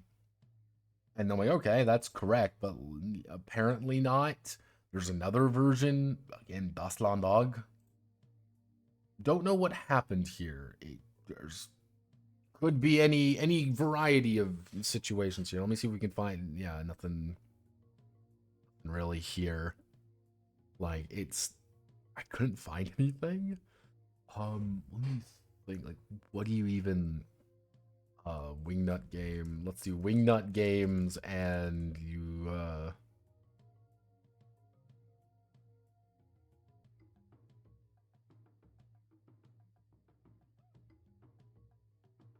let's see. Do we have any, notes here? No?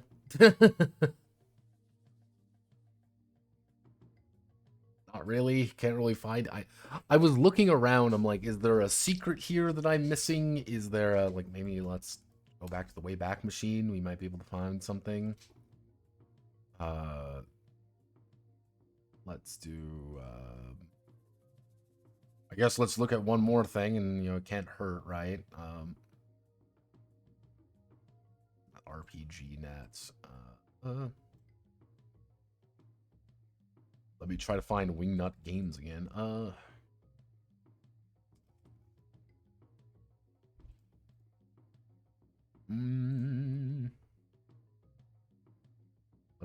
Let's try 2004 maybe. That was the last time I actually saw them, so maybe there's something there. Yeah, okay.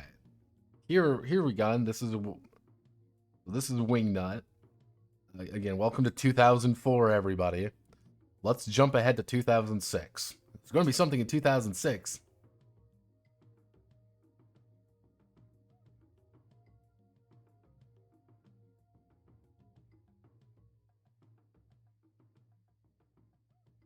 Okay, let's go to 2008.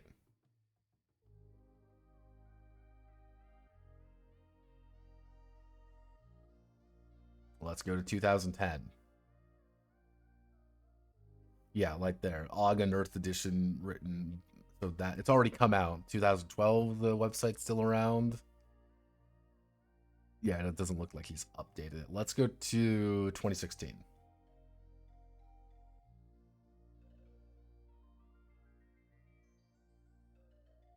Okay, there's that, the GPA. The GPA was a older thing. So let's go to 2019. Let's see. When did he lose the website roughly? Looks like he lost it sometime in 2016 maybe.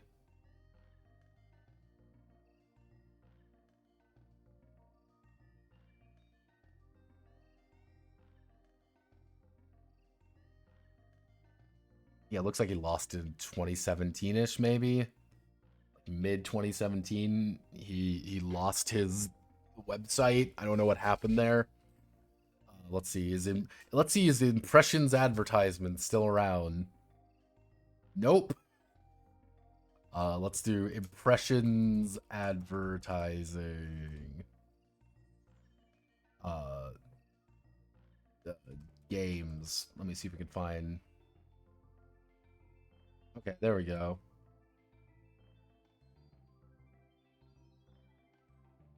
Let's see. Godstein, Fat River Hobby. So yeah, so he left in 2023, the hobby department for Flat River.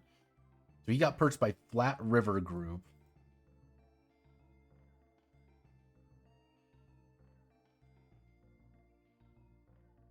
More 80 public, such as Modifius, Goodman Games. So it's Flat River Group, 1P e-commerce accelerator. So this is the Flat River Group. This is the guys who, yeah. So these guys do board game distribution, and the Flat River Games is effectively his old company, his Wingnut Games, because Wingnut Games doesn't exist anymore. The more you know. Welcome to the wonderful world of going down a rabbit hole, because I didn't look there. I just like, okay, it's dead. I didn't look too hard. I didn't see this impressions advertising and marketing bit. Yeah, so it's he's still around, but yeah, that's Og. I don't really know the story of what happened there. There probably is a very long running story there. But what is Og? Og is a comedy game. Ultimately, it is a comedy game by Robin D. Laws. There's a lot of jokes in it. What's the joke? What am role playing? You play a caveman struggling for survival in a hospital world of dinosaurs, mammoths, and prehistoric beasties. You are very stupid. Bad things happen to you. You make bad things happen to those who make bad things happen to you. But it all works out unless you get eaten. In Og, you have 18 words that you know. You, me, rock, water, fire, stick, hairy, bang, sleep, smelly, small, big, cave, food, thing, shiny, go, verisimilitude. Those are the 18 words of your tribe. You know about 4 of them. No, that would make you a smart caveman. You know a fraction of those words. Anytime you communicate with other players, you can only use the word that you know. So, welcome to Darg, the original Darg. He knows you, me, fire, big thing, verisimilitude. Those are his 5 words that he knows. 6 words, technically, because everyone knows thing, I believe. Yeah, it's... You look at it, you're like, okay. No, everyone knows ability. I rolled 6. That was it. So, you can never address anyone out of character in this game. That's, I think, a very important thing to understand.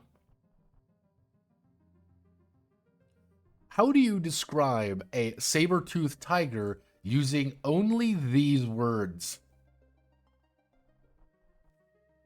Why verisimilitude? Because it's funny. How describe a saber-toothed tiger? Me, big, hairy, big thing, and then start making claw noises. Because you are really encouraged to act out things. You're kind of encouraged to make noises and just things of like, how do you explain a tiger? Big thing. Do a little cat motion. Oh, of course, because that's how you do it. How do you explain another person coming up to you big thing? Again, how do you explain that? You don't. You make noises. You make barking noises if there's a dog. You make, various, sounds and movements in a desperate, if failed attempt to communicate. Now, yeah, grunts, hoots, thrills, and nonverbal noises you care to make. Curiously, Kim, I do understand words they don't know how to use themselves. Yeah, it's... When in doubt, say your few words louder. That usually helps.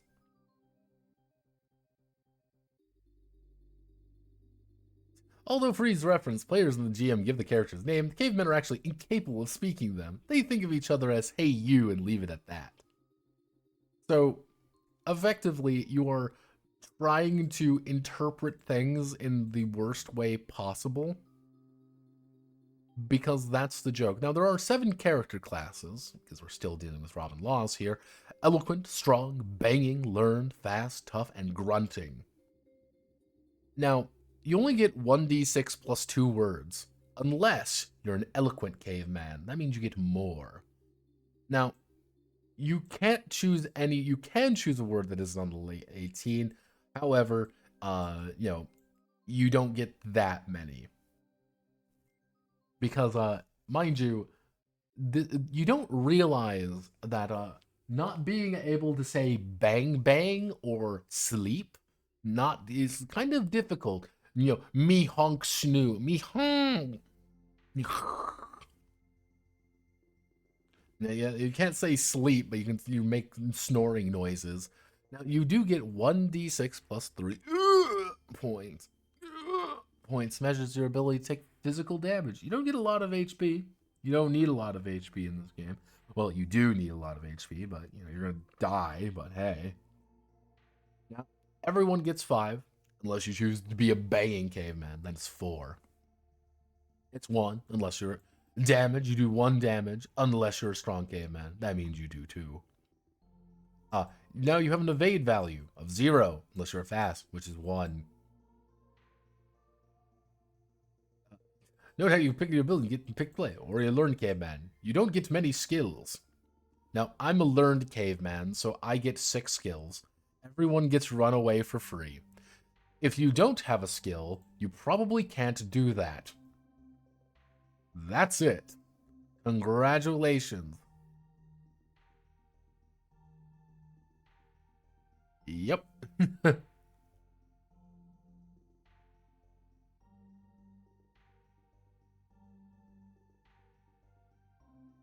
Yeah, most of the time you are rolling, again, it's just mostly a d6 system. Nothing too extravagant. If you are a grunting caveman, you can effectively appeal to higher powers by grunting a lot. Is that good? No, Probably not. You don't know that there's religion yet because you're cavemen, and that's funny. You just stick to grunting. So you find stuff and do things. Hey, have no fear. You roll a die. If you have a 5 or a 6, you do it. On any result of 3 or higher. If an ability does apply, it's 3 or higher. Darg wants to build something. He failed because he rolled a 2. Darg wants to fish. He rolled a 2, so he fails. Oh god, my eyes. Darg wants to forage.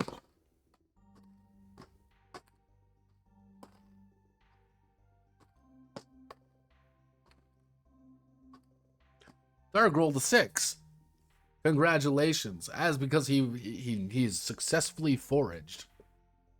But if he wants to cook, for example, he rolls, and he rolled a 3, so that means he succeeded. You'll still slope-browed mouth breather.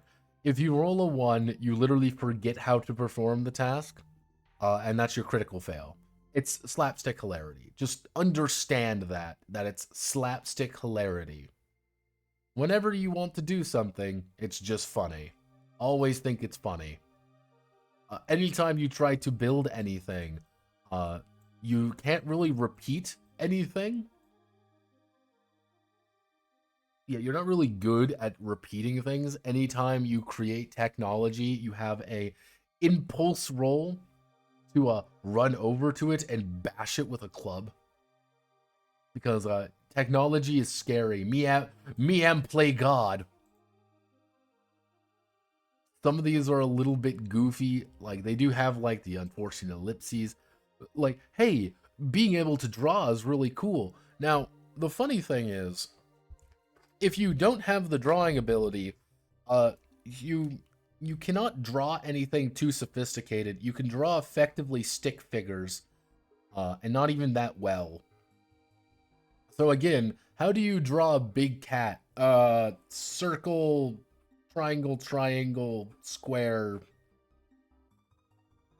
cat. There's a big hairy thing. Now, mind you, if you're an actual talented artist, you have to dead grip your pen and try to draw the same cat. Yeah, again, just when in doubt, that would be my rule for everyone, is you have to dead grip, just full on dead grip the fucking pen or pencil, and that's how you have to draw everything, because it's funny.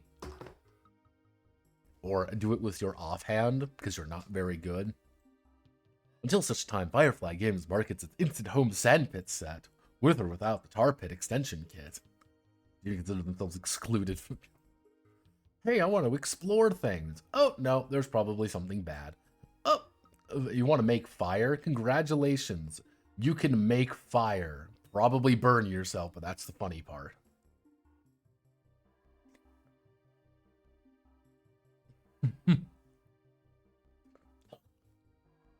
Hunt does quite a bit. Jump doesn't really do, like, every skill does something. Obviously, how do I want to word it? A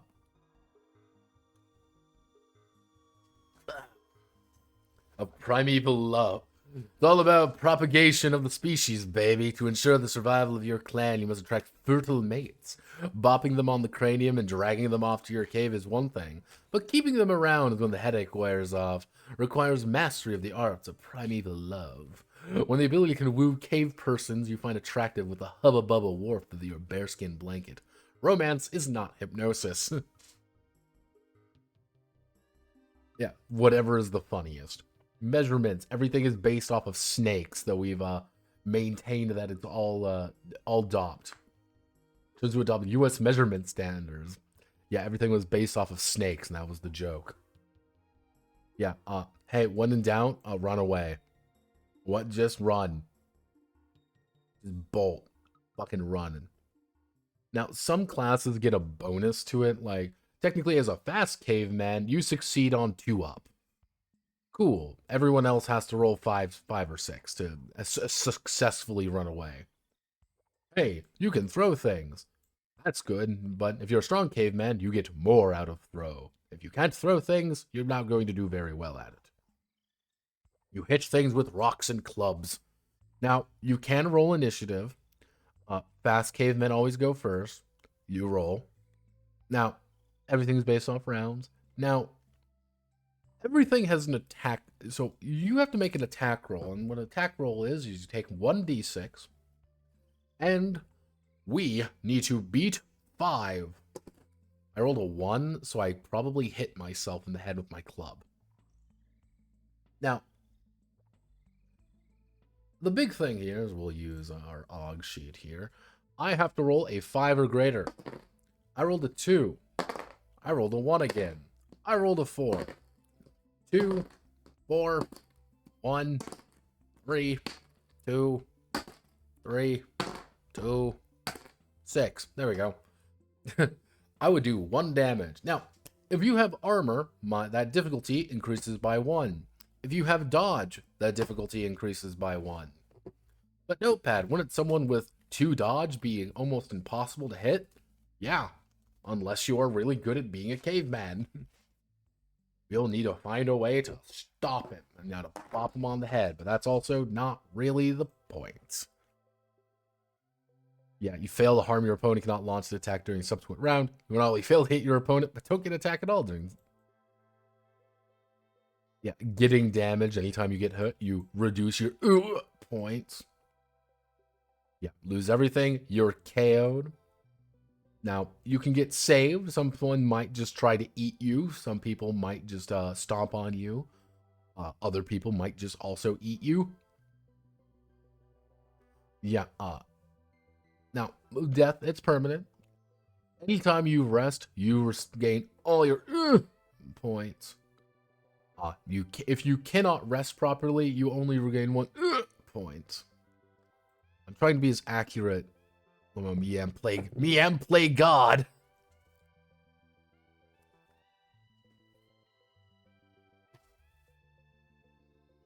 Og is... Yeah, there's quite a bit of, weirdly, there are quite a bit of rules to Og when it comes down to the nitty-gritty of things. Hey, should I get the hell out of here? I'm getting creamed in con. You're now thinking like a caveman. When in doubt, run away. Missiles. Okay, I'm gonna throw things at you. When in doubt, if you have the throw ability, you can engage in missile combat. Damage value, yeah. You cannot do more than 1 damage to enemies. Congratulations.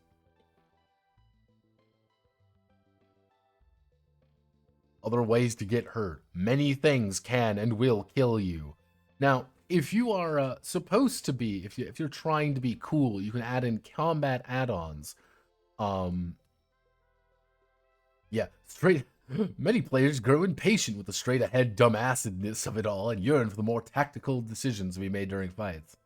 Humor them by introducing the following optional add-on rules.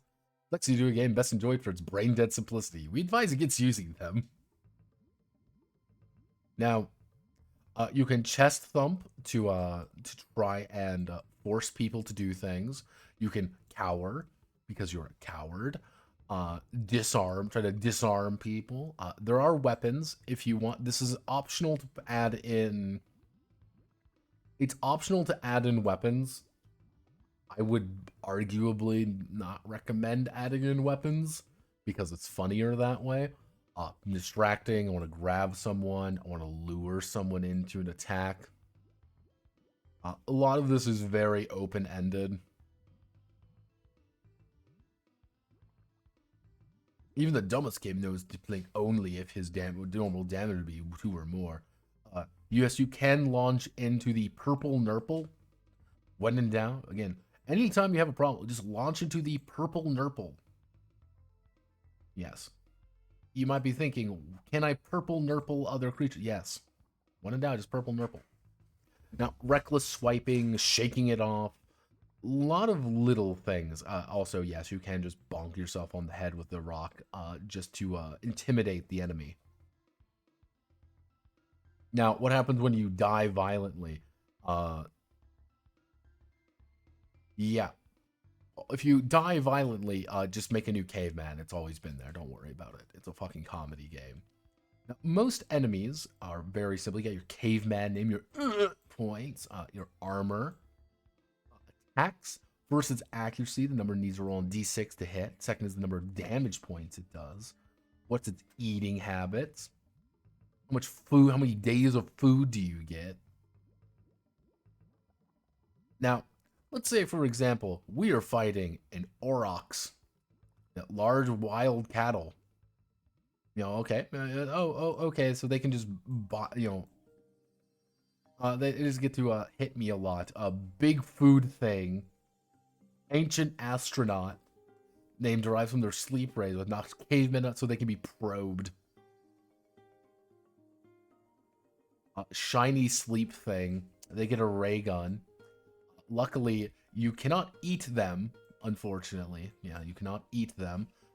However, you can eat the, you can, congratulations, eat a baboon. Big cats, boars, beavers. Yes, of course, there are dinosaurs. Why wouldn't there be? I mean, come on, it's a fucking dinosaur. Why don't you want to fight a brontosaurus? Well, yes, the brontosaurus can kill me instantaneously. But that's fine. It's a brontosaurus. Accurate depiction of what's going on. Hey, you want to fight a glyphodont? A 2-ton armadillo? You want to fight a gorilla? Yeah, okay, here's how you fight a gorilla. Will you get beat up? Yes, because it is a fucking gorilla.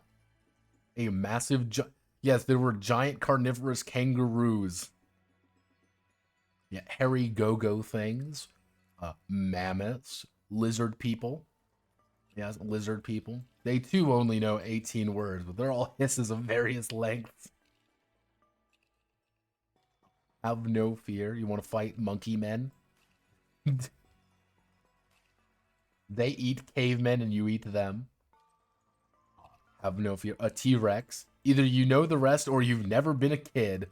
Big Bing Smelly Bang. Bing Bing Wahoo. Good old Velociraptor, direwolves. You might learn things. We're mostly boneheaded or cavemen for with more choices, but with more choices of breakfast cereal. Now, effectively, anytime you reward, anytime you get in at the end of session, you can say, hey, what's the most memorable event of the evening for your character? And if that, you actually get a word based on whatever that was. Now, you might get a word that's useful, and you might get a word that isn't, and it's kind of silly. Now, most of the time, the GM will give you one of the 18 starting words. Other times, they might give you a very special word. Now, you might get a nice workhorse word, like or yes. Now, dinosaur is not actually as useful, or agriculture. These things aren't useful. You can't say yes yet. You, me, fire? me, big thing. Thing big, you. Thing big, verisimilitude. But, yeah, it's... What's plink supposed to be? Plinking is you reduce your damage by 1. It's for, I don't want to kill someone, I just want to hit them. That's plinking. Most people can only do 1 damage, so plinking is kind of worthless. Yeah, it's, you can lobby for new abilities. They might give it, they might not want to, because it's funny. Hey, you might actually cross off, if you might lobby saying, I want to learn how to jump better. Cool, 4 or more you get it, 2, 3 you do not, and on a 1 you say you can't learn it anymore. Because you're just that stupid.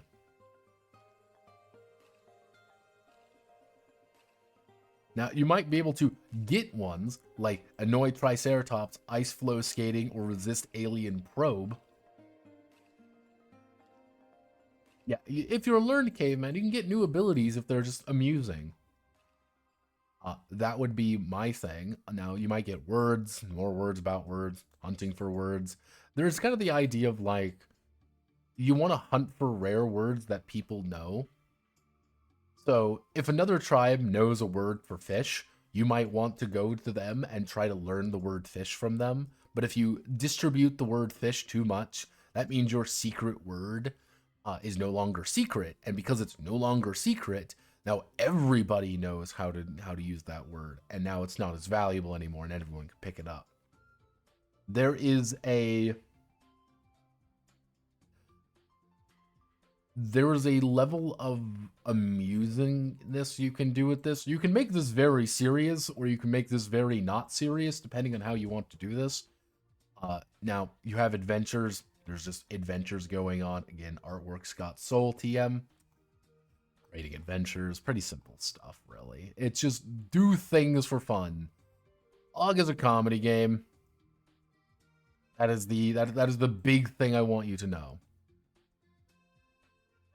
Like, here's how the word verisimilitude would be used. But yeah, that's the joke. The appearance of being true or real. That's the joke. Is why is verisimilitude in this game?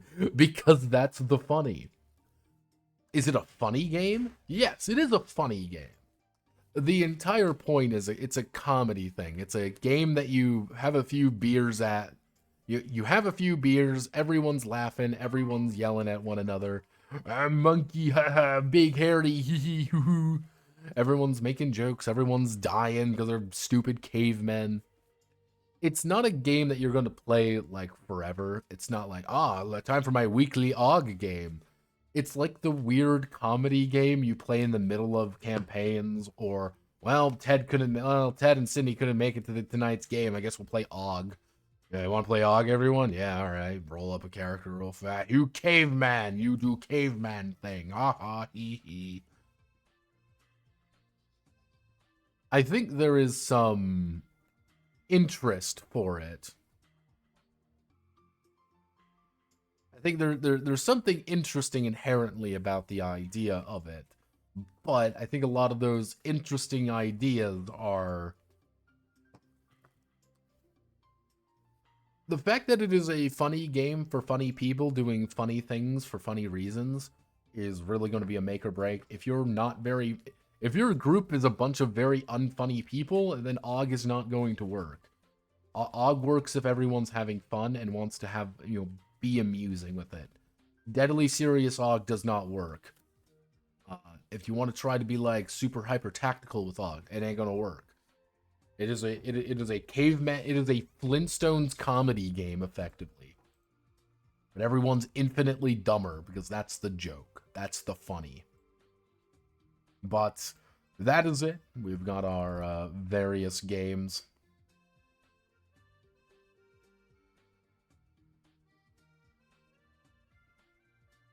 The thing is, I think there's probably more out there.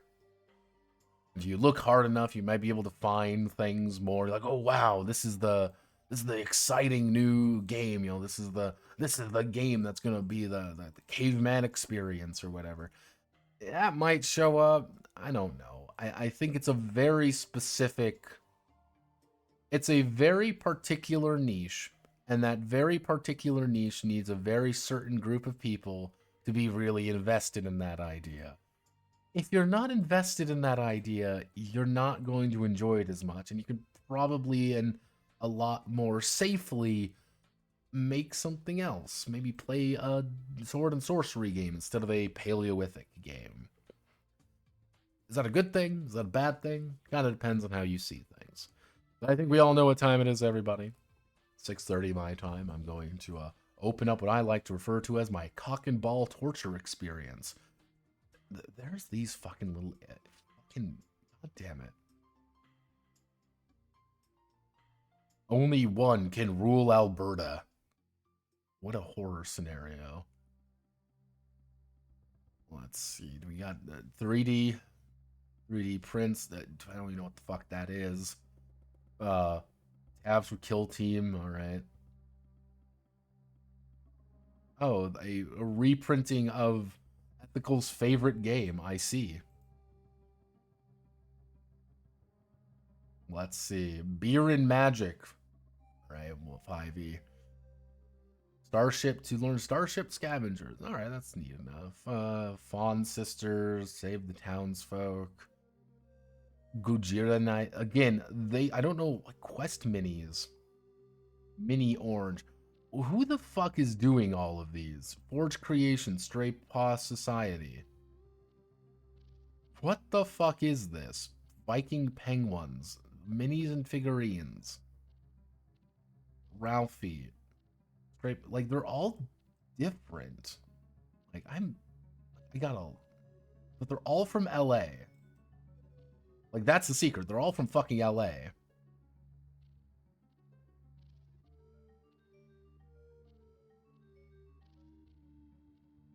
Yeah.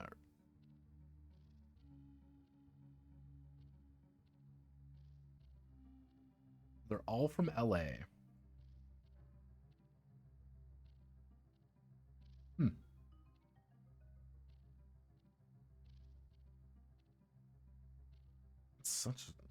It's very bizarre, and I don't know why that's the case. Like Quest Minis, because if I go to Quest Minis, I'm going to guarantee you they're from San Francisco. If I go here, January 24th, they've been around for like.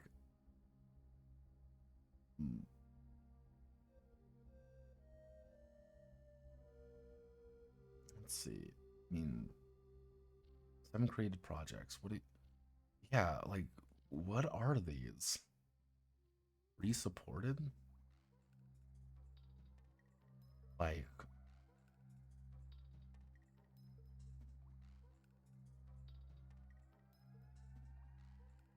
am I having a fucking stroke or something? Salvo Munez. Like, okay. Forge Creation. Ace Combat Cats. Fucking $8 goal. Forge Creations. Okay, who was Victor Perez? Okay, Victor Perez. Again, LA. Like, all of these. Like, Lizard Pirates. Fucking Cappy Wrestlers. Pirate Kitties. Urban Samurais. Victor Perez. You know what I'm gonna do? Let's do it like, okay. Victor Perez. That's not 100. Forge Creations.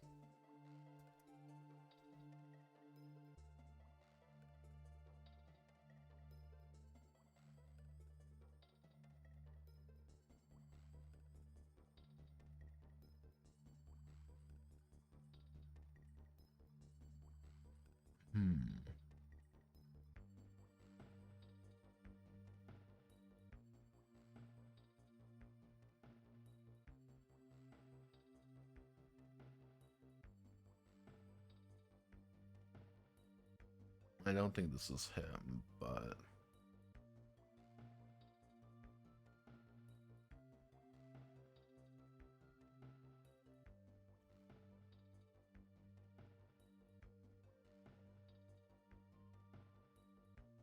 Victor.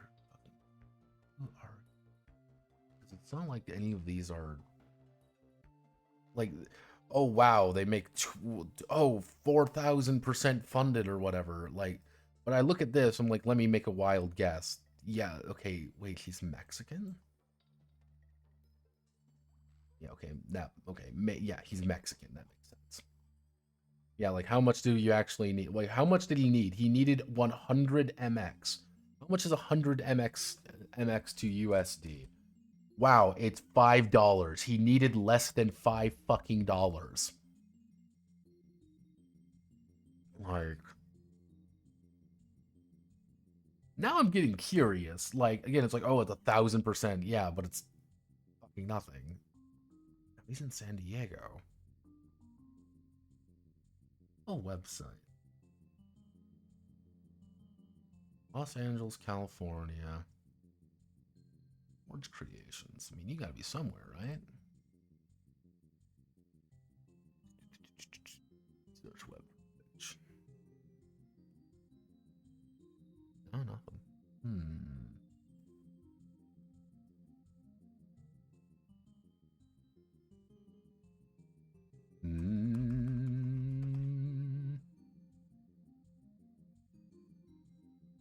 No.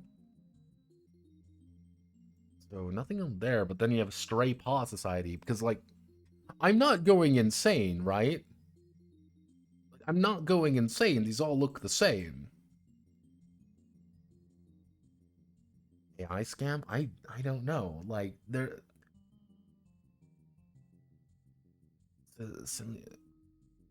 Guadalajara, straight out of Guadalajara. Because, like, obviously they're there. I mean, people are making them and people give them money, and I don't think they would be able to make as many. Stray Paws Society. I mean, there's got to be something about that. Stray Paws Society, Guadalajara. Stray Paws, mm,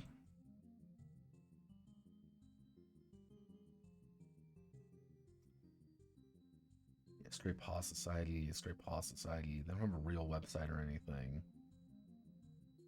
Like,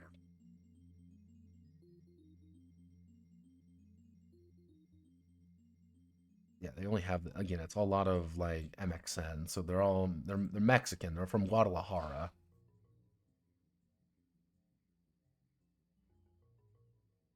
Unless they're just slightly different people. Because that's Forge Creations, that's minis and figurines. And let me guess, it's going to be San Francisco. Okay, minis and figures. Like, now you're saying you're from New Orleans, even though you're Leobardo Garcia from New Orleans, apparently, even though you're not from New Orleans, obviously, because there's the fucking MX from, California. Who the fuck are you people? Leobardo Garcia, minis and figurines.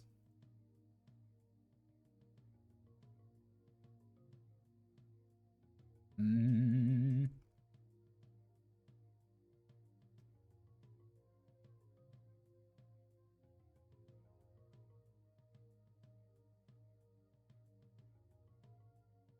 My print paint miniatures, is that the guy? No, that's not him. Like, I don't think that's him at all. Like, yeah, like, all of these look vaguely the same. Let's think. What am I looking for? Updates? Find the download link. Okay, that Viking Pink.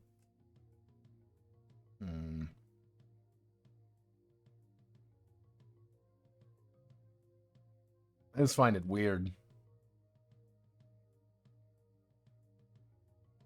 Oh, Mike Hutchinson's making a new game. Those crow feathers cannot be feasibly painted. Like, here's the thing. You put them in Blender. This is what you do. You make them in Blender. And then once you're in Blender, it doesn't matter of them getting printed. Like, oh yeah, here's the model preview. Like, yeah, this probably isn't anything. But you're also buying models for let's see. How much does it pay to get the personal license? It's $9 fucking dollars. Wow, it's $9 and you get fucking nothing. It's, you want to do the merchant license, personal license, early backer licenses? It's like, yeah, it's 240 MX. Yeah, it was an $11 goal. Like, yeah, it's a 100. Again, it's really weird. It's really funny there. It's like, oh, we're in San Francisco. Pay us in Mexican dollars. Yeah, like a pledge of $11. Like, that's not a real Planet Crunch. Terrorize the rest of the Vlarg system. Mega City of Nork. Drunken orgy of destruction, rioting, and looting. Loot and shoot and scoot for war. Yeah.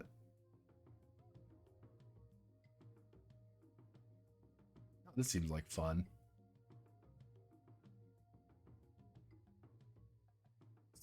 Face gets.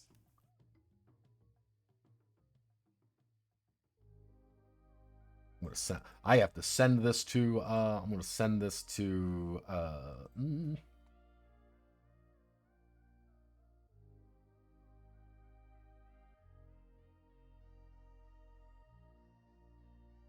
There we go. I think that might be funny.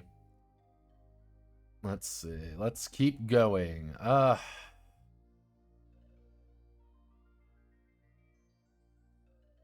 More of these fucking... I fucking hate STLs, by the way. Like, I want everyone to know that I fucking hate STLs on Kickstarter for, like, it's not even, like, funny anymore. I just hate it. I really wish Kickstarter would fix it, but I know they never will. And it's not like it's difficult to fix. Just give it their own category. Honestly, you give them their own category, let them do something great. Cool. They're doing their own thing. Neato burrito, everyone's happy. Also, new Lemurian Chronicles, nice. Map-based Souls-like TTRPG. Inspired by all the thing. Knights of the Dinner Table. That's not even tabletop games. That's a comic book. You can't call it a comic book. Oh, there's the porn models again. Yay, porn models. Finally, what would we do without the porn models?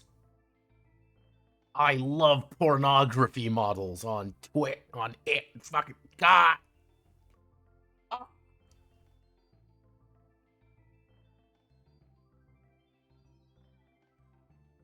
Every day I wake up, I want you all to know that. Let's see.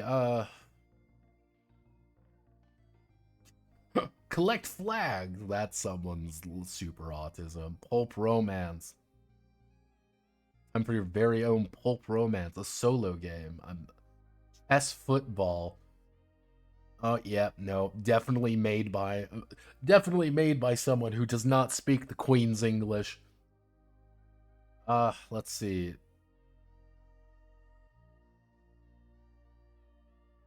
Let's see, Mercs and Super Soldiers. Let's see, more 3D printing, 3D printing, 3D printing. New cards. Cards are always interesting. Okay, alright. Oh, he's from Allentown. I gotta make fun of him for it. Fucking Allentown, man. Let's see. Odyssey 5e. More porn models. Porn models! Finally! What would we do without you? Hey everyone, let's cheer for the porn models! Yay! Hooray! What would we do without you? Oh, I hate. I feel nothing but hatred now. My blood pressure is rising. Cavemen didn't have to deal with STL files. I do. Truly. Okay, you're not even trying anymore.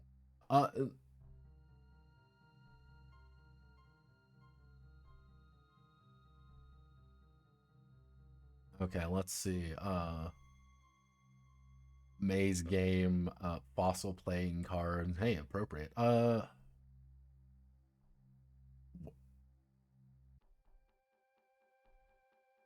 Werewhales. A supplement for World of Darkness and Werewolf the Apocalypse for playing werewhales. Alright, I'm in. Fuck it.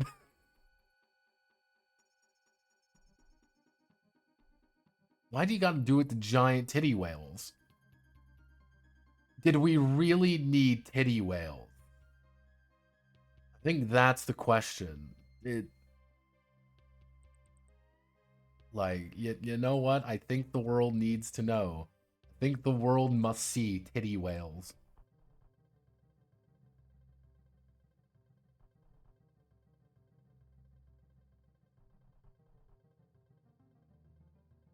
The world must see the titty whales. Like, yeah. Like, you could have made anything. Like, you could have made anything. You just made it a big dude or transferred it, or, you know, no, but no, you put in whale titties. Why? What possesses you? Horror fantasy role playing. Take a role here to insane cult and eldritch monstrosities. 6 years. Oh.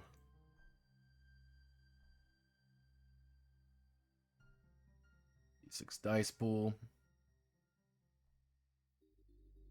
D6 dice pool. Nothing wrong with that. All right, easy enough. From Allentown, $10,000.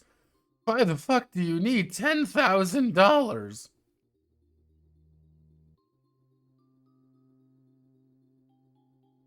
Sweet baby Jesus. Okay, Allentown, please be reasonable. You need maybe 3. Maybe 3 for this. Maybe 4 if you're feeling lucky. It's 80 pages, man. It's holy shit.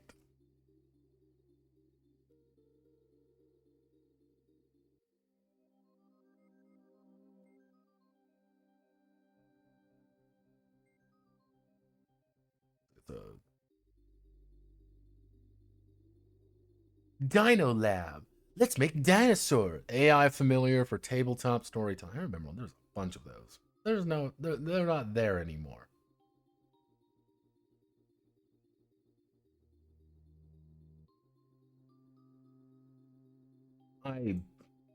What?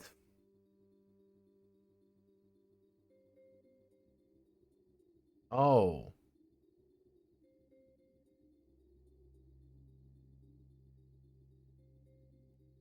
Okay, wait a second. We're preparing the Treehouse Fellowship. Build tree houses across Italy, traveling by cargo bike. Carbon mission by traveling, working, and living sustainably, and share his experience and knowledge of a treehouse philosophy. The goodbye to bicycle journey is our starting point. We travel from India to Italy by bicycle with our dog Schnuck to learn more about what we know. Carpenters, arborists, and treehouse builders. Why we connect and why you can support us. Confirmed treehouse. So, you're building a...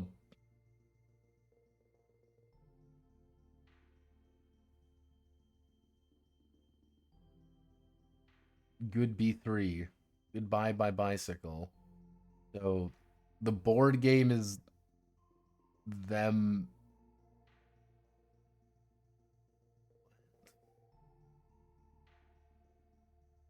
Huh? Fucking Italians.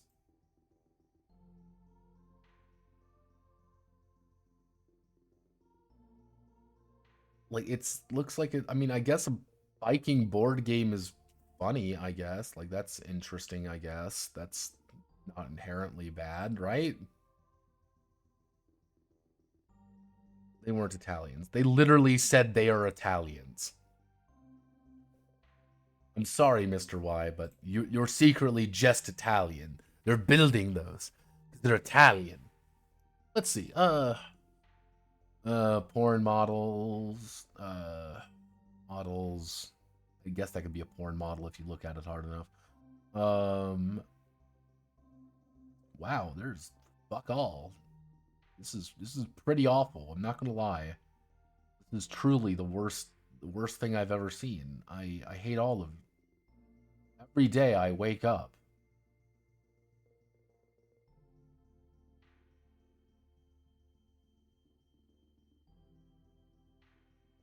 Here, okay, you're not even trying there.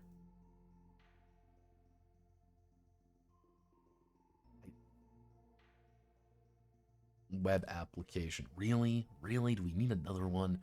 Let's see. 5e, Karma Wild. Bribe the Panda Lords. Pandemonium. Never seen that before. Haha. That's another porn model.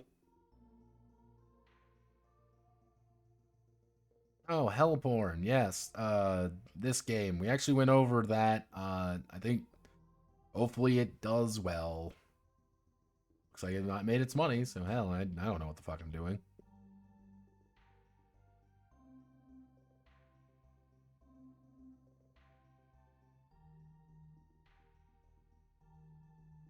Fun and adventure.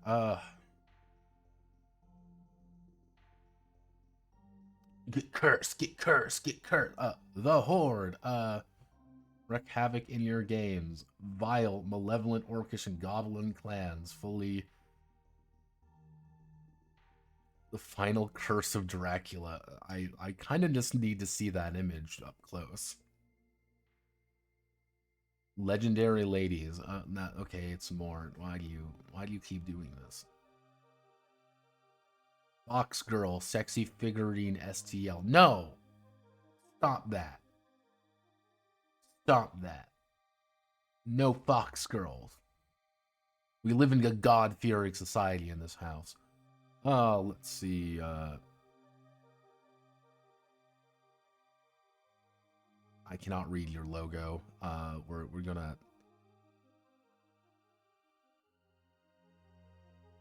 Robot Raiders, Trent STL files.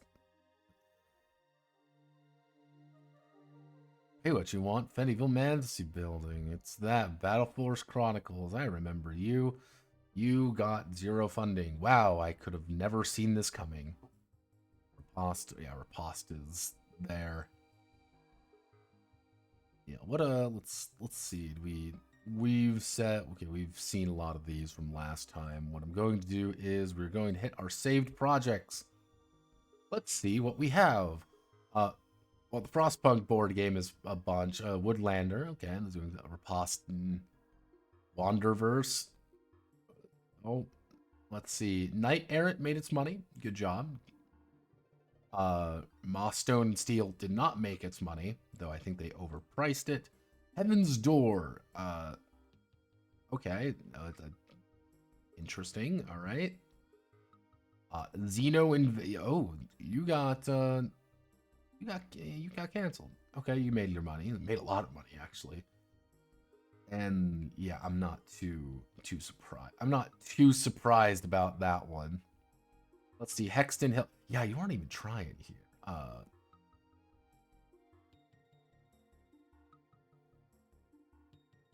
mean, that's cool for like.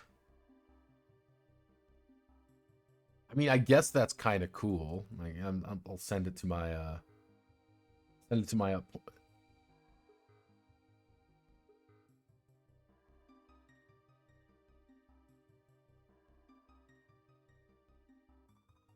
just need give me 1 second. I need to post my cat.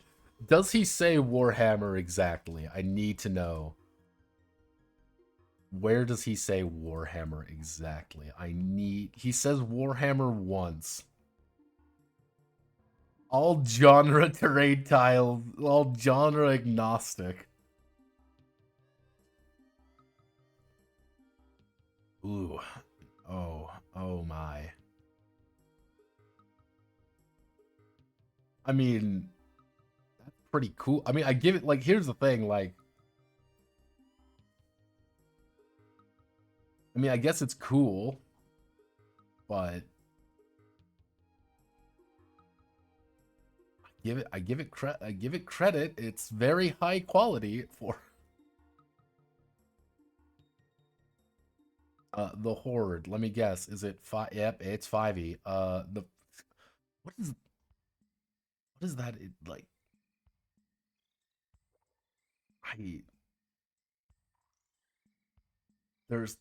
I don't know why that face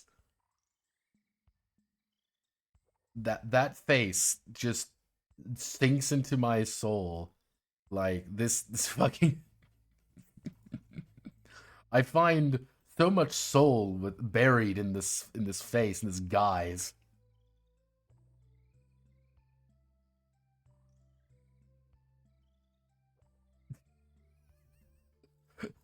I see so much. New Filipino stuff. Wait a second. Was born and raised here in the Bay Area. Dun, dun, dun, dun, dun, dun, dun, I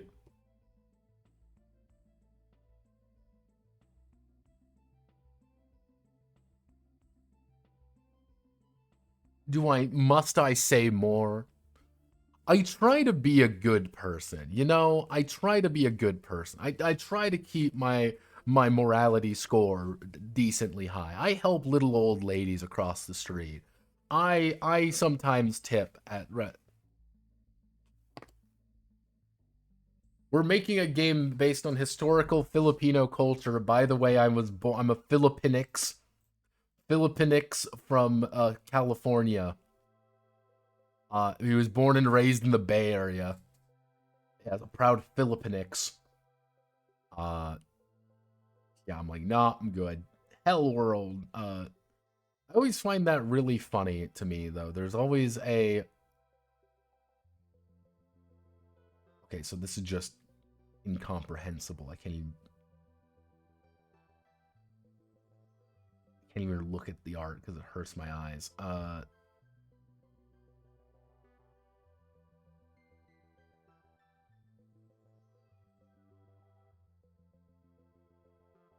mean, I guess that's kind of cool in its own way. What happened to you? I thought this idea was kind of cool. I don't know why. It sucks it kind of failed. I wonder if they're going to,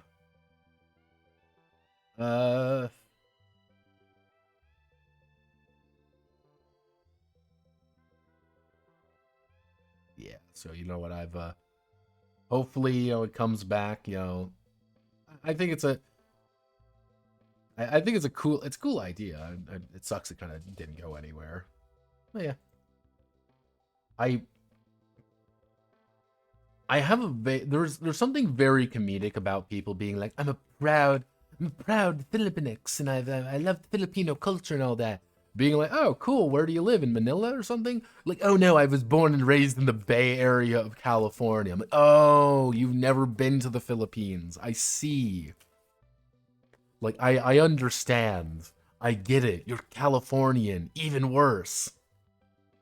What was that about with what was with the whale? It's a Werewolf the Apocalypse version, except you can turn it to a werewhale, and he chose to make whale titties. Why? I don't know why he made whale titties. It do be that way sometimes. What's new and popular? A dungeon crawl, a dungeon crawl, a dungeon crawl, blah blah blah. Let's see. Karen,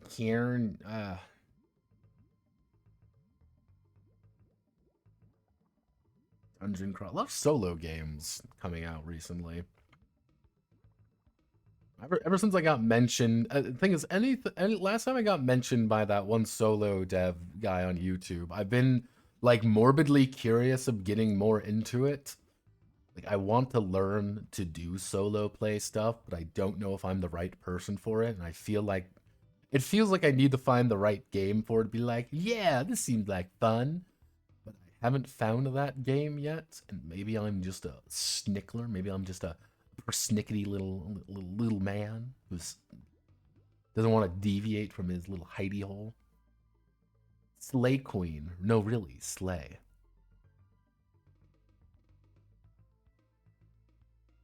Oh, Morkborg. Morkborg is when yellow.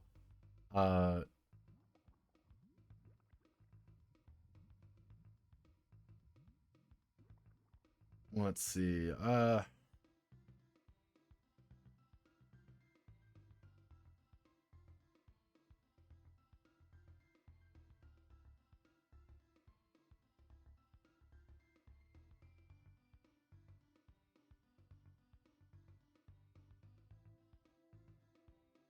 Yeah, okay, nothing much here. Hey, oh, I want to see you review that, but I know you're too much of a coward. Yeah, if it doesn't seem entertaining,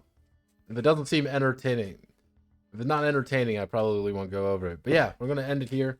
Thank you all for watching. I hope you have a wonderful rest of your day. Godspeed, good luck.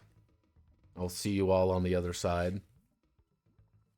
I am, as they say, away.